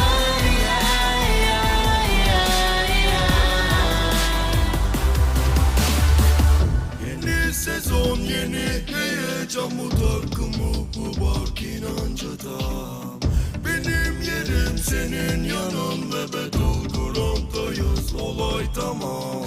قلوبنا مفضوحة هربت خلعت كسرت في الابواب فريقي جاهز حاضر متمكن من كل شي عقبات رح كون الشخص الوحيد اللي باقي اقوى من هيك مقلع ملك وماشي متربع على عرشي ما انا هيك PUBG واجبتي صفقة تمت في علمي من تاني موسم يا عيني تحفيز وتطوير لاني زعيم عظيم من 4 سنين بلا وحدة لوحدة برسم باسمي للمهردج ودورنا ارضك كامل التسحين Satu persatu jatuh, kill another one. Kuasai lapangan, sing ada lawan. Jangan tes, coba les, guess. Langkah gue tembakan masuk, nadi gue SS. Gue bisa tahu musuh kena mental, main pada panik, nyali pada mental. Squad selalu siap, beda jam terbang, raja terakhir, makan ayam bang. Pada camping, modal scoping, bener setting, lama looting, lupa healing, pakai karbin, gila ranking, gue last king. All I do is win, all I do is win. Bendera putih, lo yang kibarin, taking over the game. Squad lain gue ratain, biar history winning streak gue yang jelasin. Uau, uau, bandeira se movendo ao pôr do sol. Eu enfrentando a batalha sozinho. Uau, uau, bandeira se movendo ao pôr do sol. Ao pôr do sol, sempre ligeiro, verdadeiro. Meu compadre, meu squad, espalhado pelo mundo inteiro. Nós sempre almeja o topo, se correr nós alveja. Não importa o quanto difícil seja, fazemos o dobro. Se tiver na mira, se retira, ou não mexe, pode ter crise, respira e não pira. Sabe, eu tenho dó de ti. Falta essência lutando pela sobrevivência. I answer red shot. Inimigos diluindo, olha o tiro vindo, olha o tiro lindo. Sigo sempre evoluindo, existente mesmo sendo transparente, persistente, insistente. A dificuldade me fez resistente. Humildade e perseverança, lealdade te traz segurança sem maldade, senão você dança pras crianças obter esperança. Me veja brilhar, me veja brilhar. Facem-o cu win, știi că sunt bun la asta. Când vine cade pe mine, da, sunt pregătit. Fără ajutorul mamei știi că pot să o duc la cap. Emoțiile au dispărut, dar pericolul e prezent. Ortalık karışabilir ve de buna karşılık verebilirim inan ki. Ne vakit sanki. Her taraf alevler içinde kalır. Hep adil bir savaş oynanır. Sonunda hak eden alır.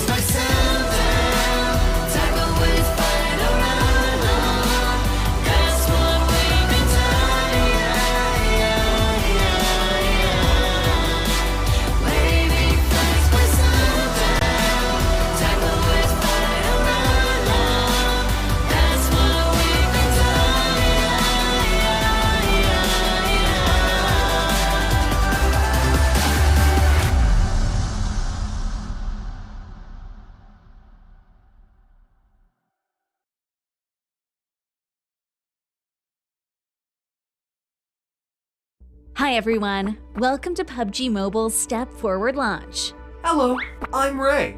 Welcome everyone. A while ago, we launched the 4th anniversary themed game mode. Did everyone have fun? Thank you for your continued love and support. In this new year, we'll continue to challenge ourselves and step forward to provide you with more exciting and compelling content. Next, we'll reveal PUBG Mobile's plans for this year. Let's go! Yeah!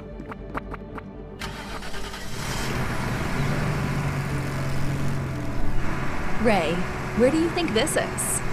This looks like Living, but something seems different.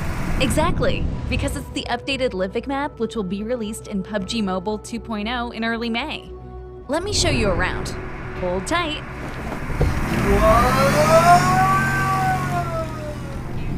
After nearly 22 months of testing, tweaking, and polishing, Livik is finally ready to be officially launched. So what are the differences between the official version and beta version, you may be asking?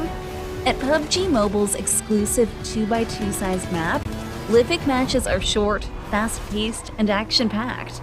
The official version of Livik retains most of the elements from the beta version while updating several themed areas, adds a new all-terrain vehicle, and introduces new weapon acquisition methods and interactables. Allow me to walk you through the many features.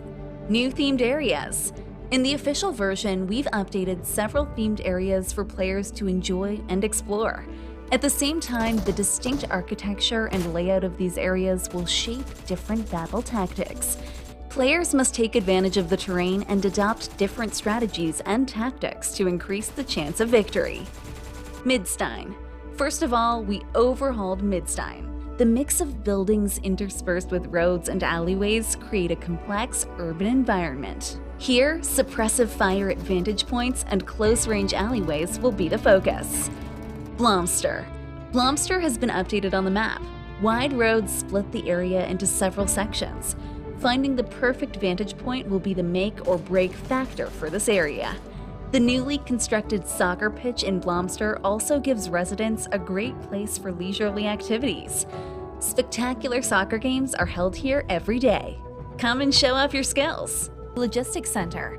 The original lumber yard has been upgraded to the new logistics center. Spacious warehouses and container yards ensure the steady supply of goods into Livik.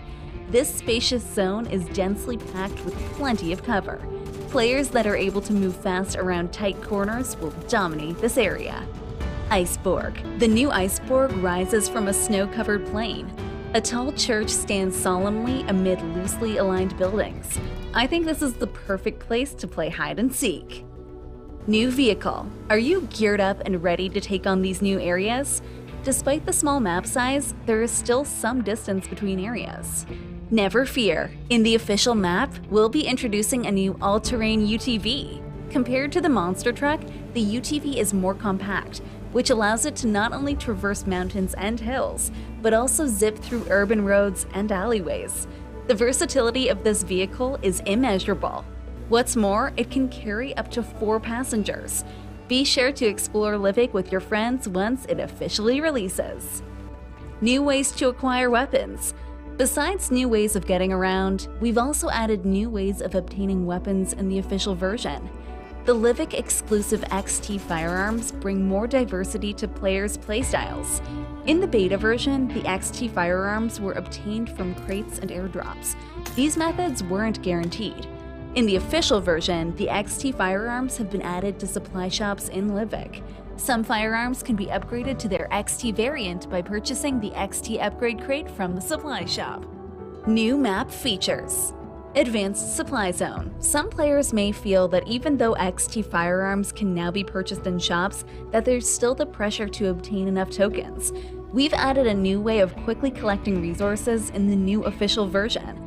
Of course, there is a trade-off to getting high-level resources. Players will have to compete with others in advanced supply zones. After entering a map, an advanced supply zone will randomly appear near the flight path. These zones will be rich in supplies, allowing players to quickly prepare for the match ahead. These zones will attract other players, so skirmishes are unavoidable. If you are confident in your gunslinging skills, I urge you to take the risk. Besides the advanced supply zone, other features that cater to different player styles have been added to the official map. Treasure Hunt. Although players can prepare more quickly in the advanced supply zone, let's not forget that a plethora of crates are peppered throughout Livik. To help players locate these crates, we've added a treasure map to the official version. Players can use the map to mark crates on the minimap. Soccer Challenge. I'm sure you'll stop to admire the soccer pitch when passing through Blomster. Just like the hot springs which can recover energy, the soccer pitch isn't only for show. Players can participate in the scoring challenge and show off their skills. They might just win rewards in the process. High-flying vehicles. If playing soccer is a fun urban activity, then there should also be a fun rural activity. Besides the previously mentioned treasure hunt, we've also introduced vehicle ramps for all the thrill seekers out there.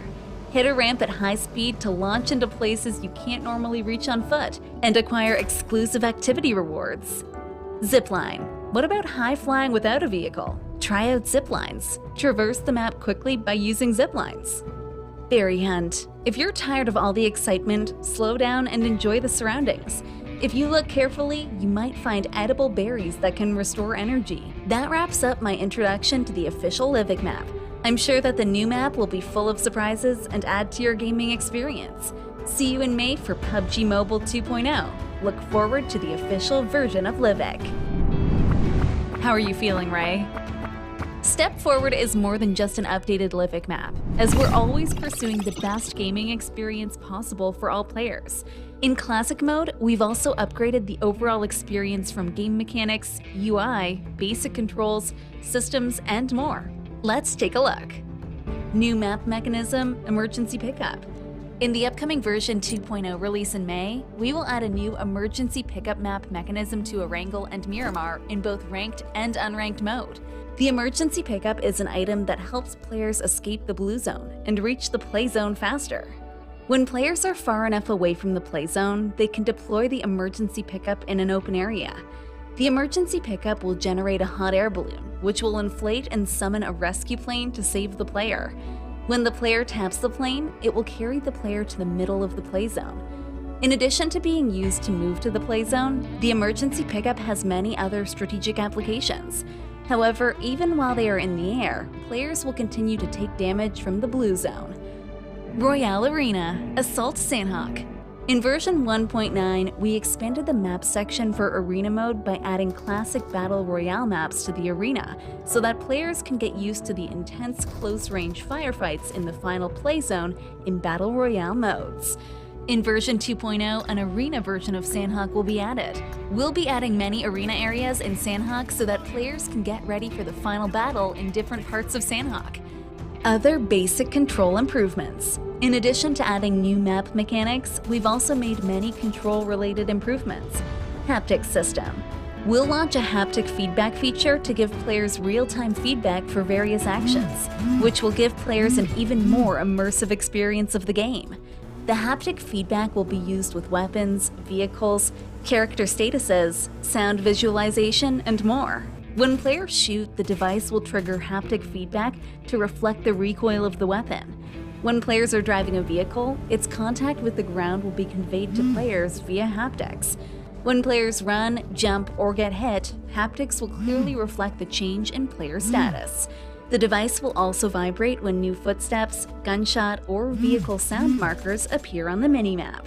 In addition to providing you more quality and fun content, we also hope to introduce you to a fair, safe, and inclusive gaming environment. Since the launch of the game, we've been committed to combating cheaters. Ensuring that our players get to enjoy the fairest PUBG Mobile gaming experience has always been a goal of ours. In 2021, we revolutionized many ban-pan security system features to crack down on cheating in many ways. Now, in 2022, the ban-pan security system will receive another major upgrade, and ban-pan security system 2.0 will be launching soon. Yes, you heard that right. In the upcoming PUBG Mobile version 2.0 to be released in May, ban-pan 2.0 will also be made officially available to all players. ban-pan 2.0 has many new and cutting-edge security features that will ensure a fair playing field for each match. Today, we'll uncover the mystery surrounding ban-pan security system 2.0, so let's see what new updates there are. In ban-pan 2.0, we provide better, smarter, and faster anti-cheating measures to all PUBG Mobile players on 3 major fronts: new anti-cheat features, match reviews, and player reporting. First up are the new anti-cheating features. ban-pan Security System 2.0 is equipped with the latest cutting-edge anti-cheat technology, the Fog of War anti-cheat system. The Fog of War anti-cheat system is able to thoroughly combat X-ray vision and other methods of cheating by cutting them off from the source.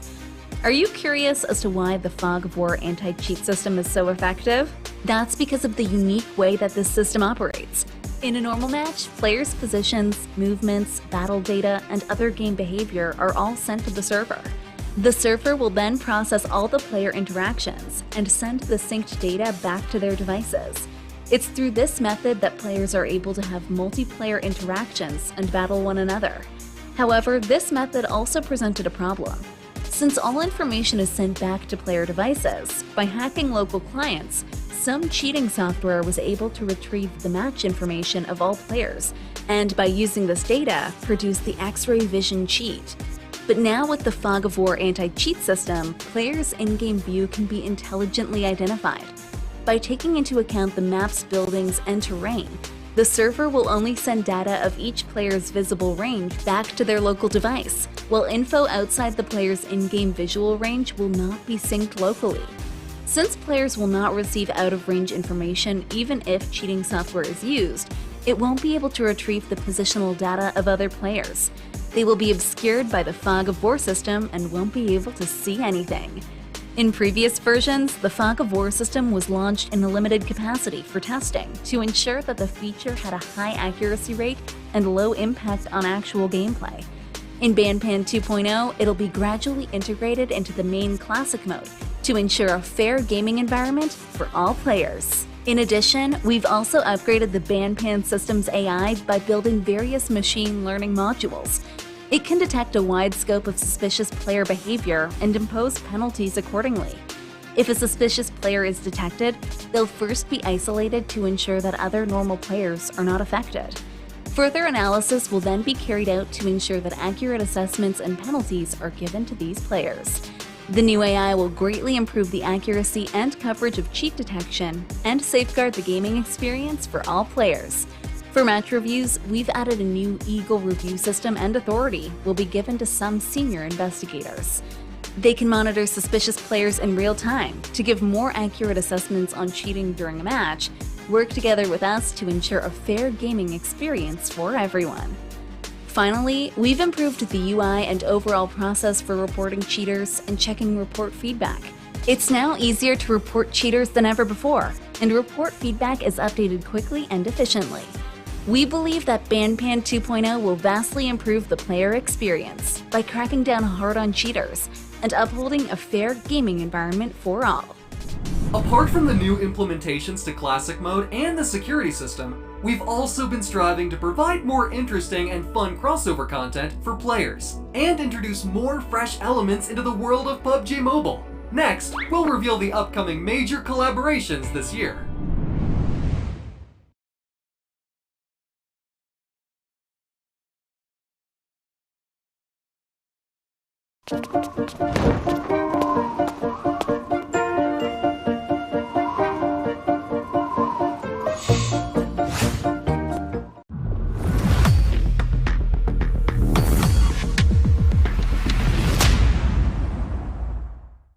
In fact, besides our development team, our players and creators have also been a crucial part of the PUBG Mobile ecosystem. Because of everyone's remarkable creations, there's more exciting, diverse, and rich PUBG Mobile content within the game and community.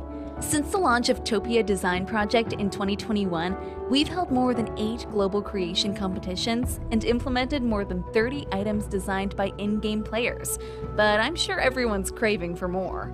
Therefore, to prepare a bigger stage to showcase the creative talents of our players around the world, we'll also reveal our new upgrade plan to you guys. What is the 4-year-strong PUBG Mobile?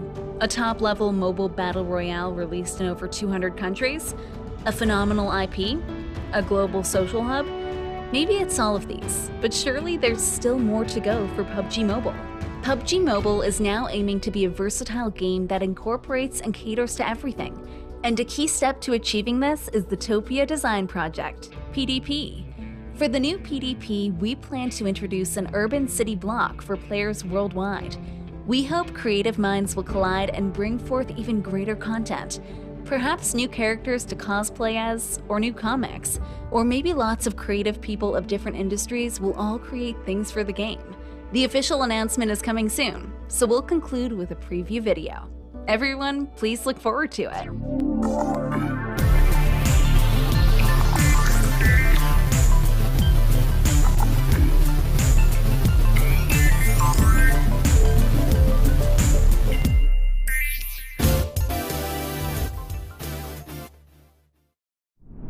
Well, that's about all the main content we've got to announce for now. We'll continue to work hard and step forward together by continuing to implement optimizations and upgrades to bring you more interesting and exciting surprises. So please look forward to it. Thanks for watching, and see you next time. Winner, winner, chicken dinner.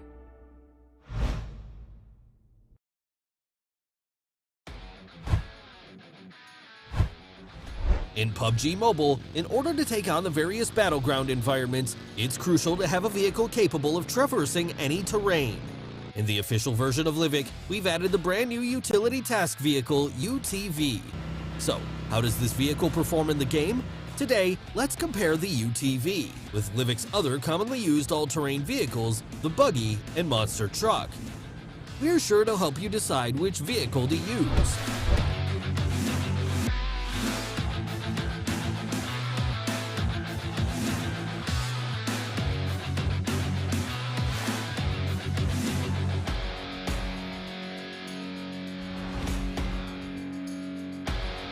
Let's see the overall performance of these vehicles.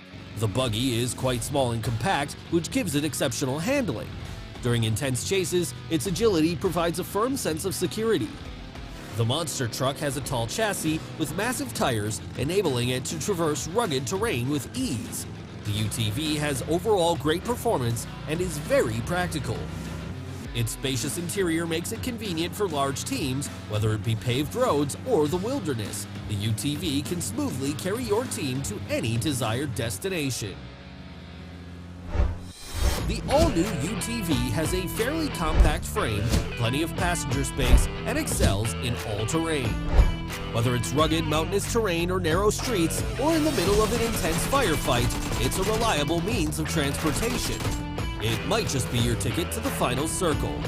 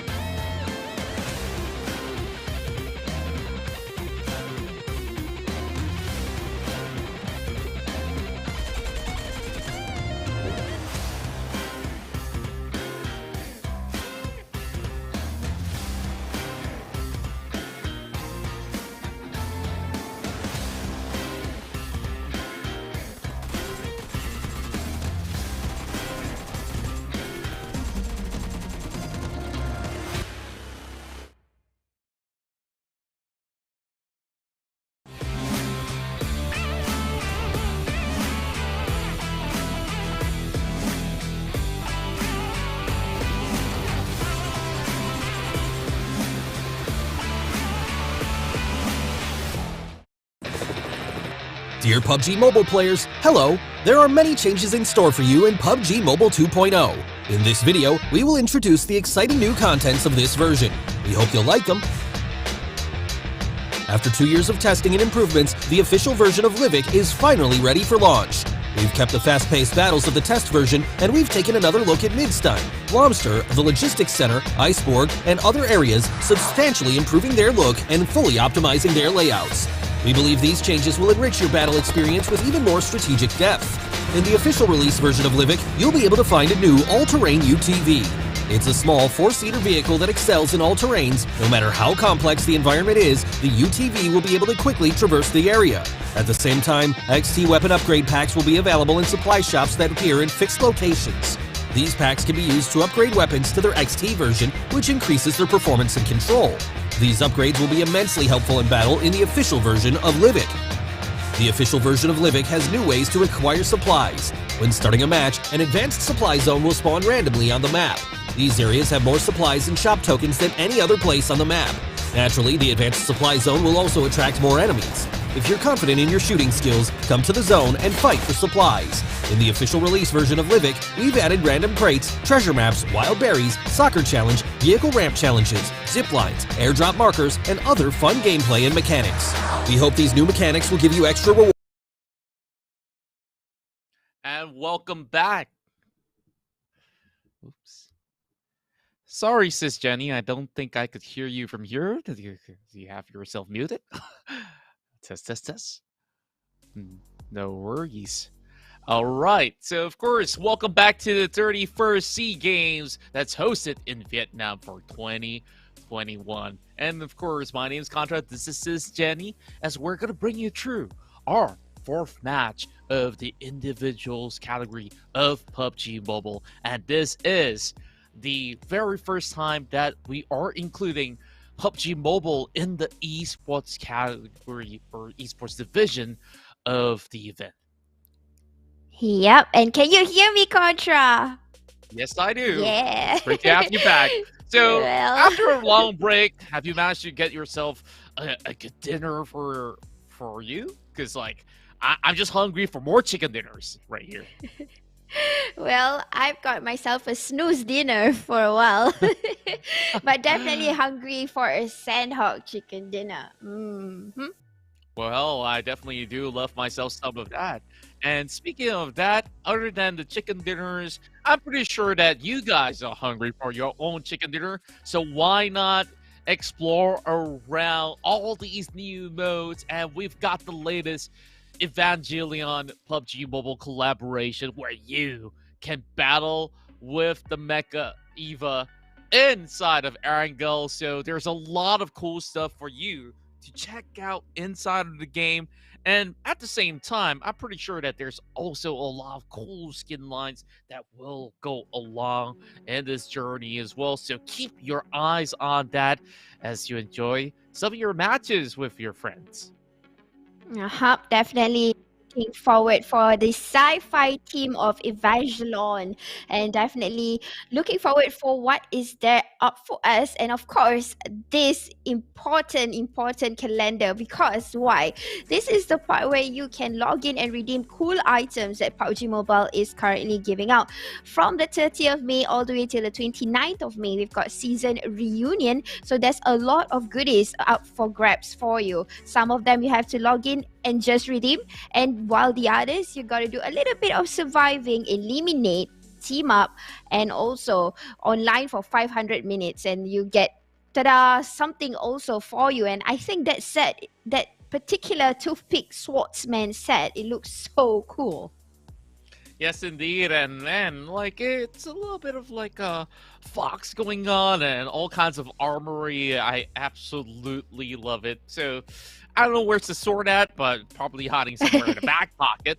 So, other than all of that, remember this, you can even get, like, I saw that Mini 14 skin right there. Hey, all this, absolutely for free. Log in, redeem, as simple as that. You'll be able to spot it somewhere within the game client itself, so make sure you guys just go on to claim all this reward while it lasts. Remember, it's only till the 29th of May. And meanwhile, while you're hanging out here with me as well as Sis Jenny, you could also check out all the cool stuff that's going to be happening in Livic, because we got some brand new updates. I know some of you guys are crazy about football. This is the time to get kicking here in Livic. So let's Livic all day. Yes, and this is one of the most conducive or saving time map that you would want to hit up, especially when you open PUBG Mobile, because it is definitely somewhere where you want to be, good places to loot, and plus all these new updates. I'm seeing Flying Fox, I'm seeing Futsal. It seems like it's a fun fair, but at the same time, you are able to still do elimination, test your wits, be the best competitor in this classic match of Livic. So definitely something for you to look forward to besides just having to eliminate. There's other things that you can interact with over in Livic. Though that's not the only things that we have for you because this one is definitely for those of you who are watching Southeast Asia SEA Games, and this is the voice pack that is up for grabs. But you need to complete daily missions to win some of these voice packs, and their faces are so familiar. Indeed. And you know what? Jenny, I'm really jealous that we don't get our own voice pack. Like, wouldn't that be really cool? Like, I can basically get it all recorded. They can press that button, and hey, you know what? They'll feel like they're in an esports match. But I guess our voices are also kind of exclusive because we only appear in events. So, anyways, jokes aside, this is the SEA Games 31st anniversary exclusive rewards that you guys will have to claim it from daily tasks and mission. And once you do, it's all redeemable for free, and you get to choose which pro player pack that you want. And you know, that's as close as you get to UI if you've been dreaming to, you know, meet and greet him or even Ryzen. So this is that perfect opportunity where you can have them basically speaking straight to your heart. So Jenny, if you get to choose one player and one player only, whose voice pack do you want? Nuzi. That's fast, isn't it? Okay, that's pretty cool. Yeah. Then, one question though. I heard you do understand or speak some Thai, so probably you get to understand what he says as well, right? Yeah, because you know why I picked Nuzi? Because I never really heard him talking before, so I'm kind of curious on how he would sound like. I mean, I've heard Yuhai, I've heard Ryzen before, but not Nuzi. He's pretty much reserved, I would say. So I'm curious on how he sound like. But yeah, I can at least speak and understand a bit of Thai. But I'm just curious of Nuzi. That's cool. Like, if I can't choose between two. Okay, if there's a Paraboy voice pack, it's a must get. I feel like that's definitely a must. But to me, I've met Luxy some time ago, and he's really a cool guy. We hung out for a little bit. Like, yeah, I kind of miss that fellow over there that's currently playing here in the 31st SEA Games individual category as well. So, yeah, if I could just say back to him, like, brother, you got this. Well, I hope to see him doing a lot more here on the remaining 2 rounds to wrap out the 5 games we have on day 1. And tomorrow is where it all draws up to a conclusion, as we've only got 10 matches of play to be wrapped up all in one to see who gets crowned as the victors of the PUBG Mobile individual category. And that's not all, Jenny. There's also the squad category. Maybe you could elaborate a little bit more on that. So squad is a little bit, I would say, those of you who watched the tournaments before, it's similar, though we have 17 teams. So basically in the qualifying rounds, they have to get into top 16. So it's just one team that will not get lucky and will not make it to the next round. So on the 18th of May onwards, then you will get to see which are the top 16 teams who will proceed to the finals and the semi. That's right, and that's going to be happening within the weekends as well. So we'll be eventually getting ourselves there in days' time. And after individual category, of course, day after tomorrow, that's where we have that qualifying round, I do believe. And we'll be able to see who makes it through. So for those of you who are currently tuning in, so make sure you all set your calendars, and we'll be starting from the afternoon all the way to the evening. So make sure you pop by when you do have the free time. And well, if you don't, just make time for you as well as your friends, so we can all catch it all together. Now, as we are preparing ourselves for Sanhok, so let's talk through the gameplays that we had thus far for the bigger maps. Arangel, a little bit of mix of passive as well as active gameplay that we've seen overall. In Myanmar, everyone just went hard on securing compounds, taking anybody at sight. Now, Sanhok definitely is the change of pace as compared to the rest. So traditionally, says Jenny, on squad mode, first few phases of the circle, we don't see that much action. But now, solo Sanhok, I think this is going to be a more brutal as compared to the Miramar match that we saw. Would you agree? Would you disagree? It's assumptions. I definitely agree. It would be much more aggressive because I think some of these players they are so used to play with a solo tournament in Sandhawk. I mean, it's relatively one of the smallest map when it comes to competitive, as compared to Livik is more of where you play for classics. So, I would say all of these players again, these are not new players. Maybe one or two might be, but most of them have experience, and it's not their first official big tournament. So when it comes to experience, definitely Sandhawk will be much I would say crazy and devastating for us to see, because it's something that they know by the books, and it's not like how Erangel or Imurama would have gone down. It will be something that probably we kind of knew it all that is going to happen. It's just on which country that will come out victorious from Sandhawk. Yeah, and the fact that we brought out that there's so many vast differences when we compare two of these modes. Back in squad modes, we usually have a secure area to loot from, and this is every man for himself, and of course, women included if they're also in the matchup. But when we take a look at the sort of looting style compared to squads, you can't exactly go in scavenging for those first hit, even if you want to play the healing game from the outskirts. So I think this is going to be a lot more challenging if you were to maybe just start off with maybe at max 3 packs or so. And you got to consider you have to put in all the other inventories on board. So this setup match that we're diving ourselves into, this is going to be a heated match. And I want to see who, out of the many of these 51 players, will be headed directly to that boot camp to show that they are worthy to be crowned kings of this match. Yep, definitely. I am also looking forward for that Contra. And in fact, this is at least the first map that we are looking into a flight route that is totally on the north side. In looking into the flight route, it went from all the way from Moknai to Cam Alpha. Well, at least, again, this is Sandhawk. We're going to see clusters everywhere, at least for areas whom usually we might see that they would roam around to get that extra med kits or first aids for them to play a little bit of the healing game. But interestingly, right now, this is individual. So I'm not sure if there is any healing games at all. But you know what? First blood already have went down to Noah. And it is around the areas of Quarry.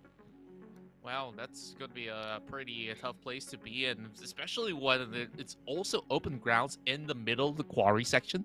So you can see majority of all the other players that are around quarry are at the outskirts instead of the direct pit where you see many of the weapons are located at. But take a look at the boot camp though. We got 4 players out there looking to farm out some points pretty early on, but not really getting into the thick of things yet.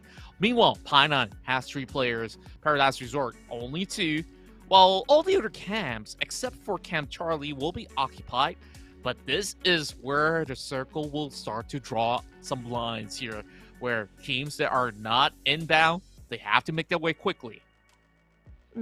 Definitely. And again, it seems like the circle's in favor of the flight route going towards the north side. So I think this might be quite okay, as I remember a few of these teams happen to go into certain drop spots, and I'm seeing similar players from each representative who are in each drop spots also. So basically, I think rotation-wise, like I said before, it's by the book, something that they already kind of know what to expect, at least in Sandhawk. The only thing that they got to watch the 6, especially when it comes to the first few circles. And you know what? Sprays has already happened here from Ferrari to Frankie and doing a little bit of the jump shot coming down the hill. Well, he just have to find a way to wiggle some room of his own. Well, those happy feet has been able to get himself back into safety. As we can see that Frankie is holding on to, I believe, an AKM, or it could be a S12K from that distance. I couldn't really tell. While Midlauer, he's got the QBU exclusively available in this map itself. So the QBU goes for single tabs. If you don't have scopes, it's going to be pretty hard to control, while Ferrari is going to be moving on the outskirts already, going with those quick loots, but he hasn't found any armory of his own. No helmets, no vests. This is pretty risky. And he's running out in the open. But thank goodness everyone else is occupied, so they will have enough time to get what they need in a few moments. Well, Snipe of Malaysia, he's definitely seen some great action and some slow-moving ones as well. And here, we're going to see perhaps a three-way battle between Red Face of Indonesia versus Frankie of Vietnam. And again, these are areas of query. So probably they heard the gunshots around nearby and they decided to go into the target where they last heard the shots. So it seems like what Contra is saying, I am seeing a snake in the grass, and this is pretty smart for somebody from Indonesia to do that first, and that's Red Face. But Frankie, he's giving out his steps. He don't really care, but CQC first. Ozone goes back down to the lobby by Jumper, who's in the sniper tower waiting for the right moment to come and do the CQC and managed to get elimination point. Wow, that was a really close call though. Jumper was down to 20 HP left. One more tap would have actually done the trick, but thank goodness he survives to tell the tale. And on top of that, we saw he had a level 3 armor where he wields on his vest, and of course he received a little bit of the headshot damage. I think that's where the majority of the damage have fallen through. So all he has to do, replenish that helmet, and he should be good to go. Take a look at that. Speaking of helmet, level 3 helmet for Ranked. So he's not going to be all too worried about those headshots, but he's just going to be lurking inside of the village huts once again, while Frankie, on the corner of the map, though, we're believing that this is going to be by the very edge of the shorelines down in the south, so he won't be expecting any competitors to be around. A very safe option, but that also means that he's very far away from that circle. So if you were in the match, says Jenny, like, of course, it's hard to contend with all the rest, right? What would be the ideal spot to drop at, regardless of the circle? I would go to cave, but you know what? Mid Laren, he's showing off. He don't need anything. He's running with a DMR, and plus he don't have enough or good weapons to go with. But he's up for that 1v1. Look at how the mentality of these Vietnam players today. At least right now, we're looking at the return fire, and Red Face is from the back, interfering. Mid Laren with the QBU trying to land the shots. And they've already heard those gunfire coming from the top of the hill. This is where they call off the battle. So it's not only a three-way battle between the players from Vietnam. There's also Red Faces outside of this compound. And on top of the hill, couldn't really spot him out, but Red Face, this is going to be a free pick. Can he get it, though? Yeah, and he's just going to line up. He's not exposing himself. It's MR5 on top of the hill. Thailand wants to chime in. And now he's got the machete. He's just going to be lobbing it into the window. Oh, thank goodness nobody gets smacked with that. Laren forcing Red Face to take the fight. And yes, he will secure the point back for Team Indonesia. Yep, and Laren, he didn't expect that to come in because I think he did not did great with the looting. At least he didn't have any time to do such.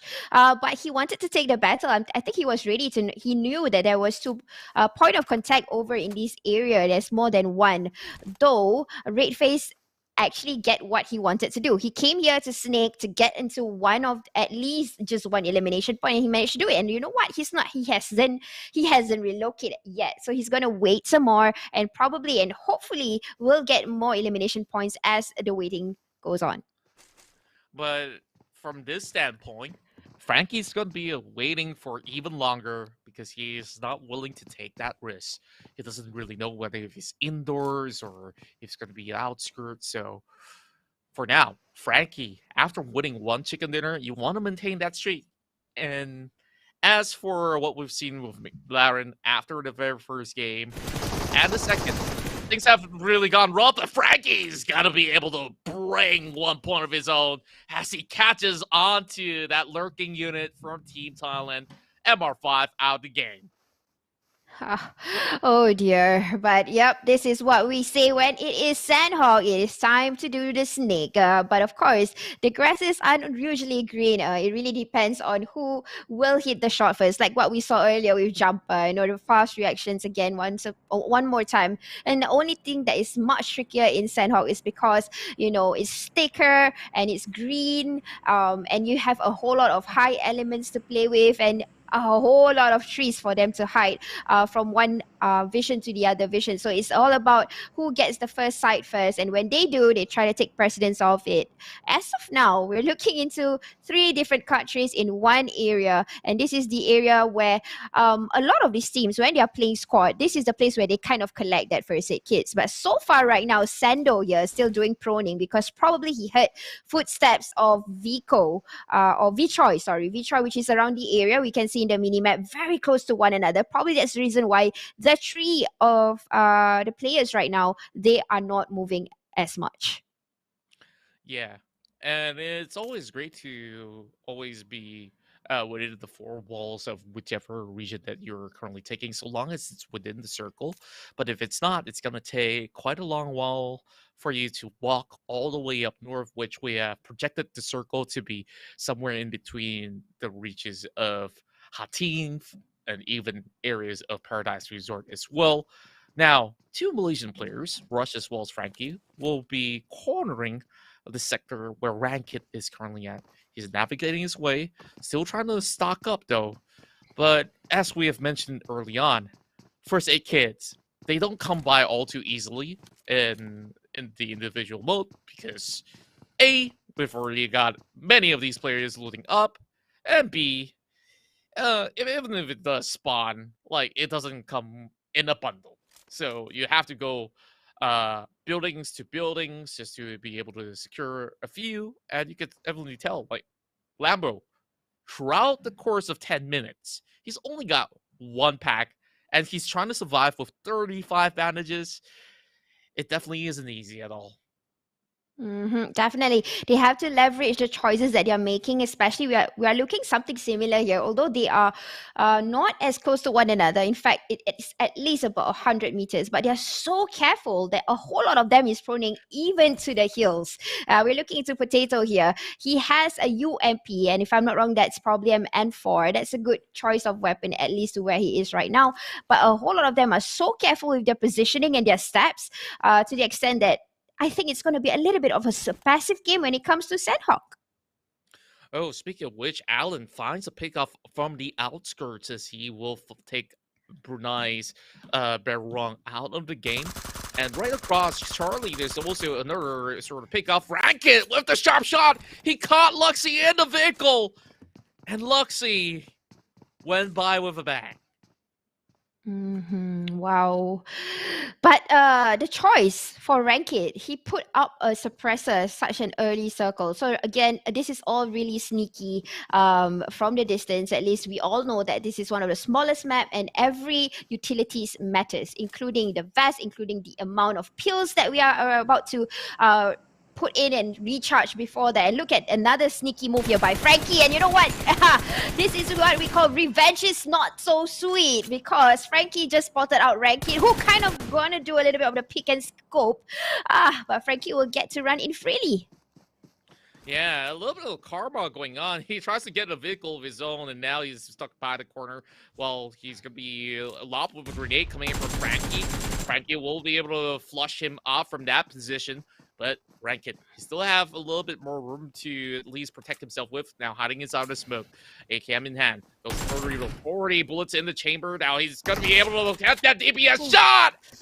And Frankie fell flat to the ground. Did not expect this to end so swiftly. Whoa, that was really a good choice of weaponry. I mean, he made it right. He was the one that was being under the spell initially, but Frankie probably was desperate to get into that vehicle. Maybe because the way Frankie plays lately, after the 2 games that we've seen, he has always been inside the circle. Well, at least the first 3 circles. But for now, we are seeing him outside. So it is important that he wants to get into the buggy.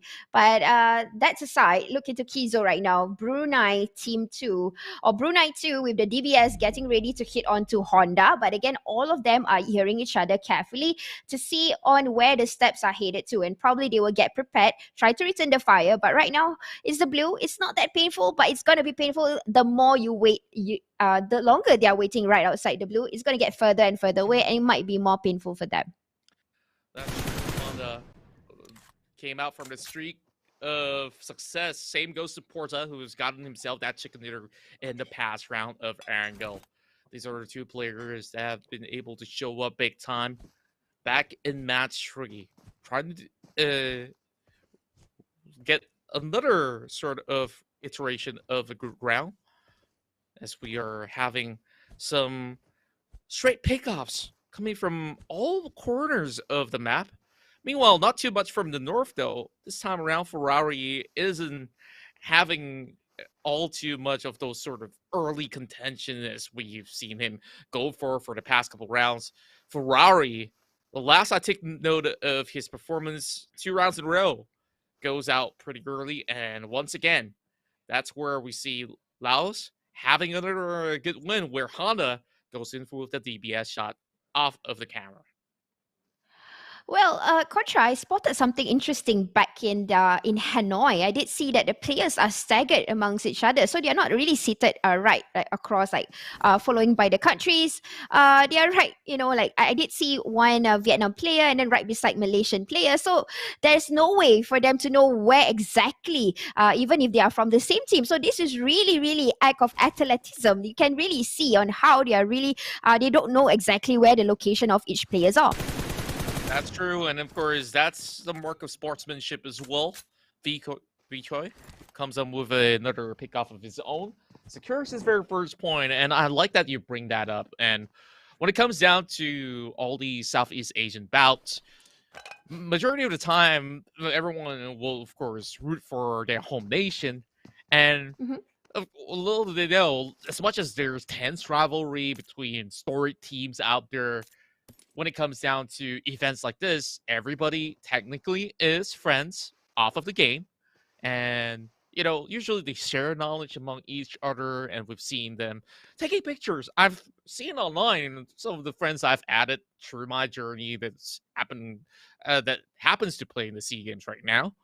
They're having a fun time. Like, there was a picture with Microboy with the rest of Team Thailand, and the list goes on, right? Like, this is what I love to see when it comes down to what we call offline events. On-ground events like this really brings everybody together, disregarding wherever you're from.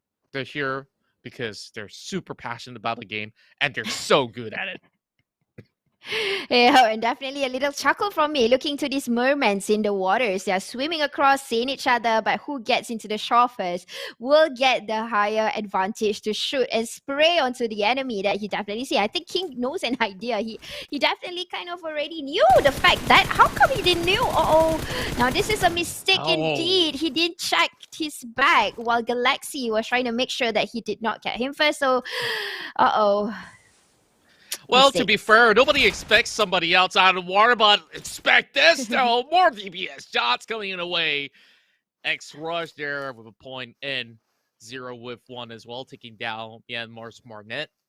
But, yeah, I thought that King would be a Poseidon ruling the 7 seas, and instead, he just got surprised at Bush. Same goes to Red Face here, setting one up, takes down a player of the Philippines.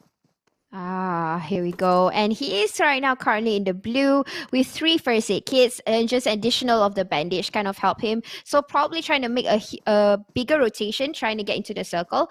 We are going into the 3rd phase, so circle is getting even smaller. 31 players inside, but Jumper already knew that. He smelled that from the distance. He's already marked the target and got one back to the lobby. So it's got Tuni there with Frankie. So these are the players that is remaining currently. 29 players for the 3rd phase.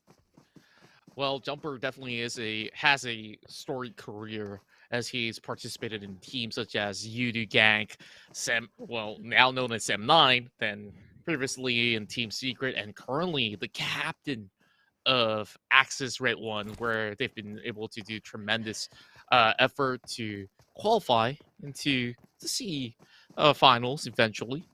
And Jumper, with his wealth of experience, he's finally showing up. Same goes to Honda here. And then this guy has been popping off every now and then on the feed. Now, Mallboy is going to be searching for fishes in the water. Okay, there we go. And he has spotted out Zero, and there's no chance that Zero can fight back.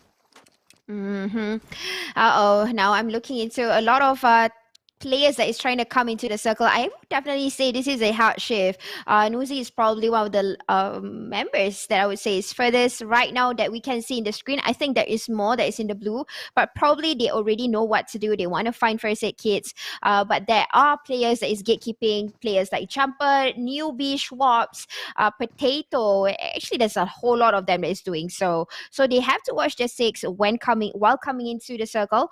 But there are players probably might just get a close sniff of that chicken dinner. Like Stalker from Cambodia, he's already in the circle and waiting for opponents to come by. Yeah, and I saw that Porza was the only one in that small little island between that river.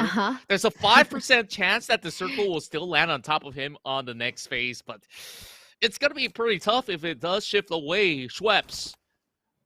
Checking every single angle. This is how you really have to play the game with a quick 360 view all across the map. Jaden has already marked Stone by that corner of the bridge. He's hiding on one of those broken vehicles, though. Galaxy only has the DPS. He's trying to make his move into the water, trying to sneak his way out, and he knows somebody's on top of the bridge, so he's trying to get away from sight so that they're going to be out of their minds out there. Honda once more. Now he's going to be leading the feed here with 3 elimination points of his own. Stone, he's just going to play the healing game. He doesn't have a really good vantage point against those that are holding him back.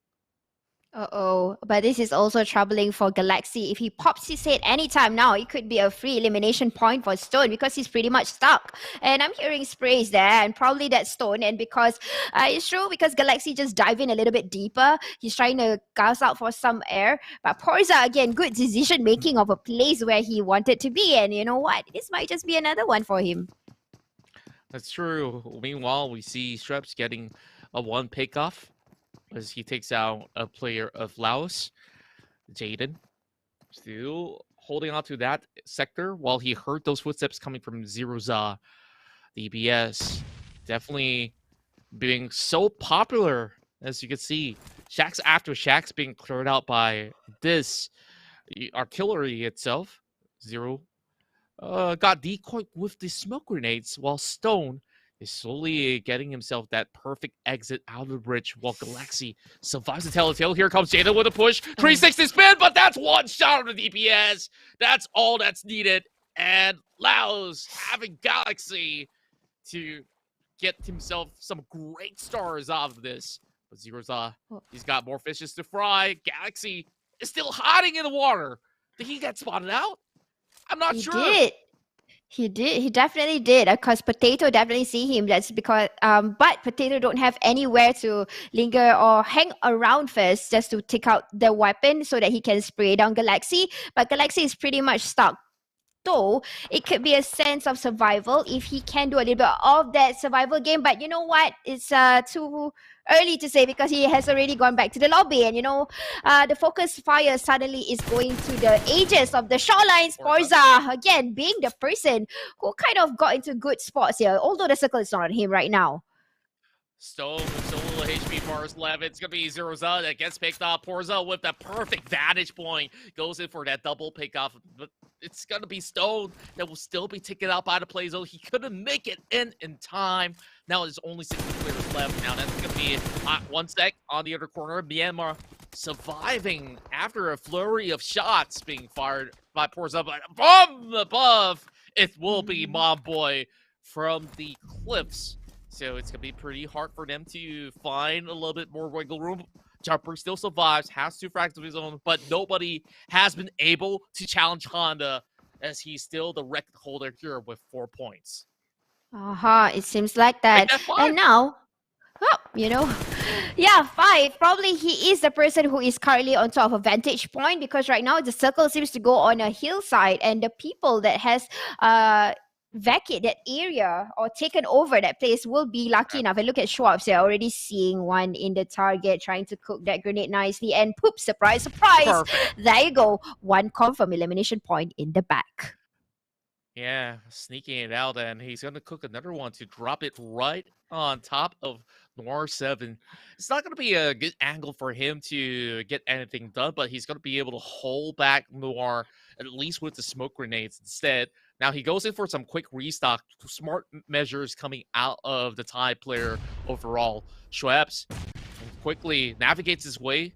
Going to be popping more and more of the smokes. He knows that he needs to dash his way into the next section, but Noir is the threat that's going to be lurking from behind. He's going to be moving into the buggy. This time, he will move out of the crosshair into the other line of fire. Instead, Stalker charges him with a couple of all these shots. Stalker, known to wield AKMs really, really well, but instead this time, he will be able to get himself that M4. And everyone's just hugging tight by the edges here, while the circle once again shift to the top of hill. Like you said, the ones with the vantage point here should be able to reap the rewards. Yep, and I wonder who is in the pinnacle part of that hill. Though Swaps did something very smart there. He actually lured out or wanted to know exactly the position of Noah. He threw the smokes and he managed to get the position, and he managed to eliminate Noah while making his way into the circle. So that's definitely very smart, and we can see the skill sets here. Though right now, nobody is at the pinnacle point in the center of the hills. As of now, a whole lot of them are on the edges of the hills. That's true. And as we take a look at the current scenario, we have 5 different nations contending for that chicken dinner. Each nation only having 1 representative left, as these athletes are in a really tight spot. It's only a few meters away for them from one another, while Jumper, he's being pretty intelligent about the current scenario. He knows that if he were to move in the circle, he will get picked off early. Lambo this time will catch onto Stalker as he moves out of the HUD and straight into the frying pan. 2 for Lambo this time around. Goes in with the quick peeks, but here comes the exchange coming from Sweps. Yep, now we can see how are they going to move in using their skill sets, using a whole lot of experience here, and game instincts plays a big part right now because the grasses are thick and they are going uphill. Nobody knows exactly where they are. They can just do it by game instincts and listening to exactly where the throwables might be headed to. And players are so close to one another, actually. This is less than 50 meters apart just because of the hillside. The terrain is a little bit tricky, but then again, everybody is trying to head into the pinnacle. That's true. Lambo, though, he's body edge and he's slowly bleeding out as well. There's not too much of a safety room, but he will make it in time. Perfect for phase A. There's only 40 seconds on the clock. Jumper now going up close and personal. He is just close to Schwez, but he has no clue at all. He points in for Monboy as well as Shreps. Lambo as well as Jumper trying to catch up as well. He has already cocked up the grenade that also alerts Schweppes. I think he knows right now. He heard a little bit of that sort of movement inside the grass. A Jumper finally takes down Schweppes. Good chance for Malaysia to secure their first chicken dinner. The same goes to the Philippines as well. Monboy representing. And these players have met each other before in Southeast Asia Championships back in the days. Monboy has definitely had some outstanding record. Same goes to Lamborghini. Now he's going to be having a couple nades to cook up, but he has no vision of anybody in sight. It's just going to be utility usage from all 3 players, except for Monboy. He just wants to camouflage his way. Now he's running across, and he spots out Lambo. It's Malaysia versus the Philippines. Now they spotted each other out. Jumper is still lurking inside the grass. 3 points in from both end. And now Ballboy makes it 4. Can he close in with the 5th? Jumper strafing to his left. UMP on both ends. And he's hiding by the tree. Ballboy has already lost sight. This is advantage going over to Jumper. So he's going to be crawling all around. Jumper looking for that finishing touch. Still not willing to stand up. Ballboy holding the right position. The crosshair is a little bit off, but that will make do. So long as Jumper or Ballboy stands, they will know. Now, smoke being thrown right smack in the middle. Ballboy stands up. This is going to be really risky. Same goes to Jumper. He's spraying through the smoke. And Jumper gets the chicken dinner for Malaysia. That was really a smart gameplay by Jumper. You did see that composition happening. It was like a story, you know. He put out the smoke to set a trap because he already know, hey, I have a tree that I can play behind. That's gonna lure Moonboy to come out because thinking that, hey, he can't see the tree that I'm seeing. So really smart thinking skills by Jumper. So he thought about it, he cooked up a story, and we saw all the ending, and it's really nice. Beautiful ending.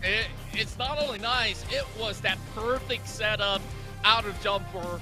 He has been waiting for this moment, and you saw the moment when the smoke started to come off, he sprayed right through it. And with that sort of damage that has connected, usually it will give you a rough idea where the enemies are at, and therefore Jumper made that 1v1 outplay to secure the first chicken dinner for Malaysia in the 31st SEA Games in the individual PUBG Mobile division. Yep, definitely. Perfect one for Jumper.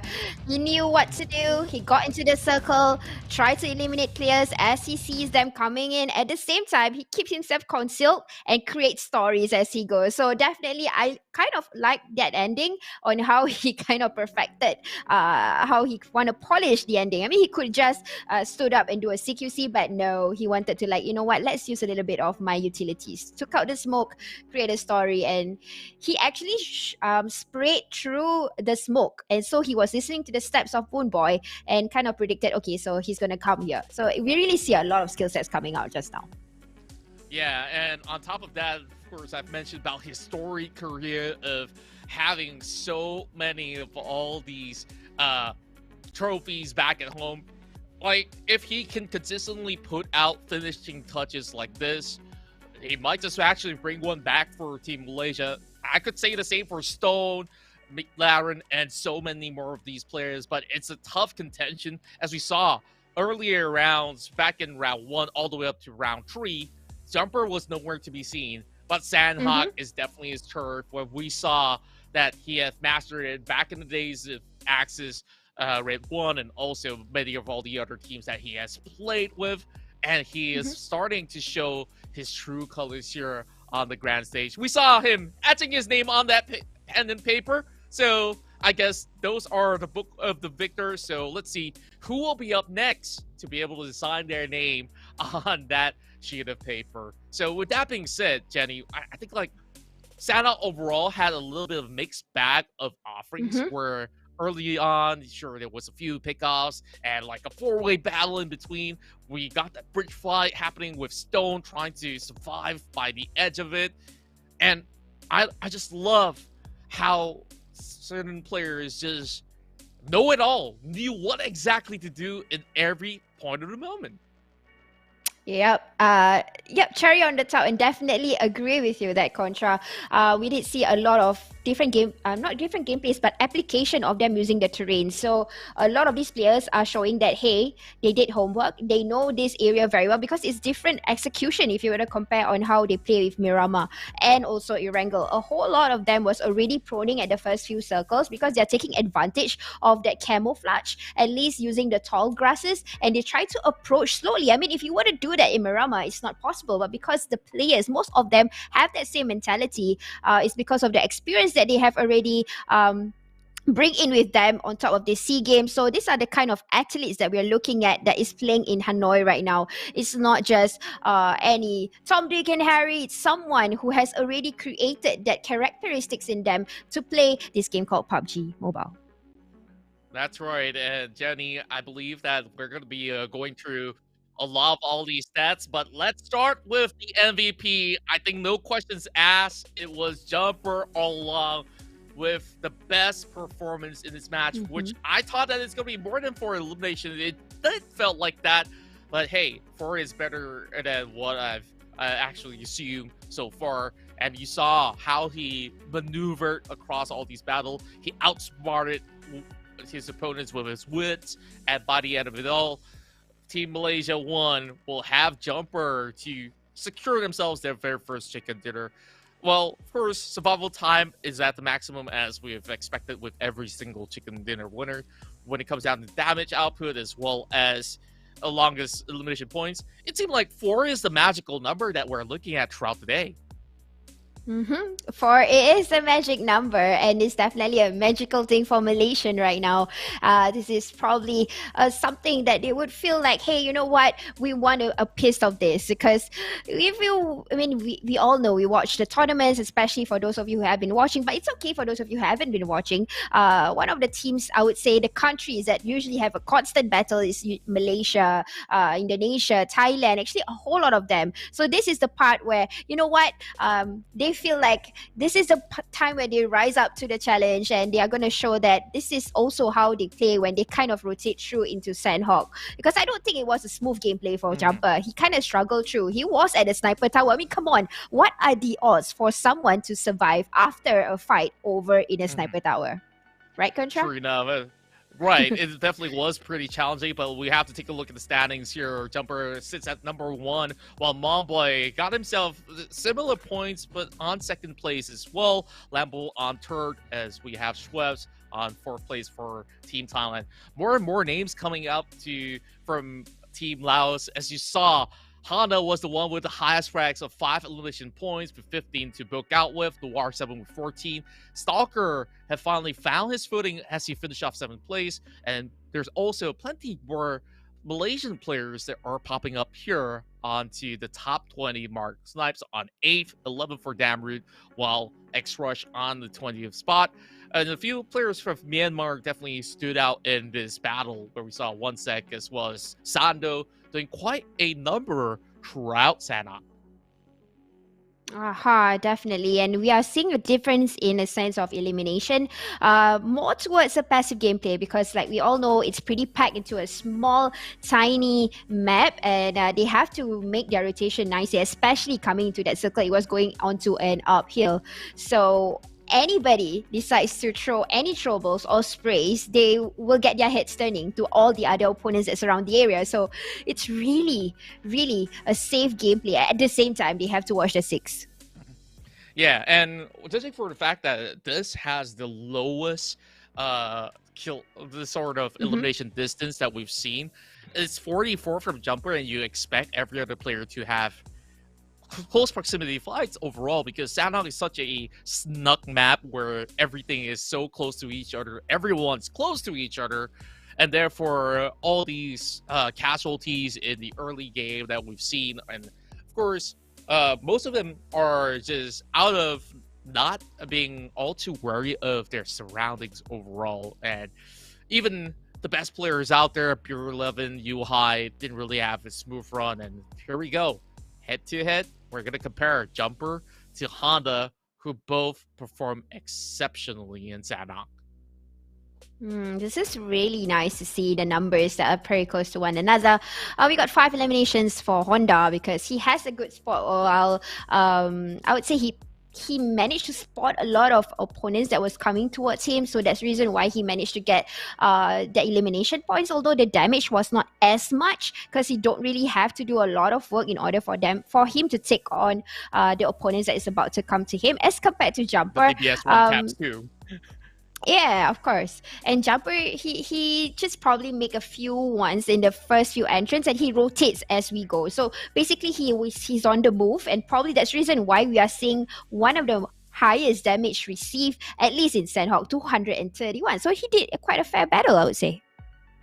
Indeed, they did. And of course, these are your outstanding players of the match. We have Honda here, who has the highest elimination points, though he did not survive till the very end, where we have already mentioned a whole lot about Jumper. Had to also talk about Bomboy, who have been able to pick many of these players off from the shorelines, and Schweppes here with that 304 points of damage being dished out throughout this course of the match, where Schweppes was definitely taking charge of the entire sector until he was eliminated. And look at the nades used. He's used a total of 6 nades. Honda says, nah, I'm not going to need any of all those smokes or any sort of vision control. He's just going to wing it, and he still managed to really do a splendid work throughout the course of the battle. So with that being said, I believe that does sum up majority of what we had here in Sanhok.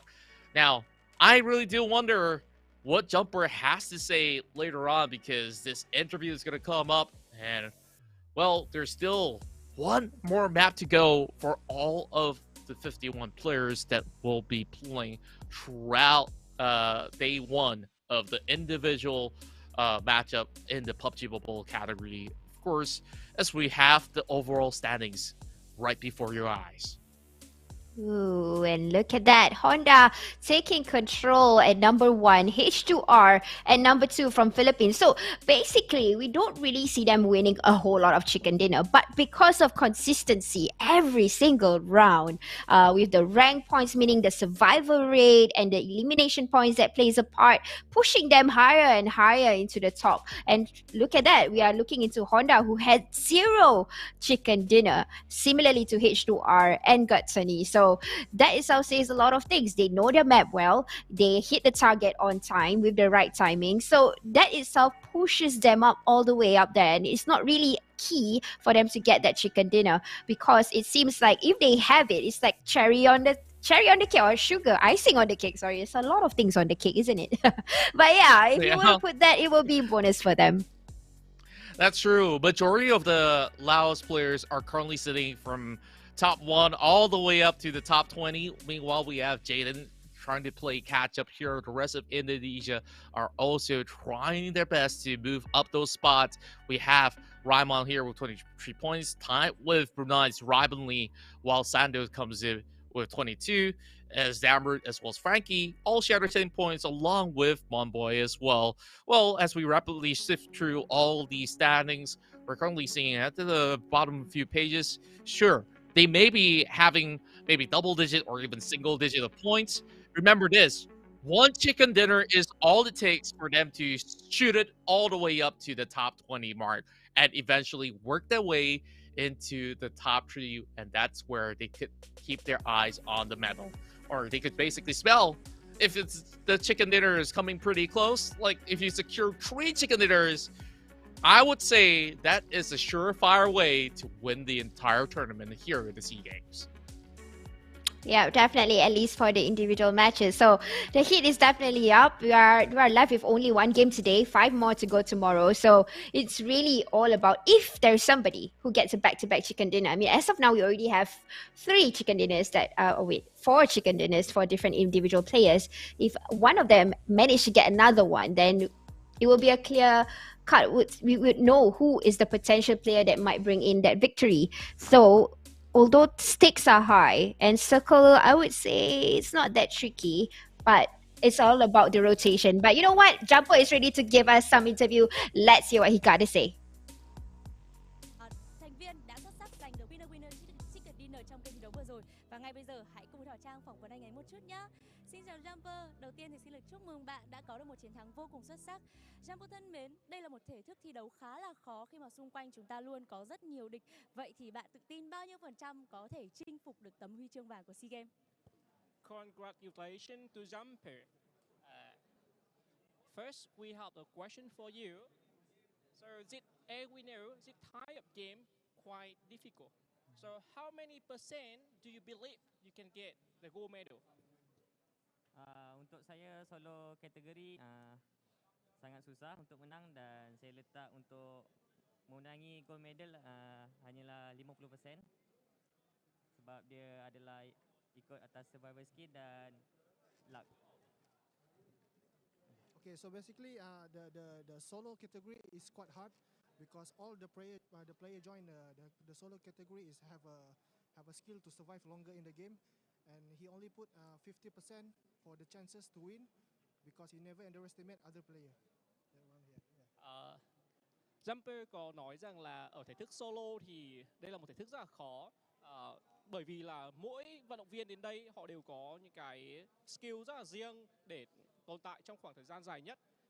Để nói về cái tỷ lệ giành chiến thắng của bạn ấy thì bạn ấy nói rằng là bạn ấy tự tin khoảng 50%. Bạn ấy không đánh giá thấp bất cứ một đối thủ nào, nhưng mà với khả năng của bạn ấy tin rằng là có trên 50% khả năng bạn ấy sẽ giành huy chương vàng. Khá là khiêm tốn và cũng một chút tự tin ở đây nữa. Không biết là Jumper đã thi đấu online như thế này nhiều chưa? Và với việc là thi đấu online như thế này thì có khiến cho bạn cảm thấy áp lực hay không? Do you play the offline frequently or not? And then the other question is, how do you feel about the pressure when you play offline? Untuk bermain offline, saya lebih banyak lagi untuk bermain offline daripada online.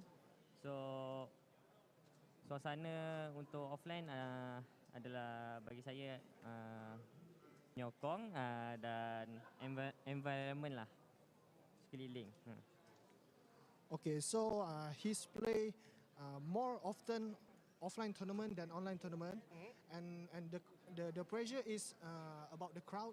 We have a crowd watching us playing, and environment. We have a player, our enemy next to us, so that might be put a little bit of pressure, but it's still under control. Jumper có trả lời rằng là anh ấy thường xuyên thi đấu offline nhiều hơn là online. Cái áp lực mà anh ấy phải đối mặt khi mà thi đấu offline đấy là đám đông và khán giả xung quanh. Kèm theo đó là những đối thủ thi đấu của anh ấy thì lại ngồi cạnh anh ấy. Đấy là một chút áp lực mà anh ấy gặp phải. Một chàng trai có rất là nhiều kinh nghiệm và có lẽ với chiến thắng vừa rồi thì bây giờ Jumper đang rất là tự tin rồi. Cảm ơn Jumper đã tham gia phần phỏng vấn này và chúc cho bạn cùng đội tuyển Malaysia sẽ có được một tinh thần thật tốt để có được kết quả cao trong những game thi đấu tiếp theo nhé. Thank you for joining the interview. So with you got the good medal, good result in SEA Games. Okay, thank you very much. Okay. Thank you. Yeah, welcome. Thank you. Các bạn thân mến, và bây giờ mời các bạn khán giả sẽ cùng nghỉ giải lao trong ít phút. Chúng tôi sẽ quay trở lại ngay, đừng rời khỏi màn hình nhé.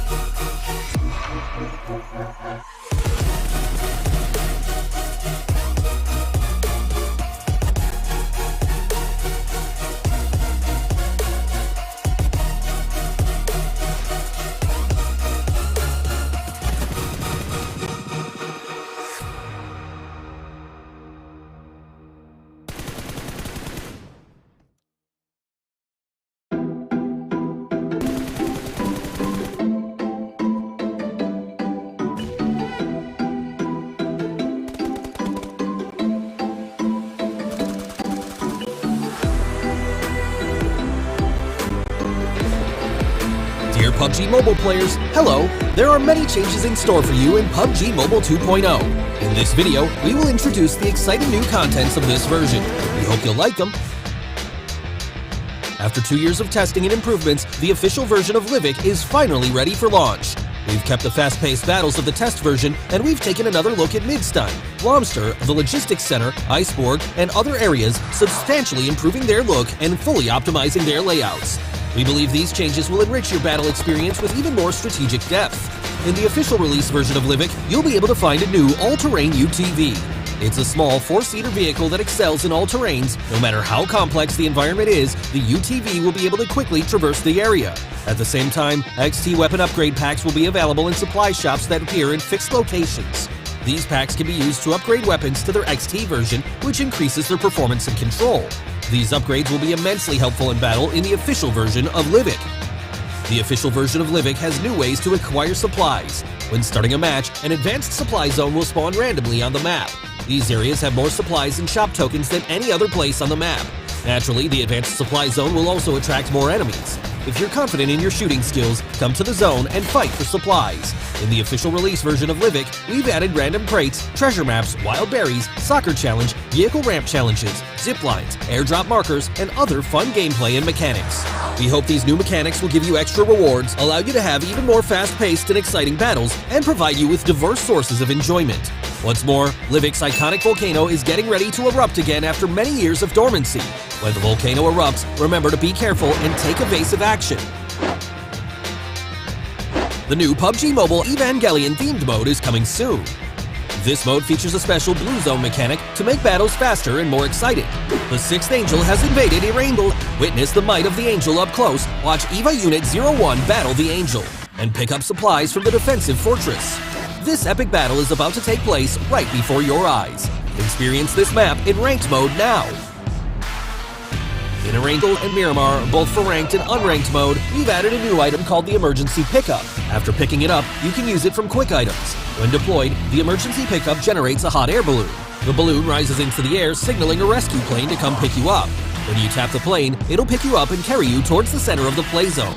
You can choose to jump out at any time, if you see a safe area that you prefer to land in. It's also worth noting that when you're in the blue zone, even if you're in the air, you'll continue to take damage, so think carefully about using the Emergency Pickup. In the new version, we've optimized and improved the recall feature. We've adjusted how the recall feature is displayed to make it easier to read. At the same time, we've added new quick chat messages and defeat markers to facilitate communication between teammates. When a defeated player is recalled, their view from the plane has been improved to make it easier to observe the battlefield. To enrich the gaming experience even more, we've added a haptic feedback system to the new version. When haptic feedback is enabled, you'll feel haptic feedback for various actions taken in the game. Real-time haptic feedback can be enabled for weapons, vehicles, character statuses, sound visualizations, and other triggers, giving you a more immersive experience of the game. Keep in mind that you can adjust the quality of the haptics in settings, and also adjust the strength of the haptics and customize them for different combat scenarios. With this much control, there's no need to worry about strong haptic feedback affecting your performance. In version 2.0, we've implemented a series of improvements to the control experience. The decline feature for follow requests now stays in effect for the whole match, and the collapse feature has been added to the item bar of the backpack. The buttons for graffiti and emotes have been merged in matches, and you can now bring even more emotes into a match. We've also adjusted the transparency of mark messages and the size of the throwable and consumable wheels. The display effects of the elimination messages and tips have also been made more obvious and clear. At the same time, in-match notices now appear when certain actions take place. We hope all of this helps your team perform even better in battle. As for in-match communication, enemies behind obstacles can now be marked with quick voice messages. The chat area has been enlarged, and new marked messages are displayed at the top to make it more convenient to communicate with teammates. In terms of weapon-related improvements, we've increased the hit damage ratio and range damage of the shotgun, slightly increased the base damage of the sawed-off shotgun, and improved the overall balance of weapons. Improvements have also been made to the smoke grenade effects, weapons animations against walls, the marking feature, and sprint controls to give you a smoother gaming experience. The new Cycle 2 Season 6 is about to start, and we've made new optimizations to tiers. Bronze is now split into 3 mini-tiers, Silver is split into 4 mini-tiers, and no changes have been made for Gold tier and above. At the same time, we've added themed core circle missions, commemorative titles, exclusive rewards that can be unlocked by collecting crates. We've also prepared many great new season rewards. Best wishes for ranking up and winning more rewards in the new season. And don't worry, we haven't forgotten about Cheer Park. In the new version, we've added a mini soccer field and a 4-seat wingman to Cheer Park. Invite your friends to experience it together. If you'd like to know more about PUBG Mobile, follow our official PUBG Mobile community. Hope you all have a great time in the new version. Winner, winner, chicken dinner. See you next time. PUBG Mobile 2.0 Classic Mode Improvements. Hello there, PUBG Mobile players. PUBG Mobile 2.0 is now available. In this video, we'll introduce some updates to Classic Mode. We hope you like them. Emergency Pickup. In both the ranked and unranked mode, Erangel and Miramar apps, we've added a new mobility item, the Emergency Pickup. After picking it up, you can use it from quick items. Deploying the Emergency Pickup takes a little bit of time. Once deployed, a hot air balloon beacon will be launched into the air, as a beacon to guide the aircraft. Once the beacon is launched, you'll need to tap attach before the plane arrives in order to be lifted into the air. It can carry up to 4 players at a time, and you can choose to jump at any time in the air to reach the play zone. It's a new strategic mechanic that allows you to move around quickly with your teammates and also gather battlefield intel from high up in the sky. With the help of players' ingenuity, the emergency pickup can be used in actual combat to create more thrilling scenarios. It's also worth noting that as long as you're in the blue zone, even if you're up in the air, you'll continue to take damage, so think carefully before using the emergency pickup. Tier Adjustment. An all-new Cycle 2 Season 6 is about to start, and we've made new optimizations to tiers. Bronze is now split into 3 mini-tiers, and Silver is split into 4 mini-tiers. There's no change for Gold tier and above. We wish all players the best. Recall Optimization. In this new version, we've optimized and improved the recall feature. We've made some adjustments to the recall mechanic. We've also added a quick chat message, I'll recall our teammates, and mini-map death markers to facilitate communication between teammates. Recalled players will have a clearer view of the battleground from the plane. The thing you'll need to remember is, in the Erangel and Livik themed mode, as long as you have a recall remaining, you'll respawn automatically when you're defeated. Your teammates won't have to recall you from a recall tower. In the ranked version of the Livik map in Classic Mode, the recall mechanic will be added as a limited time event feature. Haptic Feedback System. In order to enhance players' immersion in the game, we've added an interactive haptic feedback system to the new version. The various actions of in-game players will be reflected through vibration and haptics, further enhancing the game's immersive experience. When players interact with weapons and vehicles, interactive feedback will be transmitted to players in real time in the form of device vibrations, allowing players to experience differences in different interactive environments. When a player enters different states such as running, jumping, and being attacked, the device's vibration allows them to better feel the difference in their own state. Even when the mini-map is marked with footsteps, vehicle sounds, and gunshots, the haptic feedback system will also react in real time. The haptic feedback system has 2 quality settings, high and low, and needs to be enabled in settings. At the same time, players can also set the vibration strength and customize the haptics under different combat scenarios. Do keep in mind that high quality requires a device with compatible hardware before it can be enabled. Firearm Optimization. For firearms, we focused on adjusting the shotgun's attributes, increasing its hit damage ratio and range to damage, and slightly increasing the base damage of the sawed-off shotgun. At the same time, S12K's capacity has been expanded to 10 rounds, and S1897's bolt action speed has also been improved. We hope that this series of adjustments will improve players' experience with shotguns. General Improvements.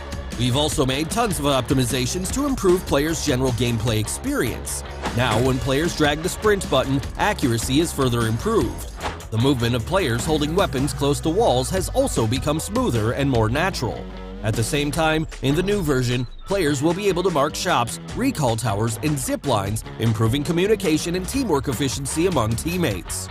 From a visual perspective, we've also optimized and adjusted the smoke grenades effect. Well, that's it for improvements to the Classic Mode in PUBG Mobile 2.0. We highly encourage you to play and see what it's like for yourself. If you want to know more about PUBG Mobile, please follow our official community. See you next time!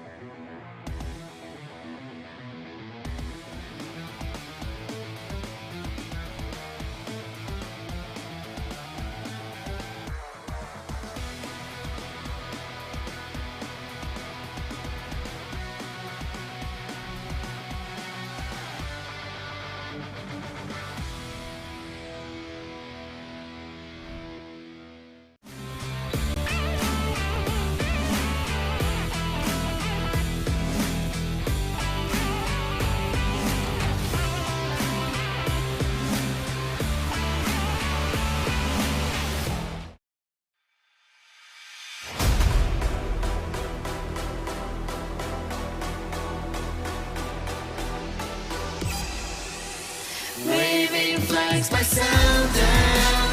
Tiger with fight on our lawn. That's what we've been done. Waving flags by sundown. Tiger with fight on our lawn. That's what we've been done.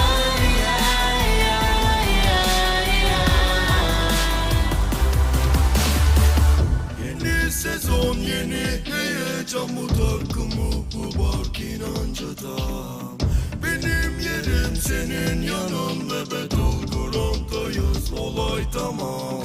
قلوبنا مفتوحة هربت خلعت كسرت في الابواب فريقي جاهز حاضر متمكن من كل شي عقبات رح كون الشخص الوحيد اللي باقي اقوى من هيك مقلع ملك وماشي متربع على عرشي ما انا هيك PUBG واجبتي صفقة تمت في علمي من تاني موسم يا عيني تحفيز وتطوير لاني زعيم عظيم من 4 سنين بلا وحدة لوحدة برسم باسمي للمهردج ودورنا ارض كامل التسحين Satu persatu jatuh, kill another one. Kuasai lapangan, saya nggak ada lawan. Jangan tes, coba les, guess. Langkah gue tembakan masuk, nadi gue SS. Gue bisa tahu musuh kena mental, main pada panik, nyali pada mental. Squad selalu siap, beda jam terbang, raja terakhir, makan ayam bang. Pada camping, modal scoping, bener setting, lama looting, lupa healing, pakai karbin, gila ranking, gue last king. All I do is win, all I do is win. Bendera putih, lo yang kibarin, taking over the game. Squad lain gue ratain, biar history winning streak gue yang jelasin. Uau, uau, bandeira se movendo ao pôr do sol. Eu enfrentando a batalha sozinho. Uau, uau, bandeira se movendo ao pôr do sol. Ao pôr do sol, sempre ligeiro, verdadeiro. Meu compadre, meu squad, espalhado pelo mundo inteiro. Nós sempre almeja o topo, se correr nós alveja. Não importa o quanto difícil seja, fazemos o dobro. Se tiver na mira, se retira, ou não mexe, pode ter que ele se respira e não pira. Sabe, eu tenho dó de ti. Falta essência lutando pela sobrevivência. I answer red shot, inimigos diluindo. Olha o tiro vindo, olha o tiro lindo. Sigo sempre evoluindo, existente mesmo sendo transparente, persistente, insistente. A dificuldade me fez resistente. Humildade e perseverança, lealdade te traz segurança sem maldade, senão você dança pras crianças obter esperança. Me veja brilhar, me veja brilhar. Facem mâini cu win, știi că sunt bun la asta. Când vine cade pe mine, da, sunt pregătit. Fără ajutorul mamei știi că pot să o duc la cap. Emoțiile au dispărut, dar pericolul e prezent. Ortalık karışabilir ve de buna karşılık verebilirim inan ki. Ne vakit sanki. Her taraf alevler içinde kalır. Hep adil bir savaş onlanır. Sonunda hak eden alır.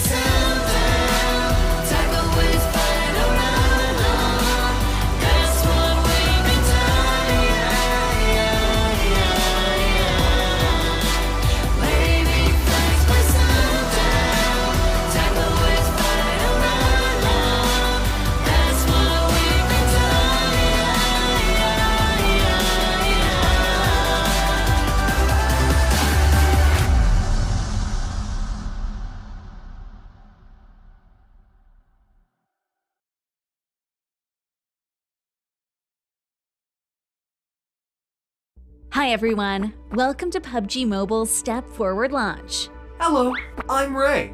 Welcome everyone. A while ago, we launched the 4th anniversary themed game mode. Did everyone have fun? Thank you for your continued love and support. In this new year, we'll continue to challenge ourselves and step forward to provide you with more exciting and compelling content.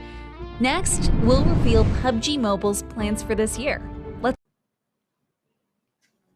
And here we are at the 31st Southeast Asian Games that's hosted in Vietnam, as all the players are currently situated in Hanoi. Now we're down to our 5th game and the final one for day 1. Tomorrow we'll continue from the 6th game all the way to the 10th game to ensure that out of the 51 players, 3 of them will be glorified with the medals all wrapped around their necks. And with that being said, of course, my name is Contra. This is Jenny. We have to give thanks to all the ones involved that have been able to put up such a great show. Of course, we give thanks to VNG Games, Crafton, Tencent Games, Lightspeed, Quantum, and everybody behind the 31st CE Games of Vietnam. And says Jenny, well, I think we've come a long way, and there's a lot of milestones that we have achieved so far.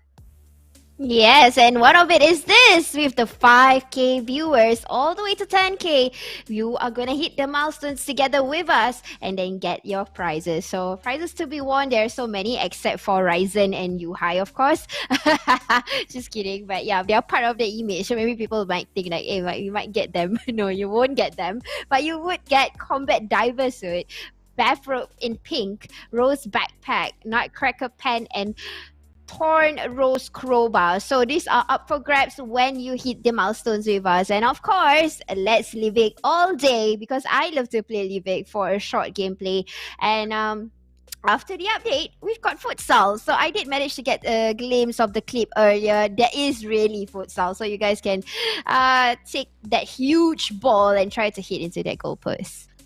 That's right, and after the 4th anniversary update, there's so many exciting things that are happening around Livic, and on top of that, not only Livic has so many of all these fresh new stuff, I think back in the classic map of Angle, there's also a whole lot more, but of course, let's Livic all day, because like you get those fast games, you're tired of waiting around in Miramar for your chicken dinner, wait no further, just hit over to Livic where you can get the ball running, and here we go. As we are getting ourselves ready. Within less than a minute, this is where it will all end in day 1. It will continue on tomorrow for match 2. But we've last saw a whole lot of players getting high number of elimination points inside Miramar. I believe it will happen again, sis Jenny.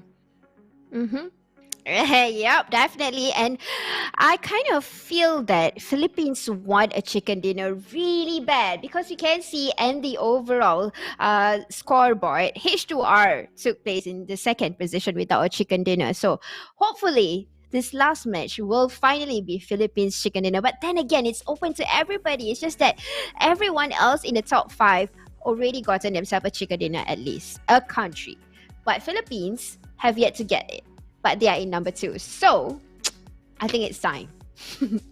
Well, whether or not if they get a chicken dinner, you have H2R currently being somewhere within that region as well, trying to get himself that medal instead. If you could get the medal without chicken dinner, that is definitely one of the most miraculous ways to actually close the tournament without even winning off a game. But that's the beauty of PUBG Mobile. There's so many factors involved that you could still win by the end of the 10 matches. So, without further ado, let's hop right into Miramar as this is match 5 of the 31st SEA Games Vietnam 2021.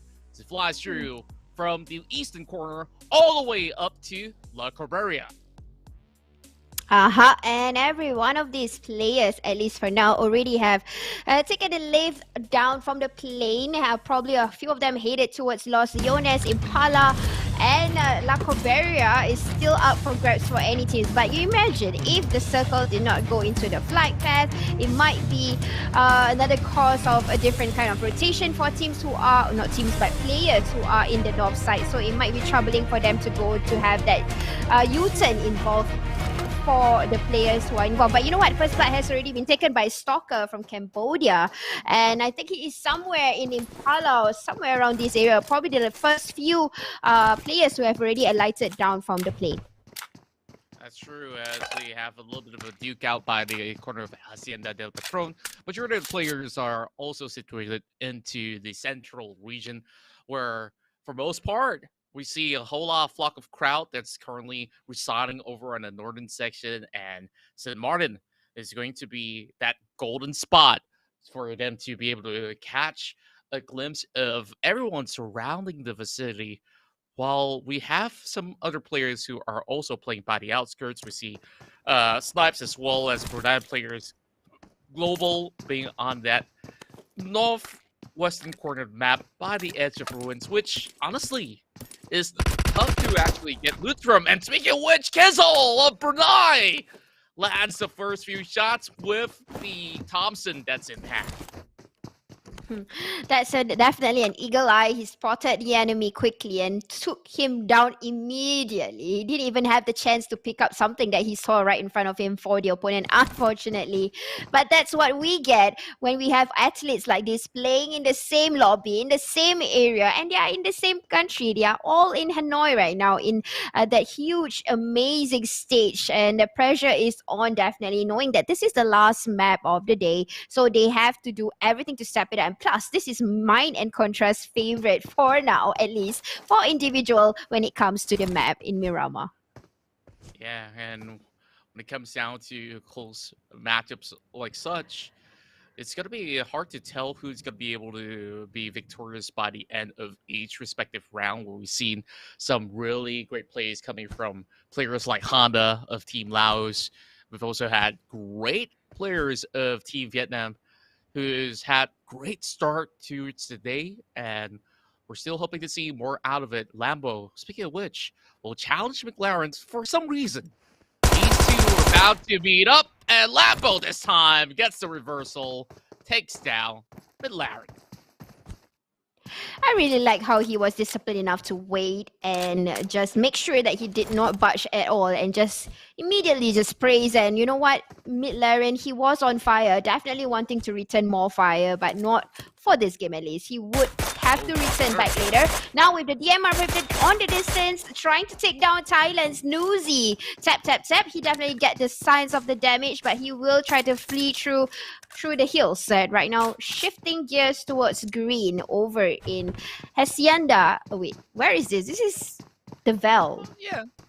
Well, Something the Val. might be Crucival. I believe it's Crucival on top of the hills, where we will have a player that's going to be waiting right down below, and that's going to be MR5.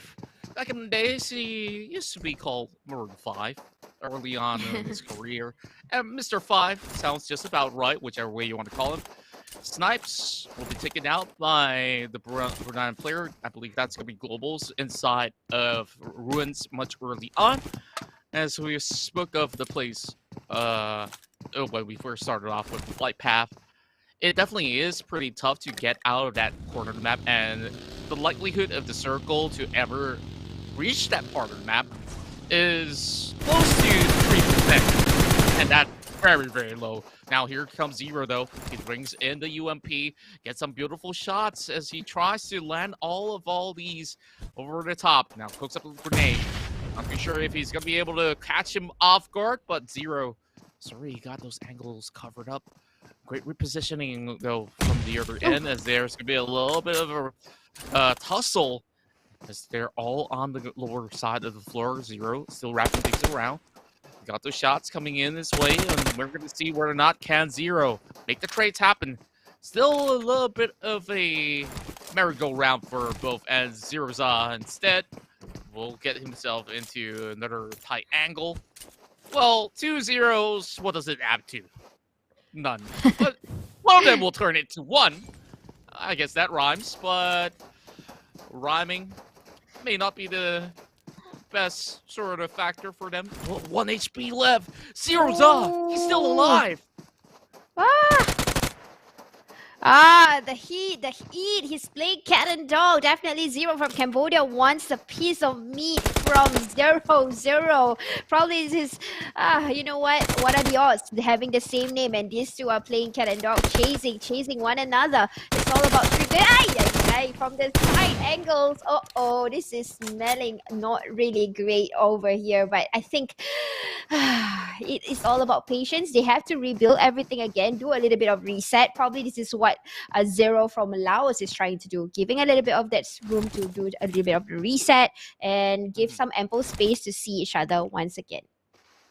That also tells that they are both equals when it comes down to handling 1 versus 1 scenarios. So far, both managing to survive for quite some time. A lot of damage being dished out between the two. Zeroza knows that he's over on the top corner of the building, so he's not going to be making a move inwards. Instead, he's waiting for him to switch around, and maybe that's going to be that perfect area for him to basically get a good catch off of Zero of Cambodia. I know it gets confusing. We're going to get used to it. And as it stands, It's still a truce for now while we still have 43 other players, or minus this 2. We're going to have other 41 players still making their way around. Zero does spot another from the outside. 1 sec! The casualty of this, man, he hasn't even arrived. And look at how quick Zero is. Yep, he's definitely trying to intimidate. But with that high angle vantage point, definitely Laos Zero knows what it meant by resetting. He needs that reset in order to get himself composed, return the fire, but definitely it was a good match. Zero from Cambodia tried his best, but that's not the end. There's still tomorrow, guys, and he has been showing us a good show, a sense of gameplay, and he's so determined when he wants something. We can see that in him when it comes to athletic skill sets. Right now, we're looking to Ferrari, who is probably doing a little bit of the looting, having himself equipped with a Scar L. I'm not sure if that is an M16. It seems like it. For now, a whole lot of these players are just doing a little bit of the looting, trying to recuperate each other's bags. But right now, I think Schwabs has already spotted, if I'm not wrong, that's Zuxi from Indonesia, Team 2. Wow, Zuxi. Well, Luxi, he gets taken out instead, as he will be having some flurry of bullets sent this way as he jumps outwards, though. Meanwhile, Honda has been staying pretty quiet as he's holding on over on this compound. We really want to take a look at the minimap on how many players have already reached the set area, as we're also having a glimpse of Honda playing so well through the tournament.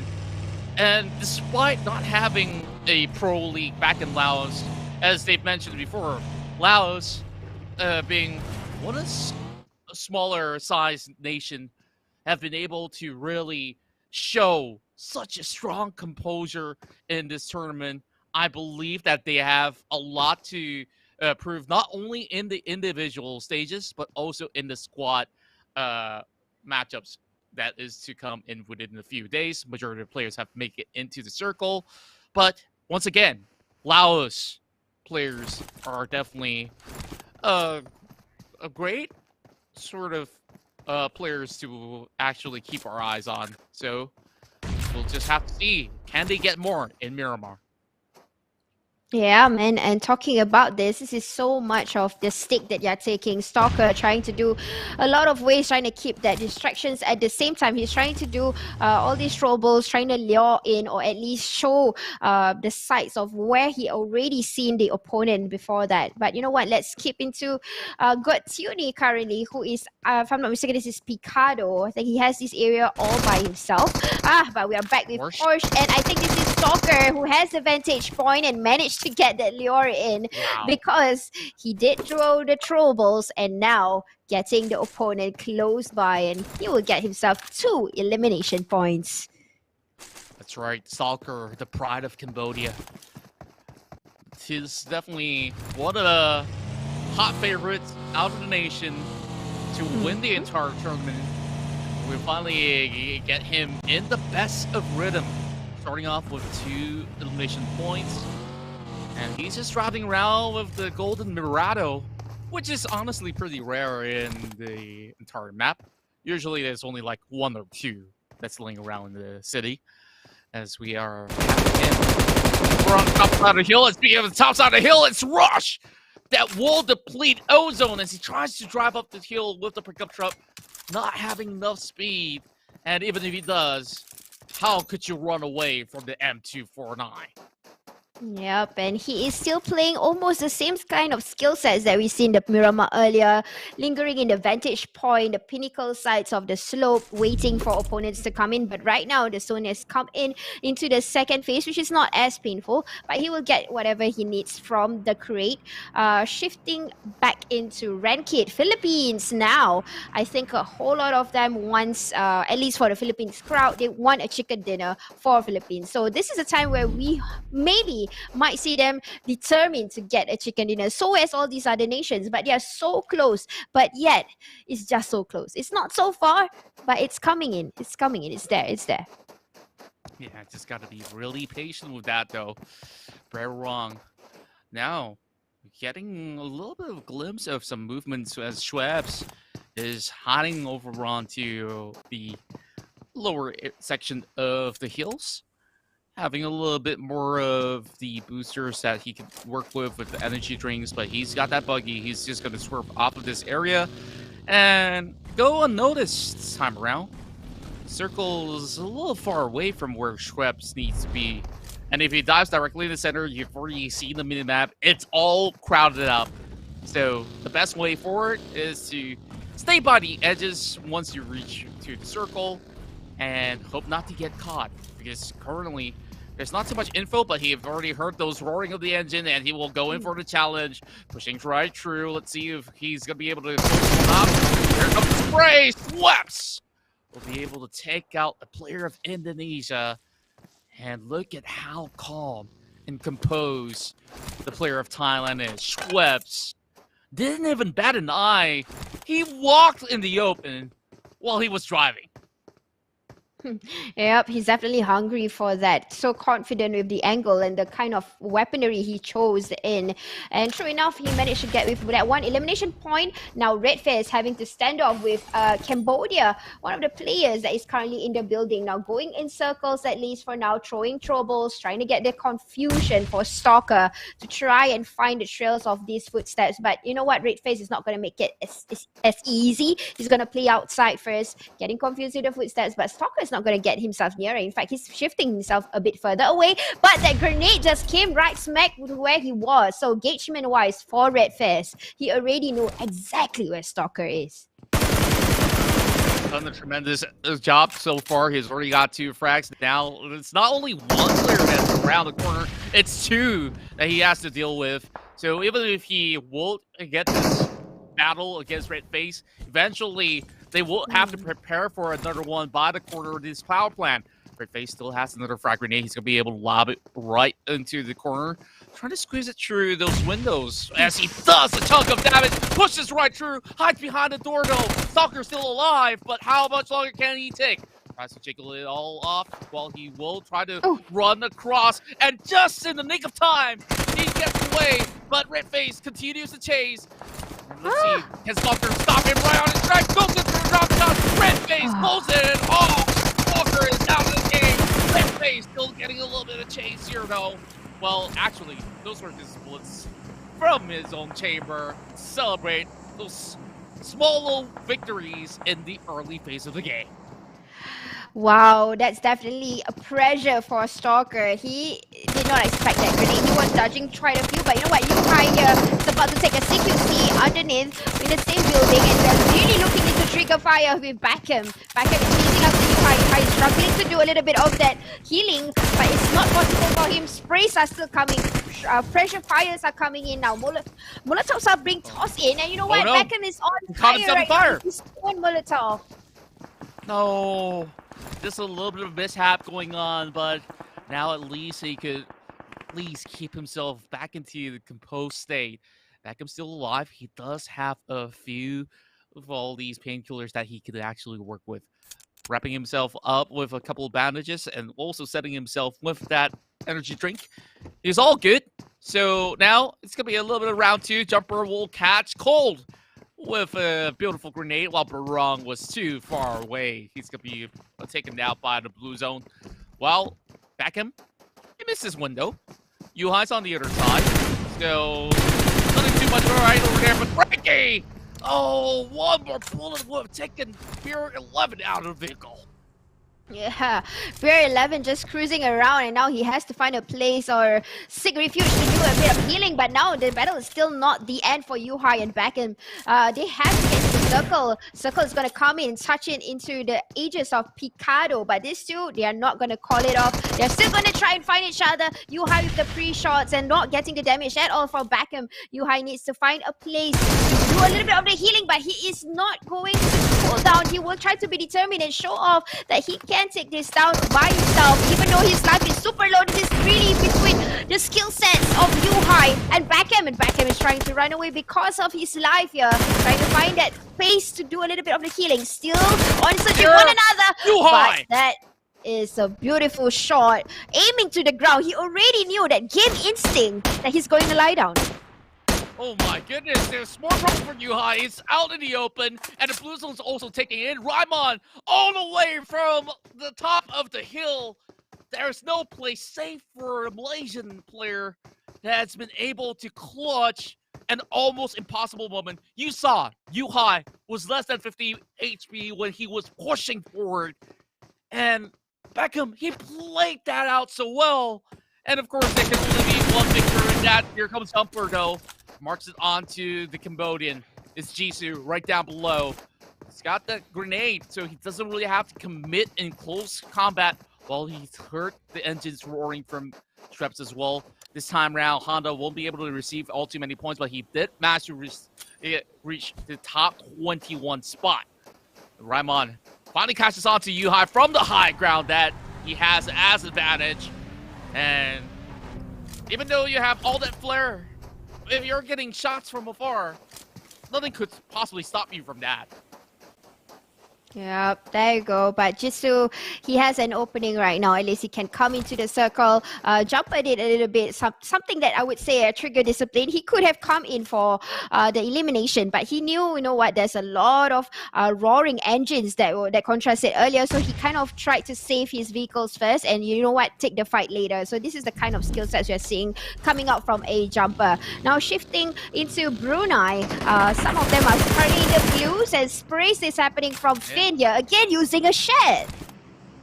Now, having that perfect cover is vital heading into the late game. Now, they only got 40 seconds to book the next spot. It's going to be on to the corners of Picado, where we've seen Frankie, Raimon, as well as Gatuni already having that perfect watch.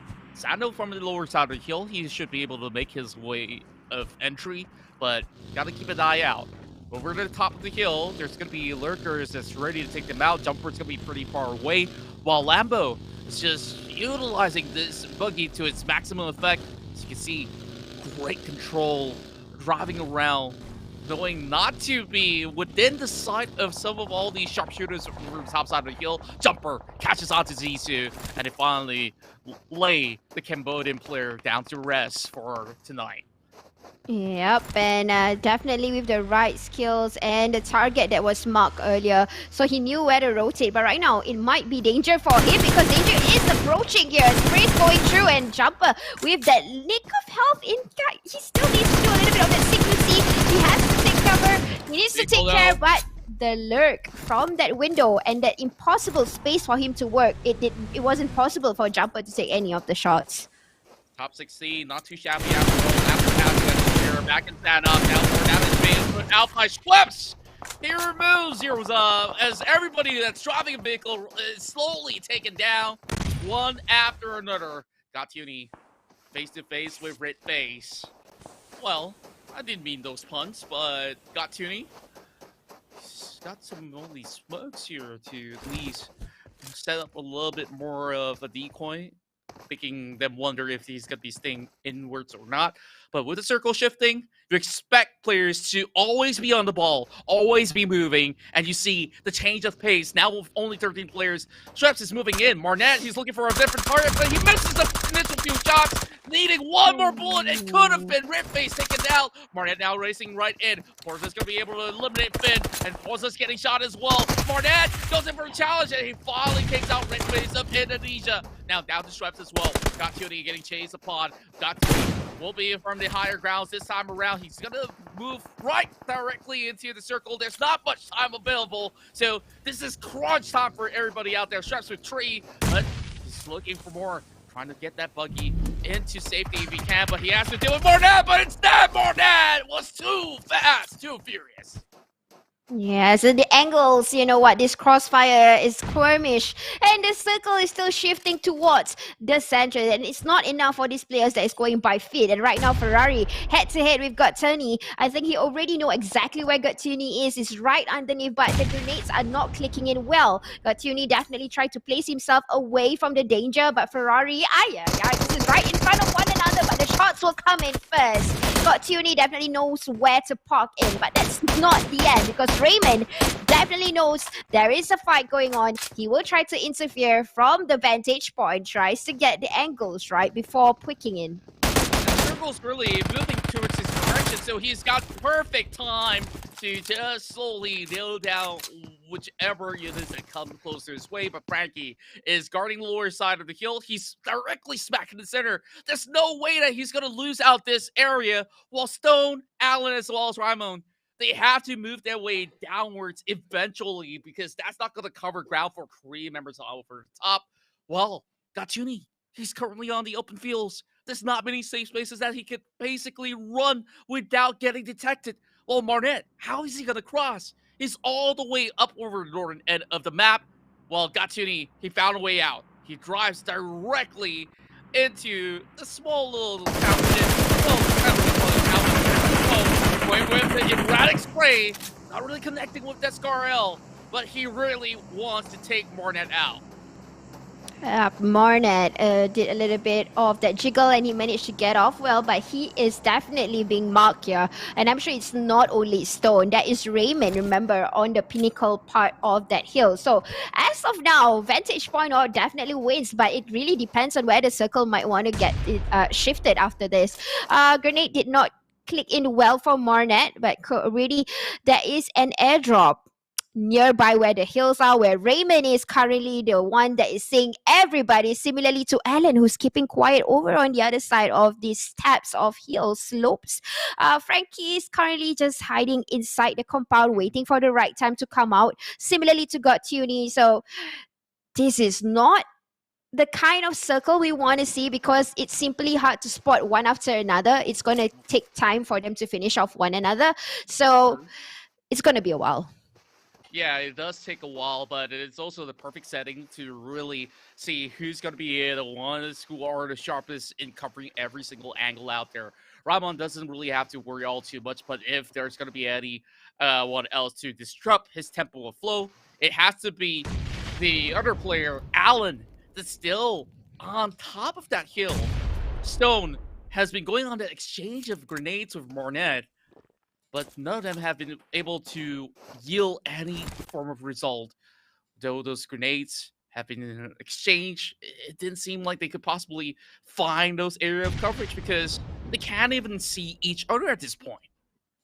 Yep, it's simply hard to reach. They are so close, but yet so far. Throwables can be reached upon to one another, and that's exactly what Alan is trying to do, at least towards Stone, who is right smack in front. He refuses to do the sprays. He wants to get into a different angle, probably try to get a better engagement into where the opponent is in, and Stone is simply confused as to why he's not pushing. So this is where we're seeing them battling with the wits. At the same time, we still have Marnet in the across the distance to where they are right now for Alan and It's a Stone. lot of zone control coming in from both ends. Now he's tossing a stun grenade. That's an opening ping. My goodness, Stone! He was blinded up, but he gets the shot right in.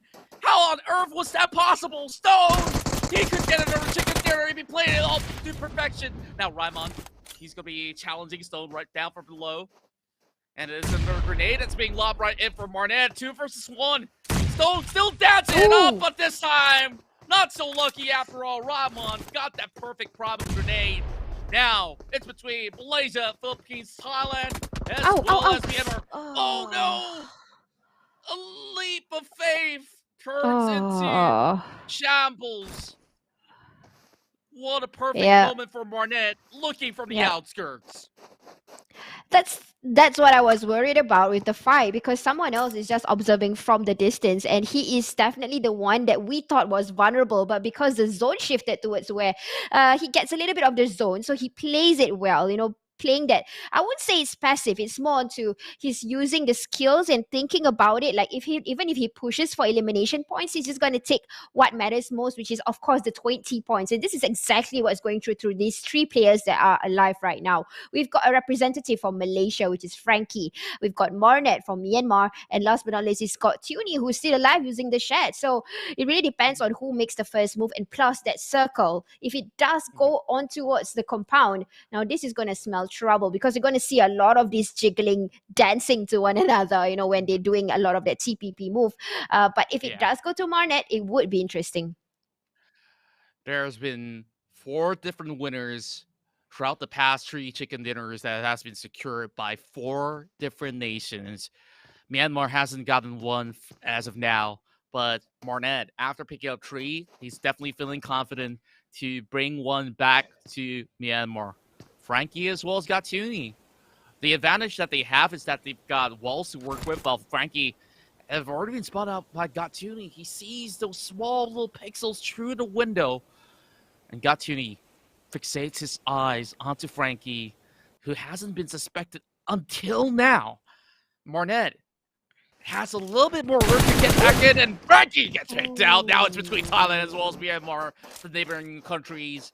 They've definitely had to settle the scores eventually, and the time is now.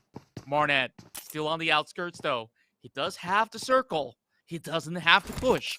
Gatuni by the edge of it. Now he's going to be dropping some stun grenades, hoping for a reaction. Gatuni's got no idea. And Gatuni, he can't play it slowly. And down to this 1v1, it's anyone's game. None of these players have gotten the chicken dinner yet.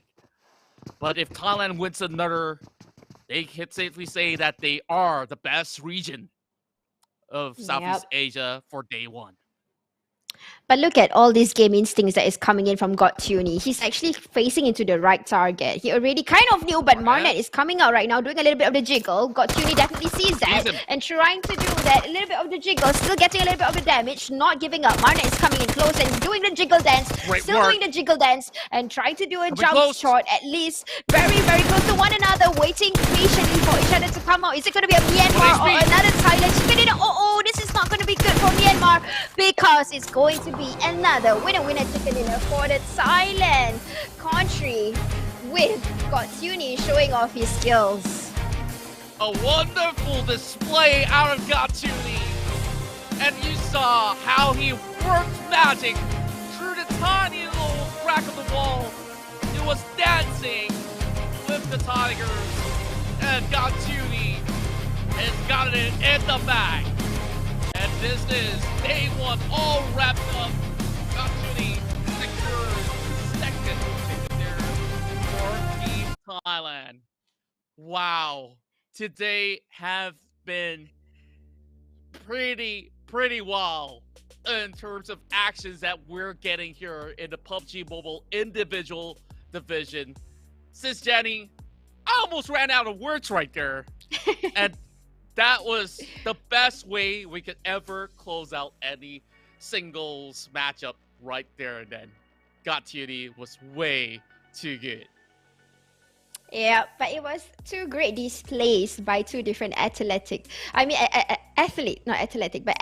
because Marnet had limited of the space. He had to come in when there was like 6 players that were still alive. So he had that limited of space. He had to think about whether should I push it into the compound, knowing that he has like open spaces, only sands, not even a single rock. He used the bush, was super vulnerable. So he had to make decisions after decisions. And when it's really the time where he wants to come out doing the jiggle, Gatuni had some difficulties in order to spray him down, just because Gatuni had that small little ledge. He just had to do the pick and managed to cover the important parts of that player. So it was 2 great displays by 2 different athletes.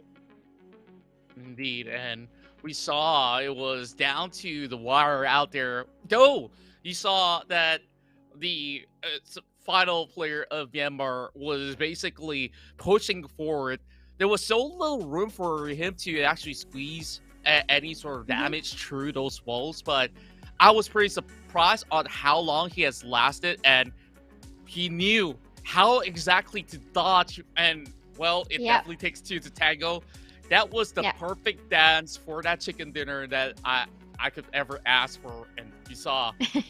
They came really close. Marnet definitely is another player that we should basically keep our eyes on day 2, because with this sort of finishing on second place, we saw that he also secured quite a number of elimination points. I thought that Stone could actually pull a double by the end of it all, where he was hugging by the corners of that giant rock that he's hugging to. But there's so many flurry of grenades, and that definitely helped him on his tracks. But everybody else on the top, they could have caught Marnet. Why did nobody see him? I was left baffled throughout the whole mode. I try not to be all too overwhelmed about it, because Marnet, he was far out in the wide open, and nobody saw that. Mm-hmm. Yeah, because probably a lot of these athletes, they had this discipline or not to over pick. So they kind of, the moment they get out of that proning position, they just pick it and like go back into their position. So they didn't have the time to literally like scout through like how they play, the difference when they are playing with squad and individual. So this is where we are seeing two different, the same gameplay, same PUBG Mobile, but two different kinds of execution we are seeing here. So It's great not many mechanics players overall. can do that. Yeah, exactly. like The mechanics that we're looking at. just for a fun fact to all those who are currently watching, usually you think, hey, mobile games are a little easy, right? What if I tell you that PUBG Mobile players could use up to 8 fingers to even play on that phone? Yeah. I don't even know how you control that, but some players do. But typically 4 fingers is where it's at, right? So here comes MVP of the match. Has got to be Raimon, as he have done an absurd amount, 536 damage, one of the highest of the day, as he definitely had put Team Philippines on the map in this matchup so far, where you saw he was on top of the hill and he have picked out so many players out there. I remember one of it being Yuhai. That could have been the furthest shot that we've seen, 185 meters of distance coverage by the player. Yep, definitely goes to Raymond because he kind of think out of the box. He took the hills and take control of that. It's just because of one movement. If he could have actually scouted through before jumping down, he definitely could have spotted Marnet. But because of that leap of faith, it wasn't as faithful enough as what he thought. He got spotted and Marnet knew exactly the timing on when to spray. I mean, he could have just gone to spray towards one of the Thailand players that was initially had to battle it out with the Indonesian player, but then he just waited for Marnet. So basically, not Marnet, but he was waiting for Raymond. So he was just waiting and watching the entire thing. That's the trigger discipline that I've seen in him. That's right. And of course, displayed on screen are the total results on match 5 itself, where we got 23 points for Gatuni being the man of the hour. And here we go. Here are the match standings from 21st all the way up to the 40th.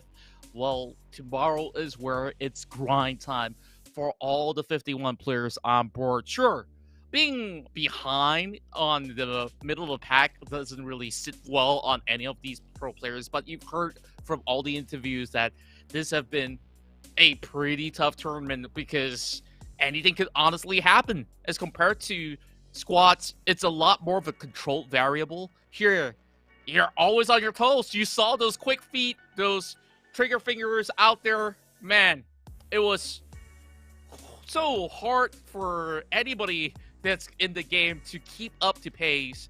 And of course, we'll be seeing better performances coming out of those who may not have gotten all too much in this Myanmar matchup. But tomorrow, that's 5 games, 5 hours of back-to-back PUBG Mobile action in the individuals category.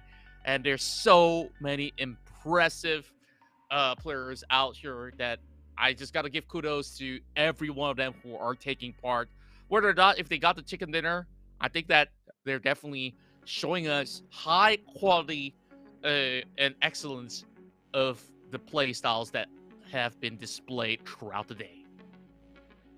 And yep, and now we're looking to head here, and this is coming from Raymond. So at least Philippines, you have to be proud with one player that is holding on to the record. He not only he gets the MVP, it's a head-to-head too. We've got Tuni.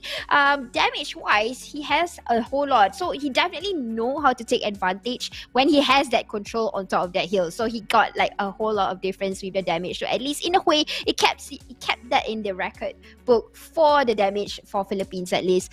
But right now, overall standing, got Tuni taken over. The rankings as of now, the stats here, with 66 in the lead after the 5th match, and then followed by 2 awesome Laos players that is showing that, hey, you know, especially Honda, no chicken dinner, no problem. That's right. And Honda have been able to maintain the server pace. Now Laos as well as Thailand both are taking over the top 5 spots overall. And I really wonder what's the magical formula they've been able to survive for so long and still get those big number of frags round after round. So far, we see a little bit of mixed bag of every other nation who is currently vying to race to the top. While over on 21st all the way to 30th, we see some of the players that have impressive performances. And after Barnett's individual plays, making it to the top 2, he's now sitting at 22nd. Quite a big leap, if you ask me, from the couple of performances that he had for the past few rounds. Yep, definitely that leap. Hopefully there's players that is trying to also show that they can do elimination points. They can come back tomorrow and learn something, at least from the matches that they've been through. It's going to be the same cycle of the match. But looking into Yuhai only getting 3 elimination points, I think he's also another player that has been showing a lot of skills, at least with some of the maps that we've been through today. But unfortunately, he has to watch more of his 6 because when you are rotating and you're playing individual game, it's going to be trickier. You know, you can't expect that nobody is watching you. Sometimes somebody can just wait in the shed and just like, hey, surprise, surprise, like what Myanmar Finn did. Yeah, and not only watching all the way to the back, in Miramar, it's important to look up sky high, up those hills. Yeah. Because that's how Yuhai got taken out, right? And honestly, of course, fans have a lot of expectation out of certain players out there, but rest assured, there's always another better day out there for them to get back on track. We saw Yuhai only gotten about 3 elimination points for today, and not that great of a placement because he loves to hunt out early on. So perhaps he's got to hold his horses. Same goes to Luxy and so many of all the other players out there. So with that being said, first, it's been a pleasure casting the 31st SEA Games that's hosted in Vietnam, as you have been tuning in to PUBG Mobile. It's Contra as well as Danny signing out as we leave you with the interview here with Team Thailand. Yay! For being victory in the game, would you please say with us about the atmosphere of SEA Games 31 celebrating in Vietnam?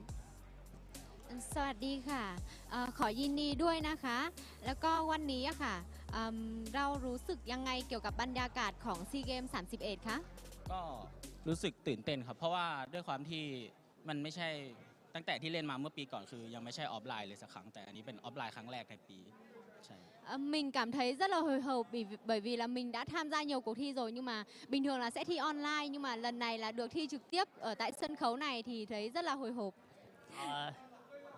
He said that he felt a little bit nervous.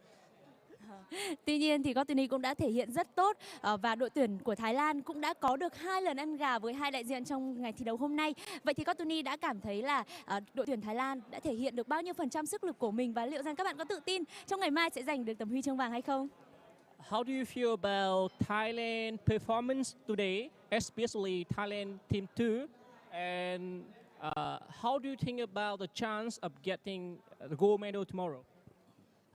วันนี้รู้สึกว่าทีมไทยทำได้กี่เปอร์เซ็นต์แล้วคะแล้วก็คิดว่าพรุ่งนี้เราจะได้เป็นอันดับที่1อีกไหมคะถ้าถามถึงทีมไทยคิดว่าน่าจะ 100% นะครับแต่สำหรับตัวผมก็ให้แค่ 80% ด้วยความที่ยังตื่นเต้นตื่นสนามไม่ได้แข่งแบบฟิลแบบออฟไลน์มานานครับ Đối với team Thái thì mình thấy là mọi người đã làm và cố gắng được 100% rồi. Còn với bản thân mình thì mình thấy là mình mới được 80% thôi.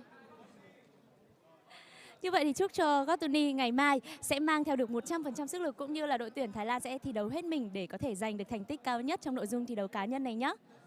Okay, good luck to you tomorrow and whole team of Thailand tomorrow. Các bạn thân mến, như vậy là phần phỏng vấn vừa rồi đã khép lại ngày thi đấu đầu tiên của SEA Games 31 tựa game PUBG Mobile. Ngày mai, các bạn khán giả hãy nhớ đón xem những diễn biến tiếp theo của giải đấu vào lúc 15 giờ trên các kênh sóng của PUBG Mobile Esports Việt Nam. Còn bây giờ, xin chào tạm biệt và hẹn gặp lại!